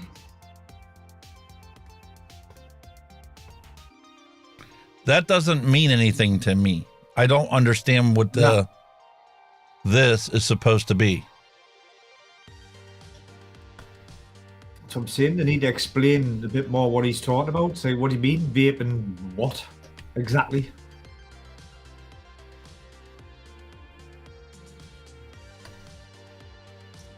Unless they're vaping dodgy friggin' products and they're getting ill off them, as we've seen before. You know what I mean? Yeah. That's a possibility. Well, like I said, thank you for that article. I appreciate that. The US is not the only country to be hit by, dodgy THC vape products. I suppose we're the same. You know what I mean? My question is, are they actually talking about a legitimate problem that somebody had? They had an allergic reaction to something in the e-liquid, or is it a THC incident where... Or is it the illegal? I mean, we've had a big problem with the smuggling of illegal devices in. And is there like 50 milligram devices getting in, and they're obviously, And yeah, you know what it's like. If you overdo it on the nick, you're going to get the head spin, and you're going to feel ill. And normally, you just stop using it, and your body metabolizes it, and before you know it, you're back to normal. Yeah. I'm just wondering. And I can see somebody, feeling like that, going crying the blues to mama. Oh, yeah, I had my friend's vape and I got sick. I need to go to hospital. Yeah. Well, like I said, they went vaped and went, oh shit, I went to A&E. I don't feel too good because you've overdone it on your nick, mate, not you fucking idiot. You know what I mean? And by the time they actually get seen, they feel fine, but now it's become a documented case of a vaping illness. Yeah. What illness is there? There really wasn't one. Well, that's what I'm saying. There's no details of what they're talking about. They're just like, right, it's a sentence. What are we talking about here? Any kind of lung disease or whatever? What we're talking about? You know what I mean? Come on, spit it out. And that's the frustrating part about it is they just throw these accusations out there. They have nothing specific to back it up as in what the actual problem was, what caused the problem. Can they trace it to a specific brand, or what are they talking about? I mean, they just hoy accusations out there and let the shit fall where it sticks. I think my stance on vape in the UK is that I don't think it'll be banned because you've seen yourself, they've put so much fucking money into it. They've backed every... Because there's so much money to be saved if it works. Yeah. And there's so much money to be saved, but I think the stigma at the moment is this crap with the fucking disposables, with the teen fucking bollocks. That's the black sheep on it all at the minute. But before all that come along, we were fine. Nothing was said. Nothing. Now this has come along and disposables are readily available, and obviously, you know yourself, it's like everything else. There's underage everything. Underage vaping, underage drinking, underage drug taking, underage sex, you name it, it's all underage. And yet, here we are. So the adults have to suffer because there's a bunch of dumb kids misusing the products and then crying the blues when they don't feel well when they misuse the products that they're not supposed to be using in the first place. I mean, we had a big epidemic of solvent abuse in the 80s, 90s. Glue sniffers, gas sniffers, and all that shit. I was just about to bring the glue sniffers up because that was something that my generation dealt with too. Yeah, everybody's going to die. Everybody's going to die, but it just disappeared, didn't it? It was a phase, then it vanished. You don't hear of it much now. Obviously, because I mean, growing up as a kid, you know that's when like model glue had to have these special warnings on them because do not huff this because it's not good for you. It causes you to kill your brain cells and all this other stuff. Yeah. I mean, the big thing was like the industrial glues, like I think Evo stick was the big thing. And then obviously the tightened the sales of it like they would with anything, but technically you weren't really supposed to be underage buying it anyway. It was classed as an industrial solvent, you know what I mean? It wasn't like, it wasn't any good in anybody's hands if they didn't know what they were doing with it. You know what I mean? It was very strong, potent stuff, and people used to sniff it. So kind of reminds me of Trevor. Remember in Trevor in GTA how he's huffing gasoline? I'm making a personal injury claim. Exactly. That's what the situation is. If you boil it down, you've got somebody that's obviously misusing something that wasn't intended for that purpose, and it wasn't intended for that person, crying the blues because they're getting sick because they misused something. Back when you and I were growing up, we'd got our ass beat for it, not taken to the hospital, and entertained our illegal usage of a product that wasn't for them in the first place. Exactly. Matter of fact, just like the Christmas story, not only would we have gotten in trouble and got our ass beat, but we got the soap in the mouth treatment until we admitted who was the one that gave us the freaking vape in the first place. Yeah. And then our parents would call their parents, and you would hear that kid get his ass beat over the phone for handing you the vape in the first place. And the chain would have gone until they found out the original source of that product that they were illegally using. It's so true. Nowadays, the kids get a pat on the back going, I'm glad you told me what you did. Who did you get Let's go get some ice cream to celebrate you being honest with me. What?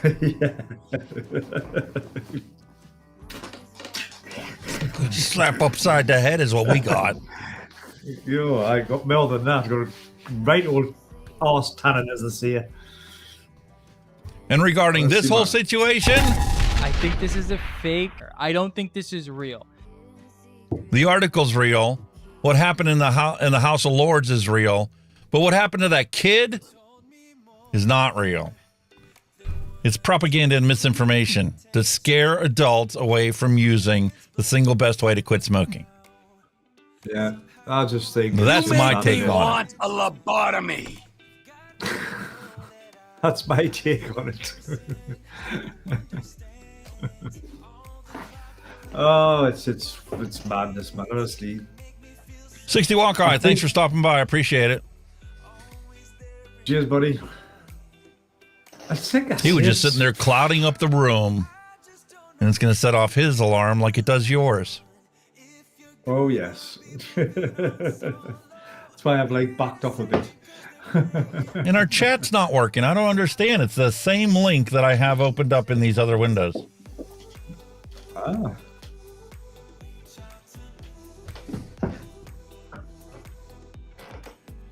Everything else seems to be working okay. Maybe the refresh might help it out. Anyway, I appreciate the article. Always love new stuff that comes up. Love discussing it. But it's time for a random recipe. Random recipe? Bumper time?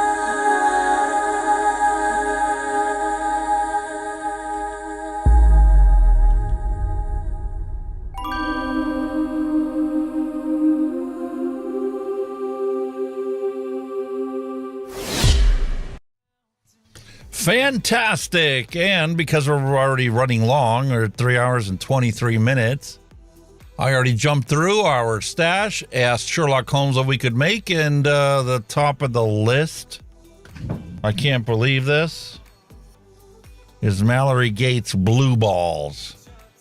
What on God's green earth is Blue Balls?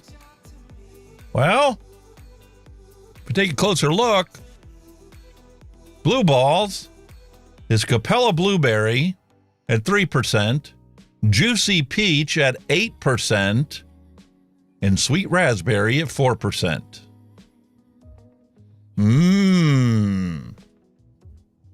Interesting. But unfortunately, not quite what I'm in the mood for today. I think we should jump into, where is it? Donut Power.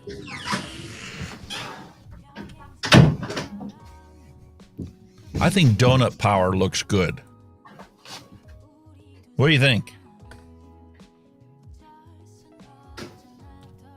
Simple. We have ourselves pastry cream. Sorry there, I've just had to crack the window open because like it's ridiculous. Yeah. We have powdered donut. And raspberry gummy candy. Donut Power, eh?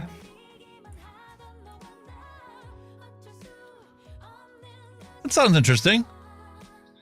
Something unique. I think you should make one of these, a chicken garlic sausage. Ooh, chicken garlic sausage. All right. Donut Power it is. German, of course. German, of course. Wiener Schnitzel. I want your Wiener Schnitzel.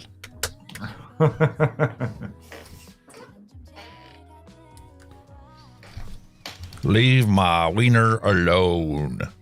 My wiener. I agree, Paul. 60 Watt Guy says I should create a poll on what they think I should make. Okay, sounds good. That sounds like a project for next week. Yeah.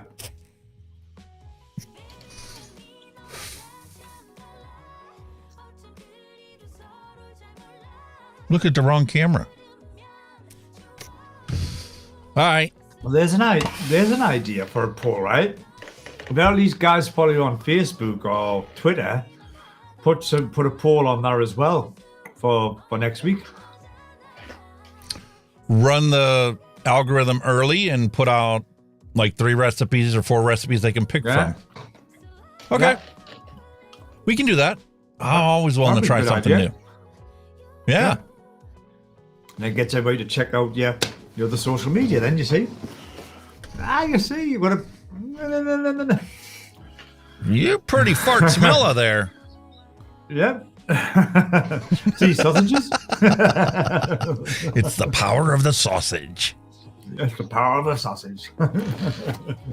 Mallory Gates says it was worth the price of admission to hear Hunky Vape say blue balls. That's the truth.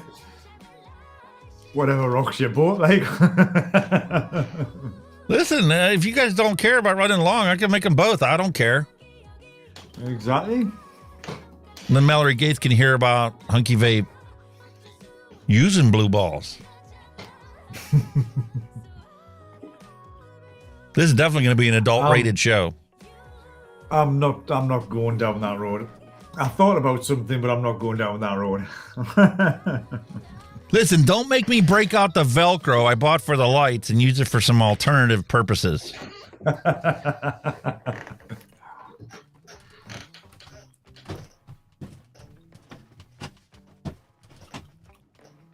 All right, 2 bottles, 2 caps with nipples, since we're throwing the adult humor around. Pastry cream in the bedroom, that can turn into some fun times. That can get messy. That can get messy. Yeah, but you know yourself, it's worth it when it gets messy.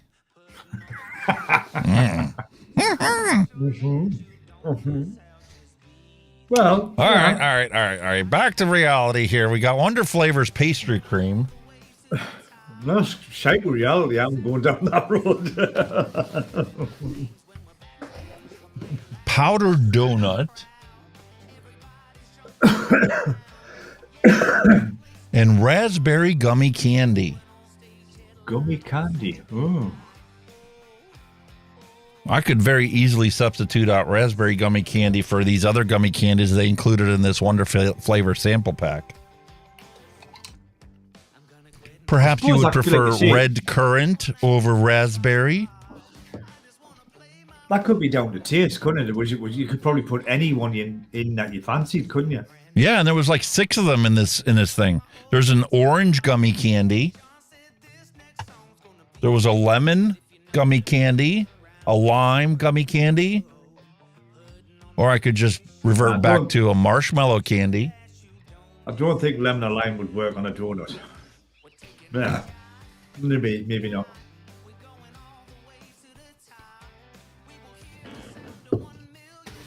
You know the little marshmallow puffs you have in your cereal? Wonder Flavors has that flavor as a recipe. That's the thing with donuts, man. You could put all kinds of stuff in there. Pastry cream, powdered donut, and some kind of fruit. Any kind of fruit would work. 60-watt all right, we're making the recipe the way it is. 60-watt guy was asking, what does SC mean? Is that just the super concentrate? Flavor, yeah. SC, Wonder Flavor Super Concentrate. That's the way they're known. Super concentrate. And it's not just marketing. I mean, the legit 1% is the max for most of these flavorings. They have a gingerbread. I'm dying to give it a try. Single flavor test that. Ooh. But I know their Brazilian coffee for a fact. 0.25%. That's all you need. That's strong. That potent. As a single flavor at 0.5%, it's espresso. Well, to be quite honest, I've always been partial to a Brazilian. But moving on. Yes, but we're talking about coffee. We're not talking about women. Oh, sorry. I know where you were going with that. I know exactly where you were going with that. Well, I've always said, great minds think alike. You want me to pull out the tango music? Put you in the mood?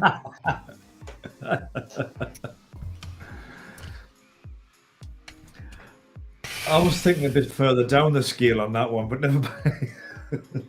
Down the scale or down the woman? Down the woman. You see?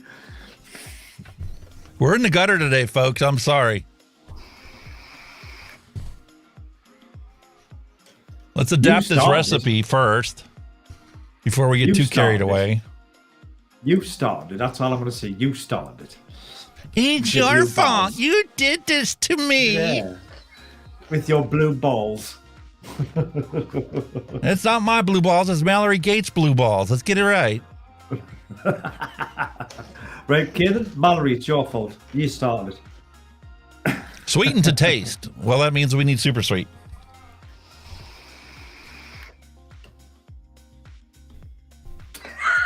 There you go.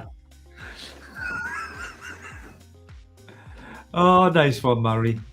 There you go. I had a Brazilian, apparently. Damn, he must have a truckload of Viagra. I'll tell you, if only. I think this is a fake. I don't think this is real. I think I pushed the wrong button.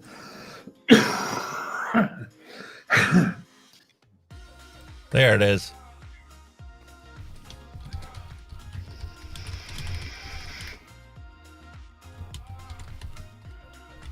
Holy fuck, man. Donut power. Stop it. There you go. I'm going to stop this. Stop it. News just in. According to Kenny does not have a truckload of Viagra. Now back to your regularly scheduled content of Mixin and Chillin.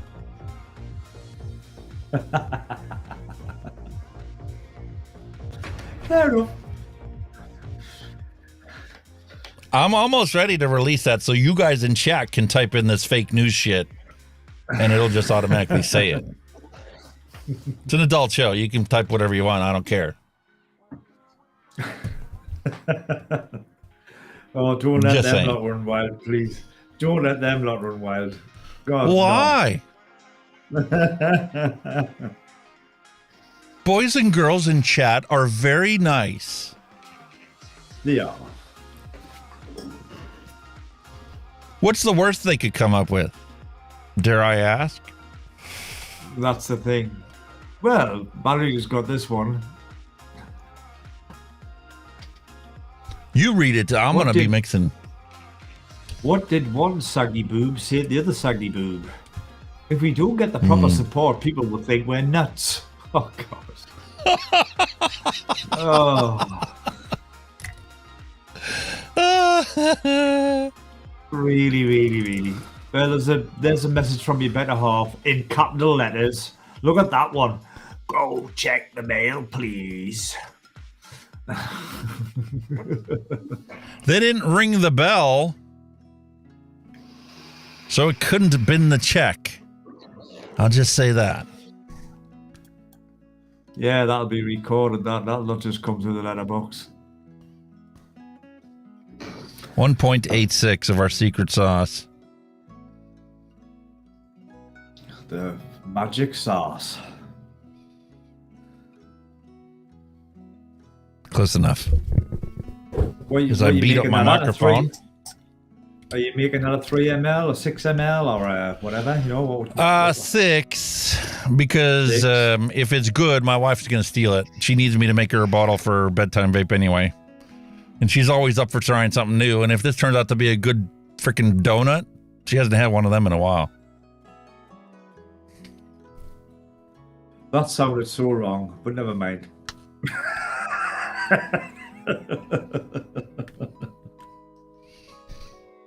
Banana cream pie, not donuts. Go in the bedroom. Okay. Just saying. Just say it. Point 3.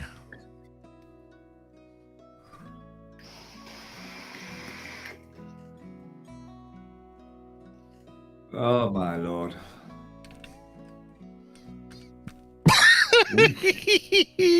Sir.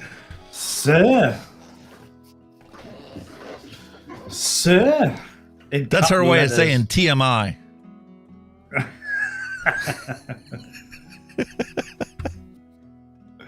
Secret code. Oh. Secret code. You're in the doghouse, motherfucker. Pretty much. Yeah. That's where you provide a tongue lashing and, you know, all's well. Still ask him to check the mail.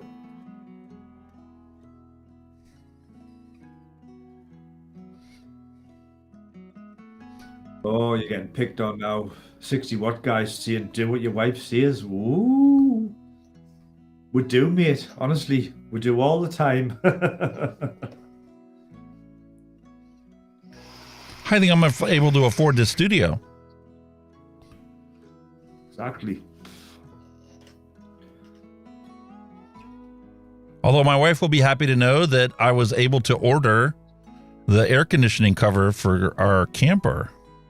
Oh. And it will be here Thursday. Happy days. Ready for the weekend, eh? Yeah, she's got some time off, and unfortunately we need to go car shopping, so we don't know how our camping trip's going to go, if it's going to be at all. Depends on how long it takes us to find a vehicle. Yeah. But we will get up to camp because it does need to be replaced.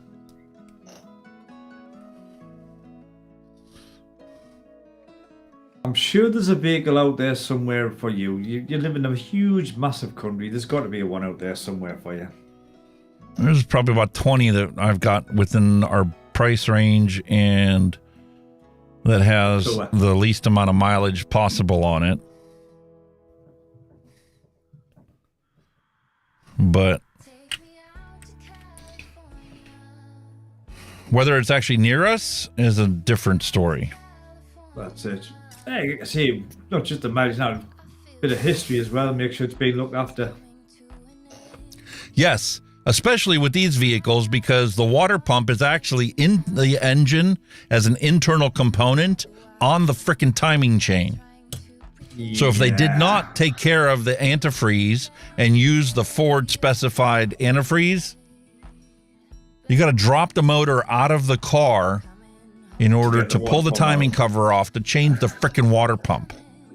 Oh, that's not And if good. somebody doesn't catch it as soon as it happens, you literally putting a rebuilt motor in there because you're going to ruin the bearings if the water gets into the oil. Yeah. So that is not good. As we have already that's a shit design. As we've already stated in the past, water and oil do not mix.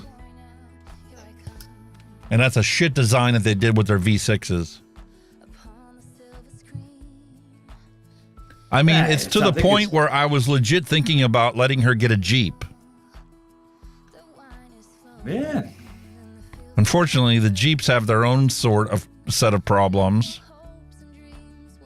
And I've never had to work on Chrysler stuff before. I suppose every manufacturer has shit issues, you know what I mean? Or common issues with them, you know what I mean? Nobody's perfect, are they? Nobody's perfect.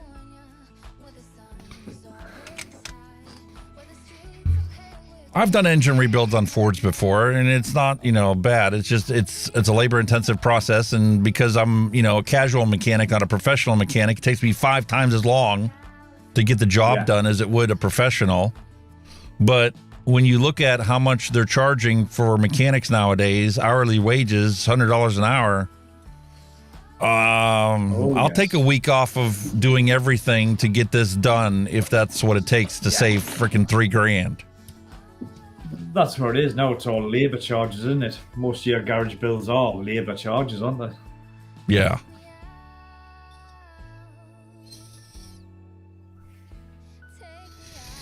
Holy shit, does that smell good?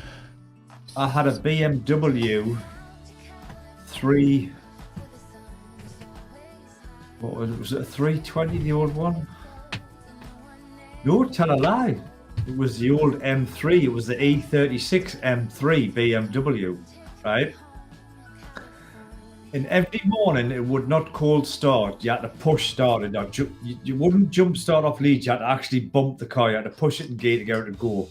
Once it went all day. But every morning you had to push start it. So I took it to a garage. He quoted me 600 quid to fix this car. And you know what it was? is it was a camshaft sensor, right? But to get to the camshaft sensor, they had to lift the whole engine out, half strip it down, take all the cylinder head off and everything to get to this sensor. And I went, not happening. Cars go on the journey. And the part only cost, the actual sensor only costs about 20 quid. So I went, nope, not having it. Well, that's just like this stupid design they have on these V6s with that water pump. Yeah, the parts are less than $100 for all the gaskets and all the things to frickin' change it out. Yeah. But you've literally got 16 hours of labor, if you're a professional, to change it out. It's crazy, isn't it? Absolutely crazy. Holy shit, what happened there?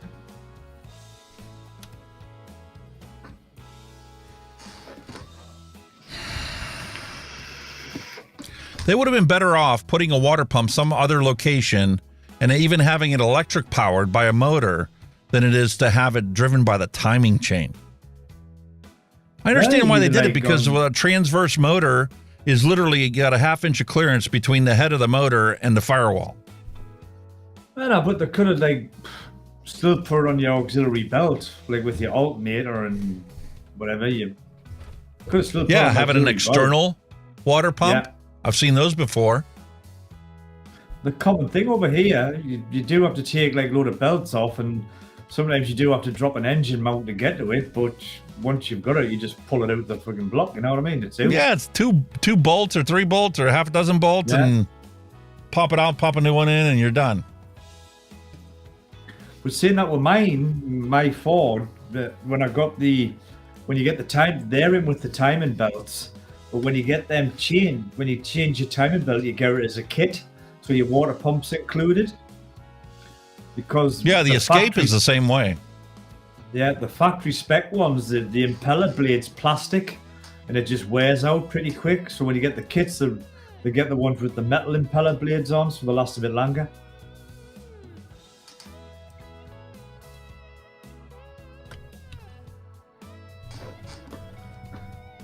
The days of the DIY mechanic have gone, man, with all these modern cars. Like I say, you've literally got to drop the engine out if you want to do anything to them, man.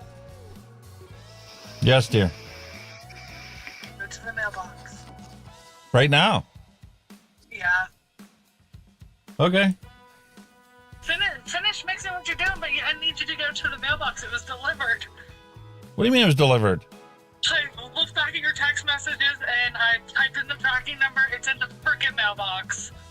We were supposed to sign for it. Yeah, well, he never rang the doorbell.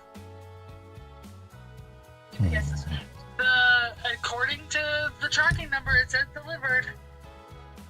I checked the tracking number this morning. They had no clue where it was. Well, according to this tracking number, it says delivered, so... All right, I'm going. Okay, love you, bye. Love you, bye. Not leaving a $9,000 check in the mailbox. Nope, that's crazy, that's madness. It is.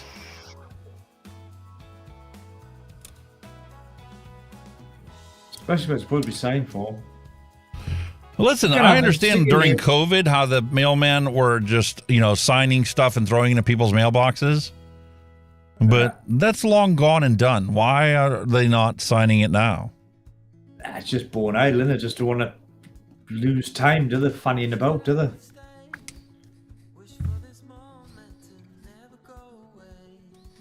All right, so while I'm out there, you crack on, buddy. I'll hold the fort. Somehow I will hold the fort. If you come back in that room doing somersaults and cartwheels, we'll know you got your check. That's all I want to say.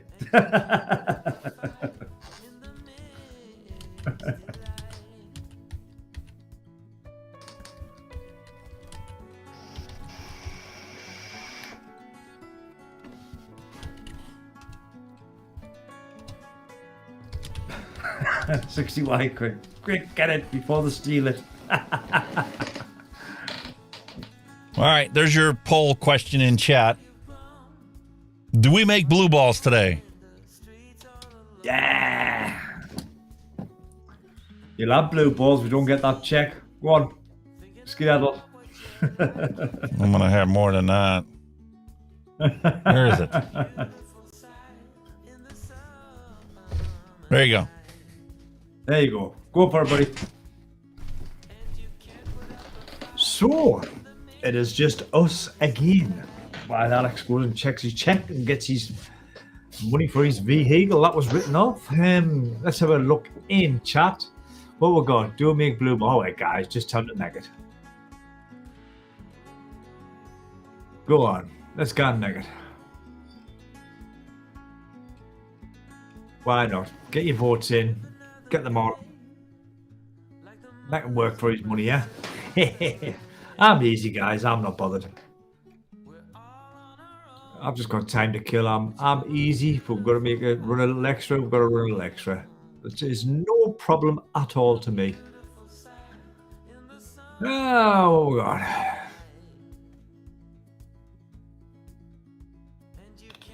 Let's see what's going on in this chat, guys. I haven't spoken to this for a while. Did you hear about the non-binary gold plus that they took up fortune?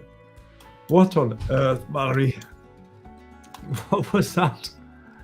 What was that? Oh God, what's going on with this button? Up, there you go. They do a fortune in them there. Them though. Them though. Really, really, Mallory. Really, really. Really, really, really, really. I love it. I do love it. Oh my God.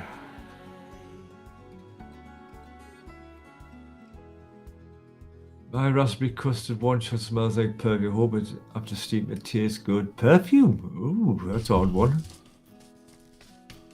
One shot looks up lazy. Capella.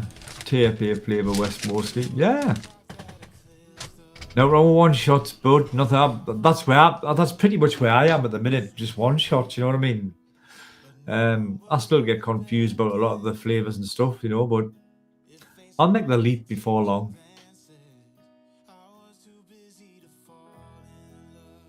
Yeah, I was thinking blue raz myself, but not blue balls. That's an odd one. Maybe a similar profile, you never know. You never know, do you?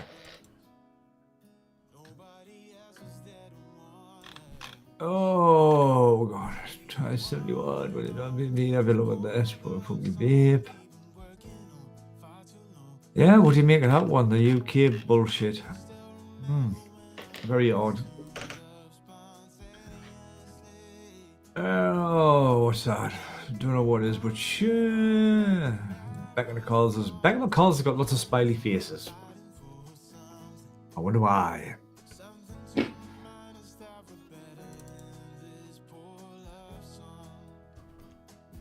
Yeah, there's your answer to your question, 6 Watt Guy. Mallory Gates, it's an e-juice recipe that was found and saved.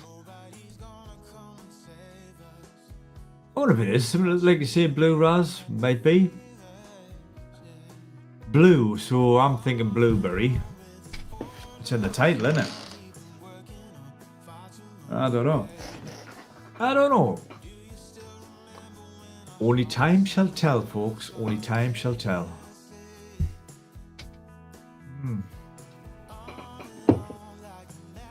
Hey guys, what are all you guys vaping on anyway? You know, let's have a bit of a banquet. What is vaping on?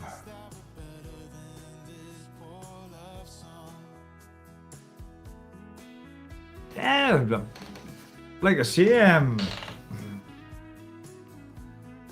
the flavours range, you know, it's a guy from Australia, you know, he sometimes sends me Hunky, you know, the odd sample packed in, you know, his one-shot stuff is absolutely out of this world. Absolutely beautiful.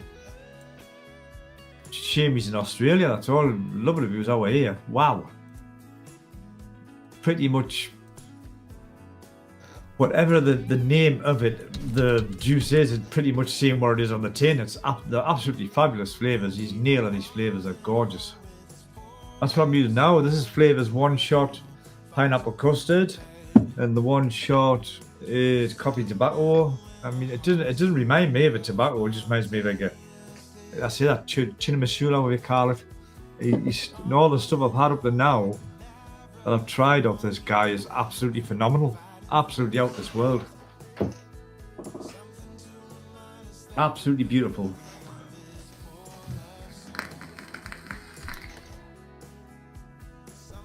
I've got what have I got here? I've got the Aroma Miser V3 Plus sitting on top of the G Class 2. I think this is still a bit of the King left in. I think that's what's left of the King. What Alex made for us, that's sitting in this tank actually. Yeah. Excuse me. But that's a peach custard. In this one, this is the Vape Resto Swag. And this one, I'm rocking on a loaded lemon bar. You see that one? There you go. That's what I've got in here. It's quite nice. It tastes like a lemon drizzle cake. Lemon drizzle cake? Lemon drizzle cake. That's what it tastes like.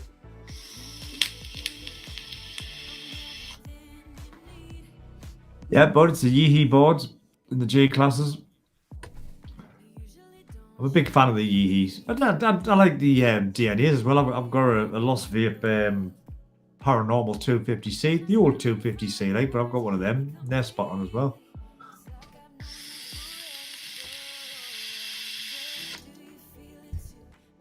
Yeah, that's the Vape Resto Swag with some lemon loaded bar in. And this one, this is the Osiris, the 30mm. This is sitting on the Hadron, Steam Cave Hadron 220. Absolutely loving this. Is the 30mm version. And then this one, I think I've actually got, yeah, I've got the pineapple custard in this one. And it's absolutely out of this world. Absolutely delicious.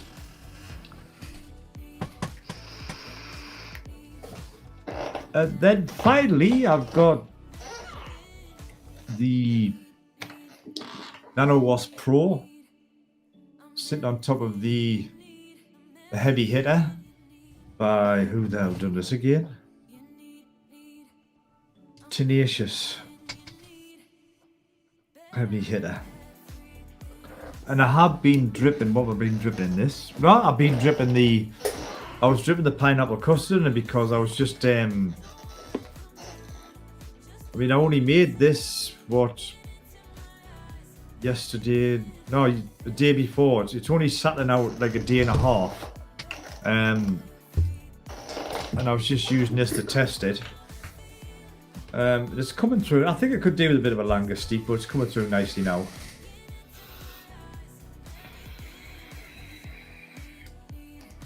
I need to change this camera angle. The wrong camera. Hey, he's back. No That's check. Right, Mallory. That's right, Mallory. Times Vape. Sorry, I was just going through me little bouquet and shit and telling them what I was vaping on, pretty much. Fantastic. Bouquet, banquet. That's what banquet, isn't it? Not bouquet. Bouquet is a fucking flower, isn't it? What am I talking about? Banquet. Banquet.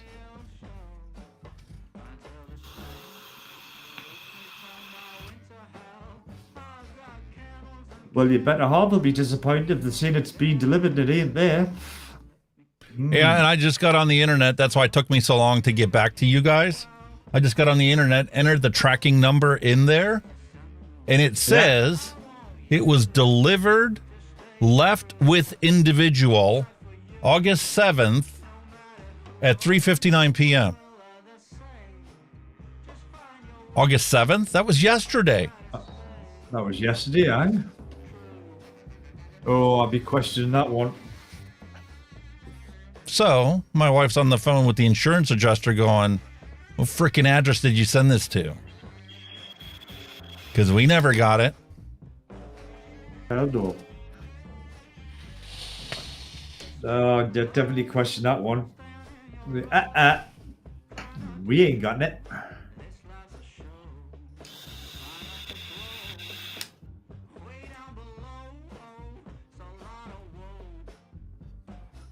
So regarding your vehicle, are you just going to stick with a Ford leg, or do you not fancy something to change? You know what I mean?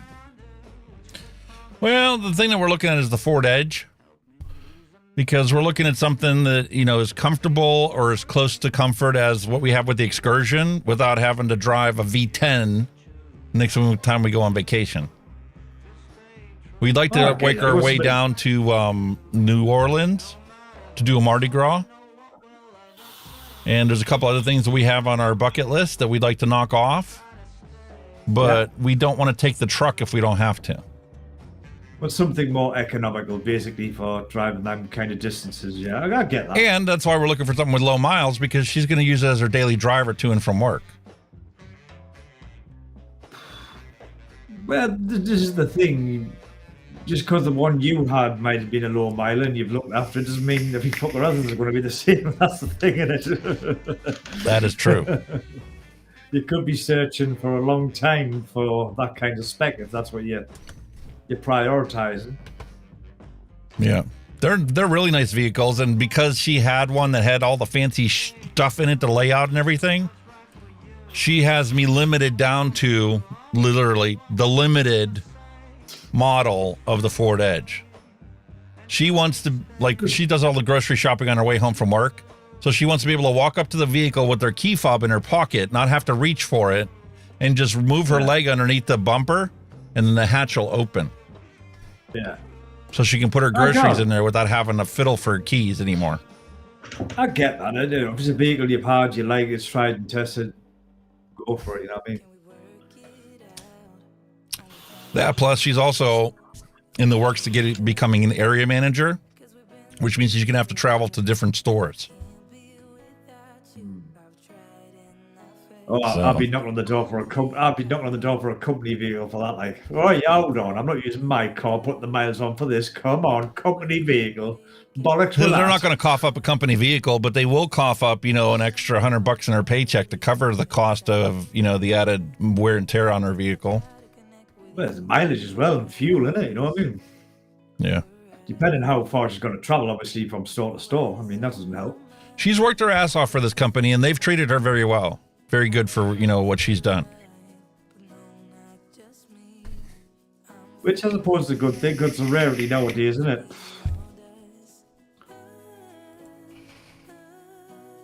Yeah, that's the other thing we've discussed, is not necessarily going on Mardi Gras. Just getting down to New Orleans to experience the blues in the live performances in the bars and the restaurants down there. New Orleans, forgive me, geography. Is Mississippi down that way? Past Mississippi. It's past. Is it further south? Is it? Yeah. Matter of fact, there was one thing that we didn't talk about on the news. Was there's going to be a Vape Expo in Jakarta. And for those of you that don't know Jakarta, it's right there. Australia is down here. Jakarta's in Indonesia. Right here. Holy Singapore. Fuck. There's Thailand and India. But there's a plane tickets. Vape conference. I better get me plane Squidly tickets. Trish could go. He's on the western side of Australia. It wouldn't be that much of a jaunt for him. Bogan could probably do it because he travels all over. Yes. I think Bogan's on the western side too. I don't think he's in Sydney. Anyway, the whole thing that we're looking at is Google Maps. You were asking about the states. My geography of America is terrible. It's absolutely shit. 50 states. Mississippi's here.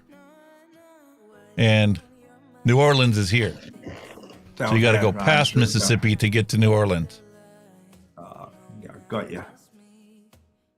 And we are clear up here. You're way up there. Wow. That's fucking hell. That's a fair trek. Camp is up here. Holy moly. I grew up here. West side of Cleveland. Came here to go to Penn State, New Ken, Pittsburgh. What's that huge body of water? What's that lake or huge This body is of Lake water, Erie. Lake Erie. And this That is Lake looks huge. Ontario, and this is Lake Huron. Holy fuck, they're massive. Yeah. And here's where we went to camp. Tennessee. Wow. So we're talking twice the distance that we drove to our Tennessee vacation just to get to New Orleans. Wow. How long was that drive from where you are, roughly, hours-wise? 18 hours or something. Really? Wow, fucking hell. Yeah. Quite a Fucking hell, man. drive. 18 hours, you could probably go from Scotland down to fucking Devon in our country. From one end to the other. From my house to Jesus. New Orleans is 17 hours and 1 minute. 1,100 miles. Holy shit. You could drive the length of the UK in that, man. You know what I mean? So, essentially, my wife's going to get her wish. If we go to New Orleans, she's going to get a night in the town in Nashville because it's halfway between our house and New Orleans. That's so cool, that, like Nashville, Tennessee. She wants to go out on the town in Nashville one night, listen to some live music, live in the moment, and have some fun. And that would be the perfect opportunity to do that. Exactly, man. Oh, Get a hotel room in look. Nashville and spend the night there and drive on to New Orleans the next day. I've always fancied visiting the States at some point in my life, but where is the question? Because everybody usually answers the normal, the Floridas, the Miamis, and all that. I'm not too fussed about that shit. Are you a city folk or a country folk? Oh, I'm fucking out in the wilds, me. I would love to go to Canada. I would love to go to Canada. Just because of the being out and about, you know what I mean? Looks amazing. Oh, yeah. place. I loved it. Growing up as a kid, we went on vacation up in Canada a couple different times, not just Niagara Falls, but actually up in camp. My dad wanted to go fishing, you know, and stuff like that. Yeah. All the wild shit. I love all the outdoor stuff, without a doubt, definitely. I mean, I watch bits of Peter McKinnon, you know, and some of the places he goes are just out of this fucking world. Because obviously he lives out there, doesn't he? He's a Canadian. A photograph he took for his bucket list from this lake within the mountains. Oh, it was out of this world. Beautiful. Beautiful. Here's where I'd suggest you go if you ever coming to the States. Gatlinburg, Tennessee, mate. Tennessee. Whoa. This is the Smoky Mountains. It's a national park. It's the most popular national park in the entire country. Okay. Wow. Here's a little town of Gatlinburg just on the border of the national park. Okay. They've got a bunch of stuff built up there. It's, you know, like Dollywood is essentially the equivalent of Disneyland, but it's made by Dolly Parton, country singer.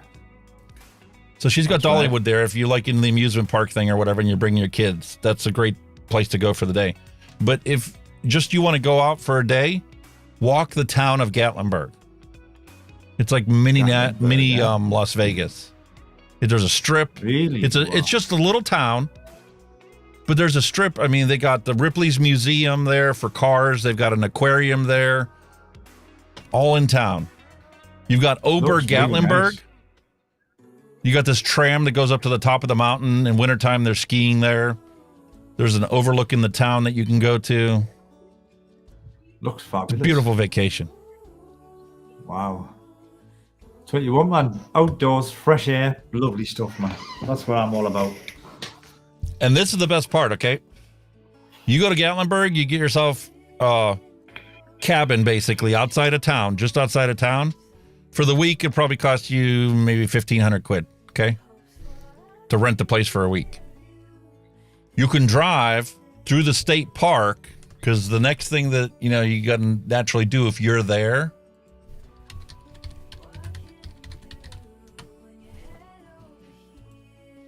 you drive through the Great Smoky Mountains. Oh, wow. All wilderness. They have different trails, anywhere from 2 miles to 12 miles. You can go park at the beginning of the trail and spend the entire day walking. You can have, this is Cades Cove, is an actual road that goes through the wilderness, and they've got like a museum set up in the middle of it. It takes you 2 hours to drive it. An hour in and an hour back out. But the wildlife and the scenery and the views is just magnificent. Many visitors enjoy biking in Cades Cove on vehicle-free days. I love that. On vehicle-free days, the loop road is closed to motor vehicles all day long. Parking designated areas only. Lots have been filling by early morning and remain full until early afternoon. Consider coming later in the day and plan to be flexible with a backup plan if no parking is available when you arrive. Just say it looks busy, like. Yes. Wow. But, I mean, the views are worth it. Without a doubt, man. Without a doubt. That's what my wife did on our honeymoon. She wanted to go see a bear firsthand. Holy this is a town where if you stay in the hotel in town, they've had nights where the bears come into the hotel. Oh, shit. Because that's how close it is to the state park. I'd like to see one, but from a distance. Thank you very much. That's what zoom lenses are for. And the thing is with, because it's a national park, it's all free. So you can go on these trails and you can go Cades Cove and go through the different parks, and there's different places you can stay at. You could even cabin, or if you don't want to go into a cabin, you could set up a tent and stay in the national park campground. No tents. When there's bears, no tents. No tent. I want something more. Nope. I want something solid around me when there's bears running about. I'm sorry to say. Most of the trails that they have here have a waterfall at the end of it. Wow. Looks One really of these days I'll load up the really pictures and show you. But it is gorgeous.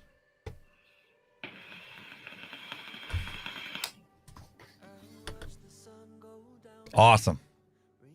I mean, I did get us wrong. There's plenty here. We've got like the Lake District, we've got like Yorkshire, the Moors, all that stuff. There's still nice stuff over here. Scotland, I mean, wow, some of the stuff up there is phenomenal.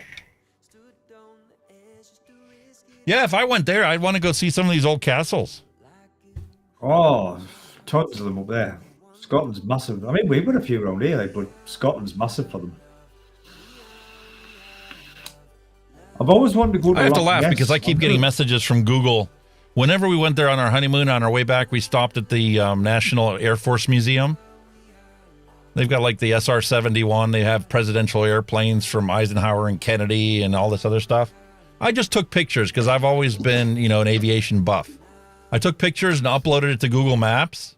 I've got 8 million views on the pictures I took from the Air Force Museum and our honeymoon in Gatlinburg, Tennessee. Really? Wow, that's cool. Here I am, running a YouTube channel, trying to get advocacy and education for people to quit smoking, it's weird, pick up vaping, and I get hardly any views, and I just take some random pictures on vacation that are meaningless. And I've got 8 million views on those. Not to some people. Sorry about that. I'm going to show that.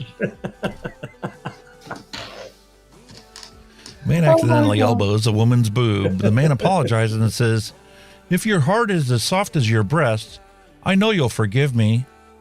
The woman replied, "If your dick is as hard, I'm in room 318.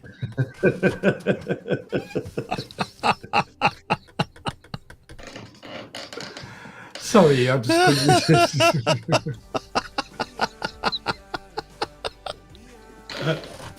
Jesus Christ. Oh, man.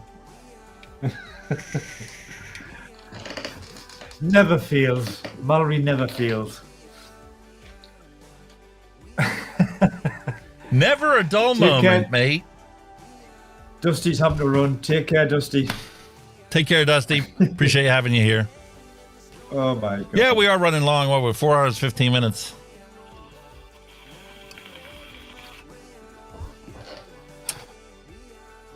Bears stuck in the moat.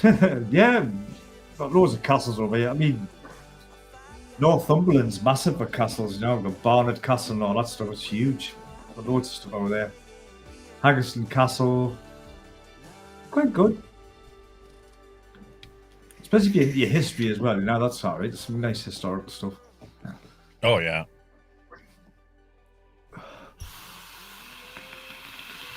There's stuff to do regardless of where on the planet you live or you stay at. It's like Australia. It's such a vast country. There's so much to see and do. I would never go there. There's too much out there that can fucking kill you. I'm sorry, it's just it just is. Go to Florida. There's plenty there to kill you too. Between the snakes and the alligators and the crocodiles and the lizards running around town and yeah, they're big enough to see. Australia with their spiders, oh huntsmen, oh fuck no, oh no, hell no, Spiders are a big freaking no for me. Like, yeah, I'm not a fan of arachnophobe. I've seen YouTube videos of these fucking big fuck off huntsmen on the wall in people's houses. I ain't going nowhere. Fucking hear that. Yup. Battery's gone. Fucking hell. Right on cue. The fucking muffs. Put me ear muffs on. Right on cue. Spiders, oh no, I don't like spiders. In Florida, the most dangerous animal are the Floridians. That one. There you go. All the retirees. Oh, in Florida, the most dangerous animal is Florida. My wife's got family out in Florida. They're just down from Cape Canaveral. That'd be a sight to go see. Watch a rocket launch. Yeah. Oh, I can't remember the place exactly off the top of my head, but they're not. You know, they can see all the stuff when they send the rockets up. That name. I think it's a Nana's sisters live out there because obviously we've got like German heritage and they're still out there. I mean, they're in the 90s now, so just goes to show you that the climate over there is just so different. You know, it's Mediterranean. It's like going to Italy. Yeah. But they're not in like the big resorts. I think it's like it's an area of Florida where all of like the older people kind of retire and they're sitting there. That's all the state of Florida. Yeah, and that's the whole state of Florida. Nothing but a retirement center. Yeah, and they're kind of like the son. You always see him. He's got his boat there. He's always out fishing, and he's bringing back, you know, halibut and all this stuff, and that big barbecues and all that. So it looks amazing. Like just a total different life. I've been to Florida. It's too much. It's too hyped, overhyped. I've been to Disney World. It's too expensive. I've never took an interest in that. With all due respect, I've just never took an interest in it.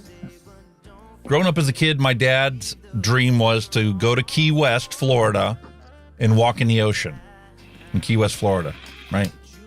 So when we were growing up as a kid, we went on vacation down to Florida, and he drove literally down to Key West, the southernmost point you could go to, got out of the car, got down to his swim trunks, walked around in the beach while we sat in the car because it was like, why do I want to go out on that rocky beach?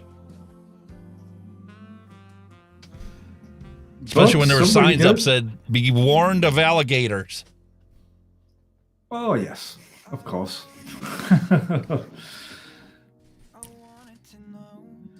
Some people want to do these things. It's on the bucket list, mate.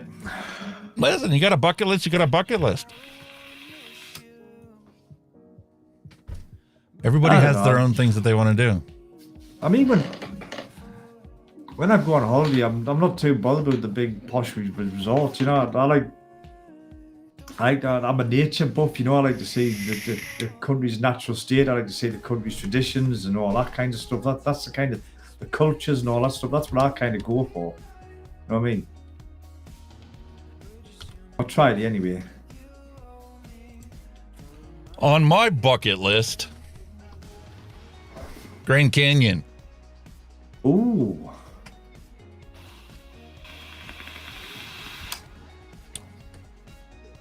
What, you want to do Evel Knievel, try and jump it, or just visit it? No. I just want to see it.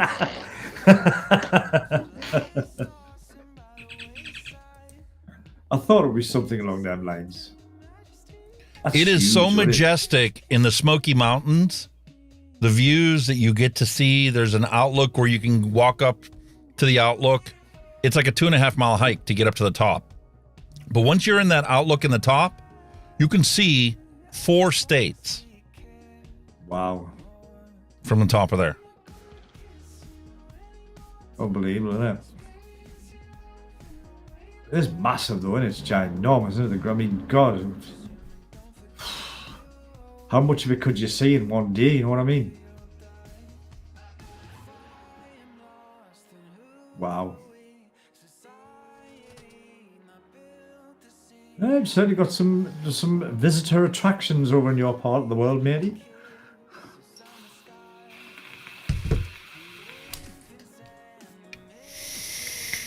Oh, that's delicious. That's delicious. Yep. You put me in holiday mood now. I don't want to go back to work now. Listen, you got to make the money to bank it so that you can go and enjoy your vacation when time comes. This is it. Like you've got to work like a slave before you get the luxury of the end of going on a vacation, haven't you?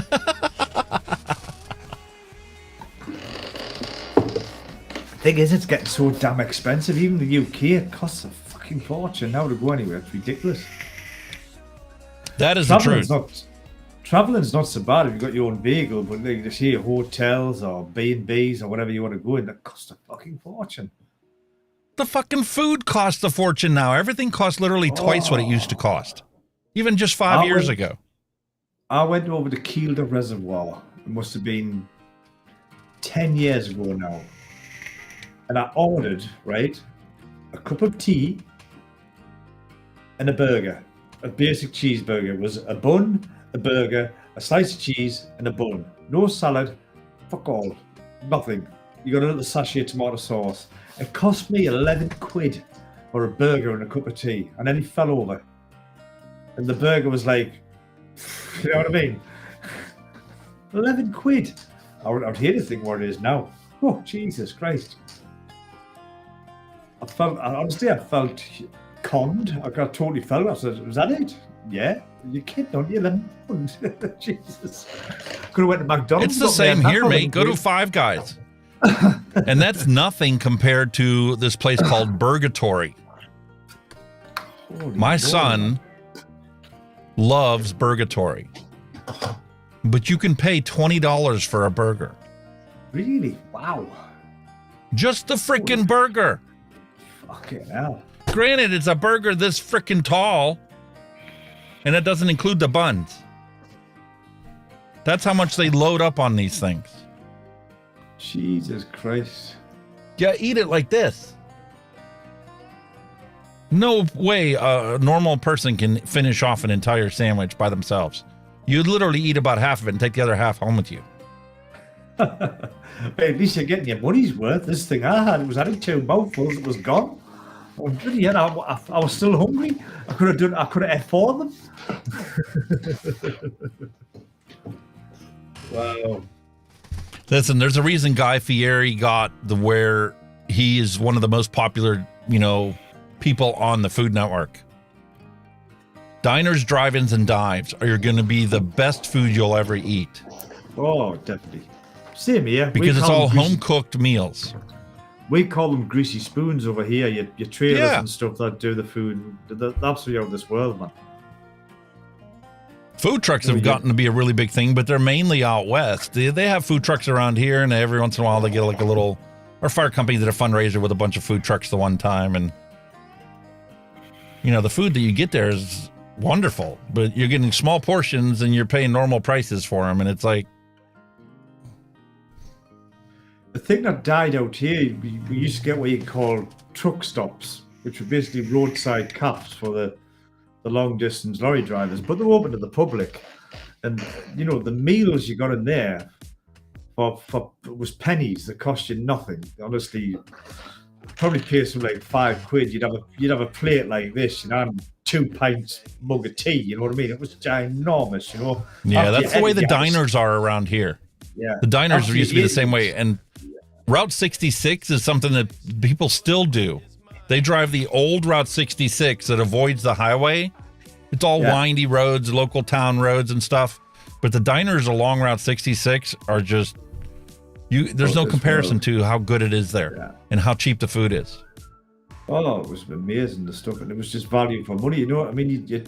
After you needed 3 hours sleep or something to sleep it off. You know what I mean? It was like... Believe me, I know, because when I ran the ambulance, we have plenty of small towns around here that had diners. Legit, the old-fashioned stainless steel diners. Yeah. You'd go in to sit down and, they'd give you roast beef, or they would give you meatloaf and mashed potatoes and vegetables and dinner roll, and the whole thing would cost you, $7-8. Yeah, I mean, my wife's like into that kind of stuff, like the 50s America, the 50s American diners, all that shit. She loves all that kind of stuff, like the Americana stuff like that. She loves it. We just wanted to do the kitchen like a 50s diner. You know what I mean? Like, I thought, okay. Yeah, loves that kind of thing. We've got one on your way to Yorkshire. It's on the A19 at Lehman. I think it's around Lehman way. It's an actual American. It's like the old silver type caravan thing. Yeah, the old diners. One of them. Yeah, it's an actual one of them. And there's a lot of American car enthusiasts go for meats there, so it's a little bit of a visitor's attraction as well. And honestly, the burgers they do, they're like the American, they're fucking massive, And you've got all the guys there with the old classic of American cars, your Mustangs, your Chevys, all that stuff. It's all right, for a little ride out, like. Brilliant. Quite honestly, that's been the most painful part of living post-COVID, is the car shows.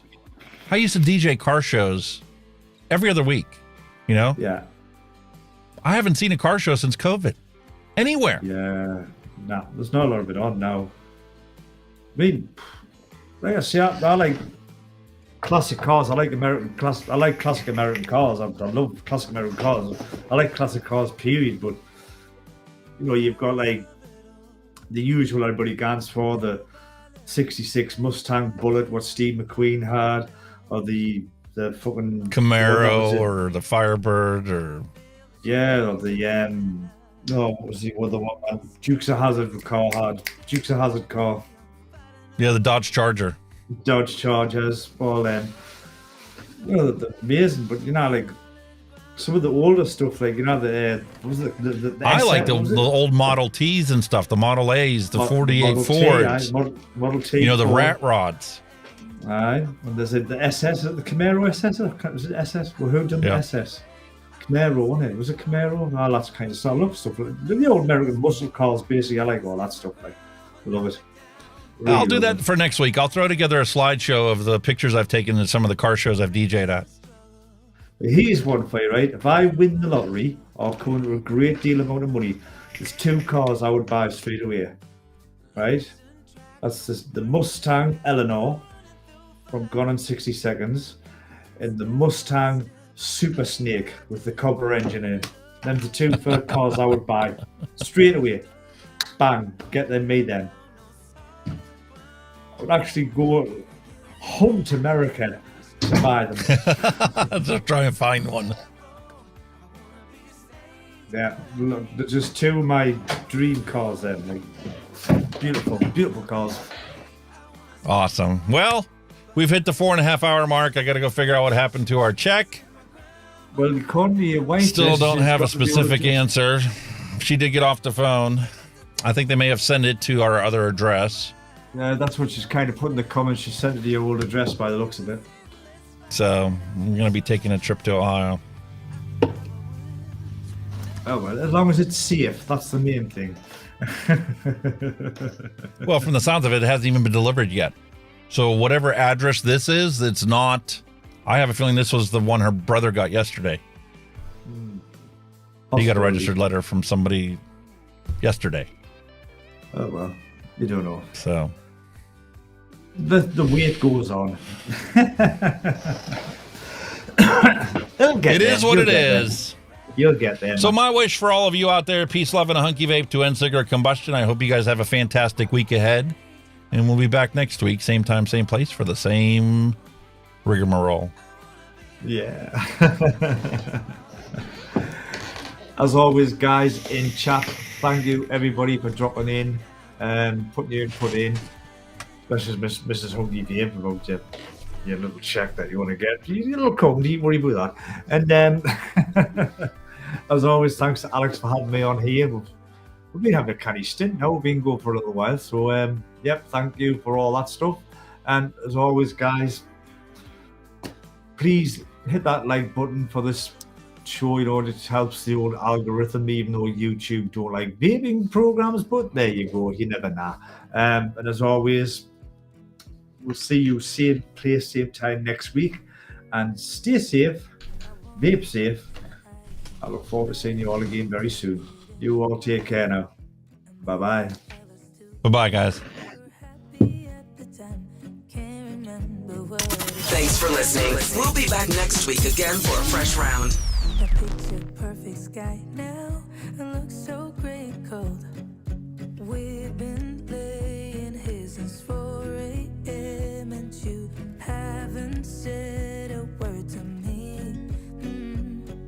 Silent treatment, is this what it feels like when your heart is aching, when it bleeds? If it's over, just say it out loud. Say those words, go ahead, just shout it out. Just be honest, be a man right now. Say it's over, if it's over.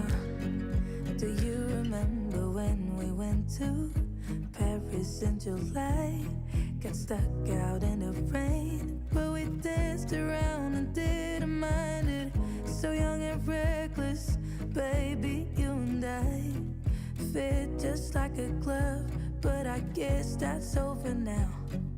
We've been laying here since 4 a.m. and you haven't said a word to me.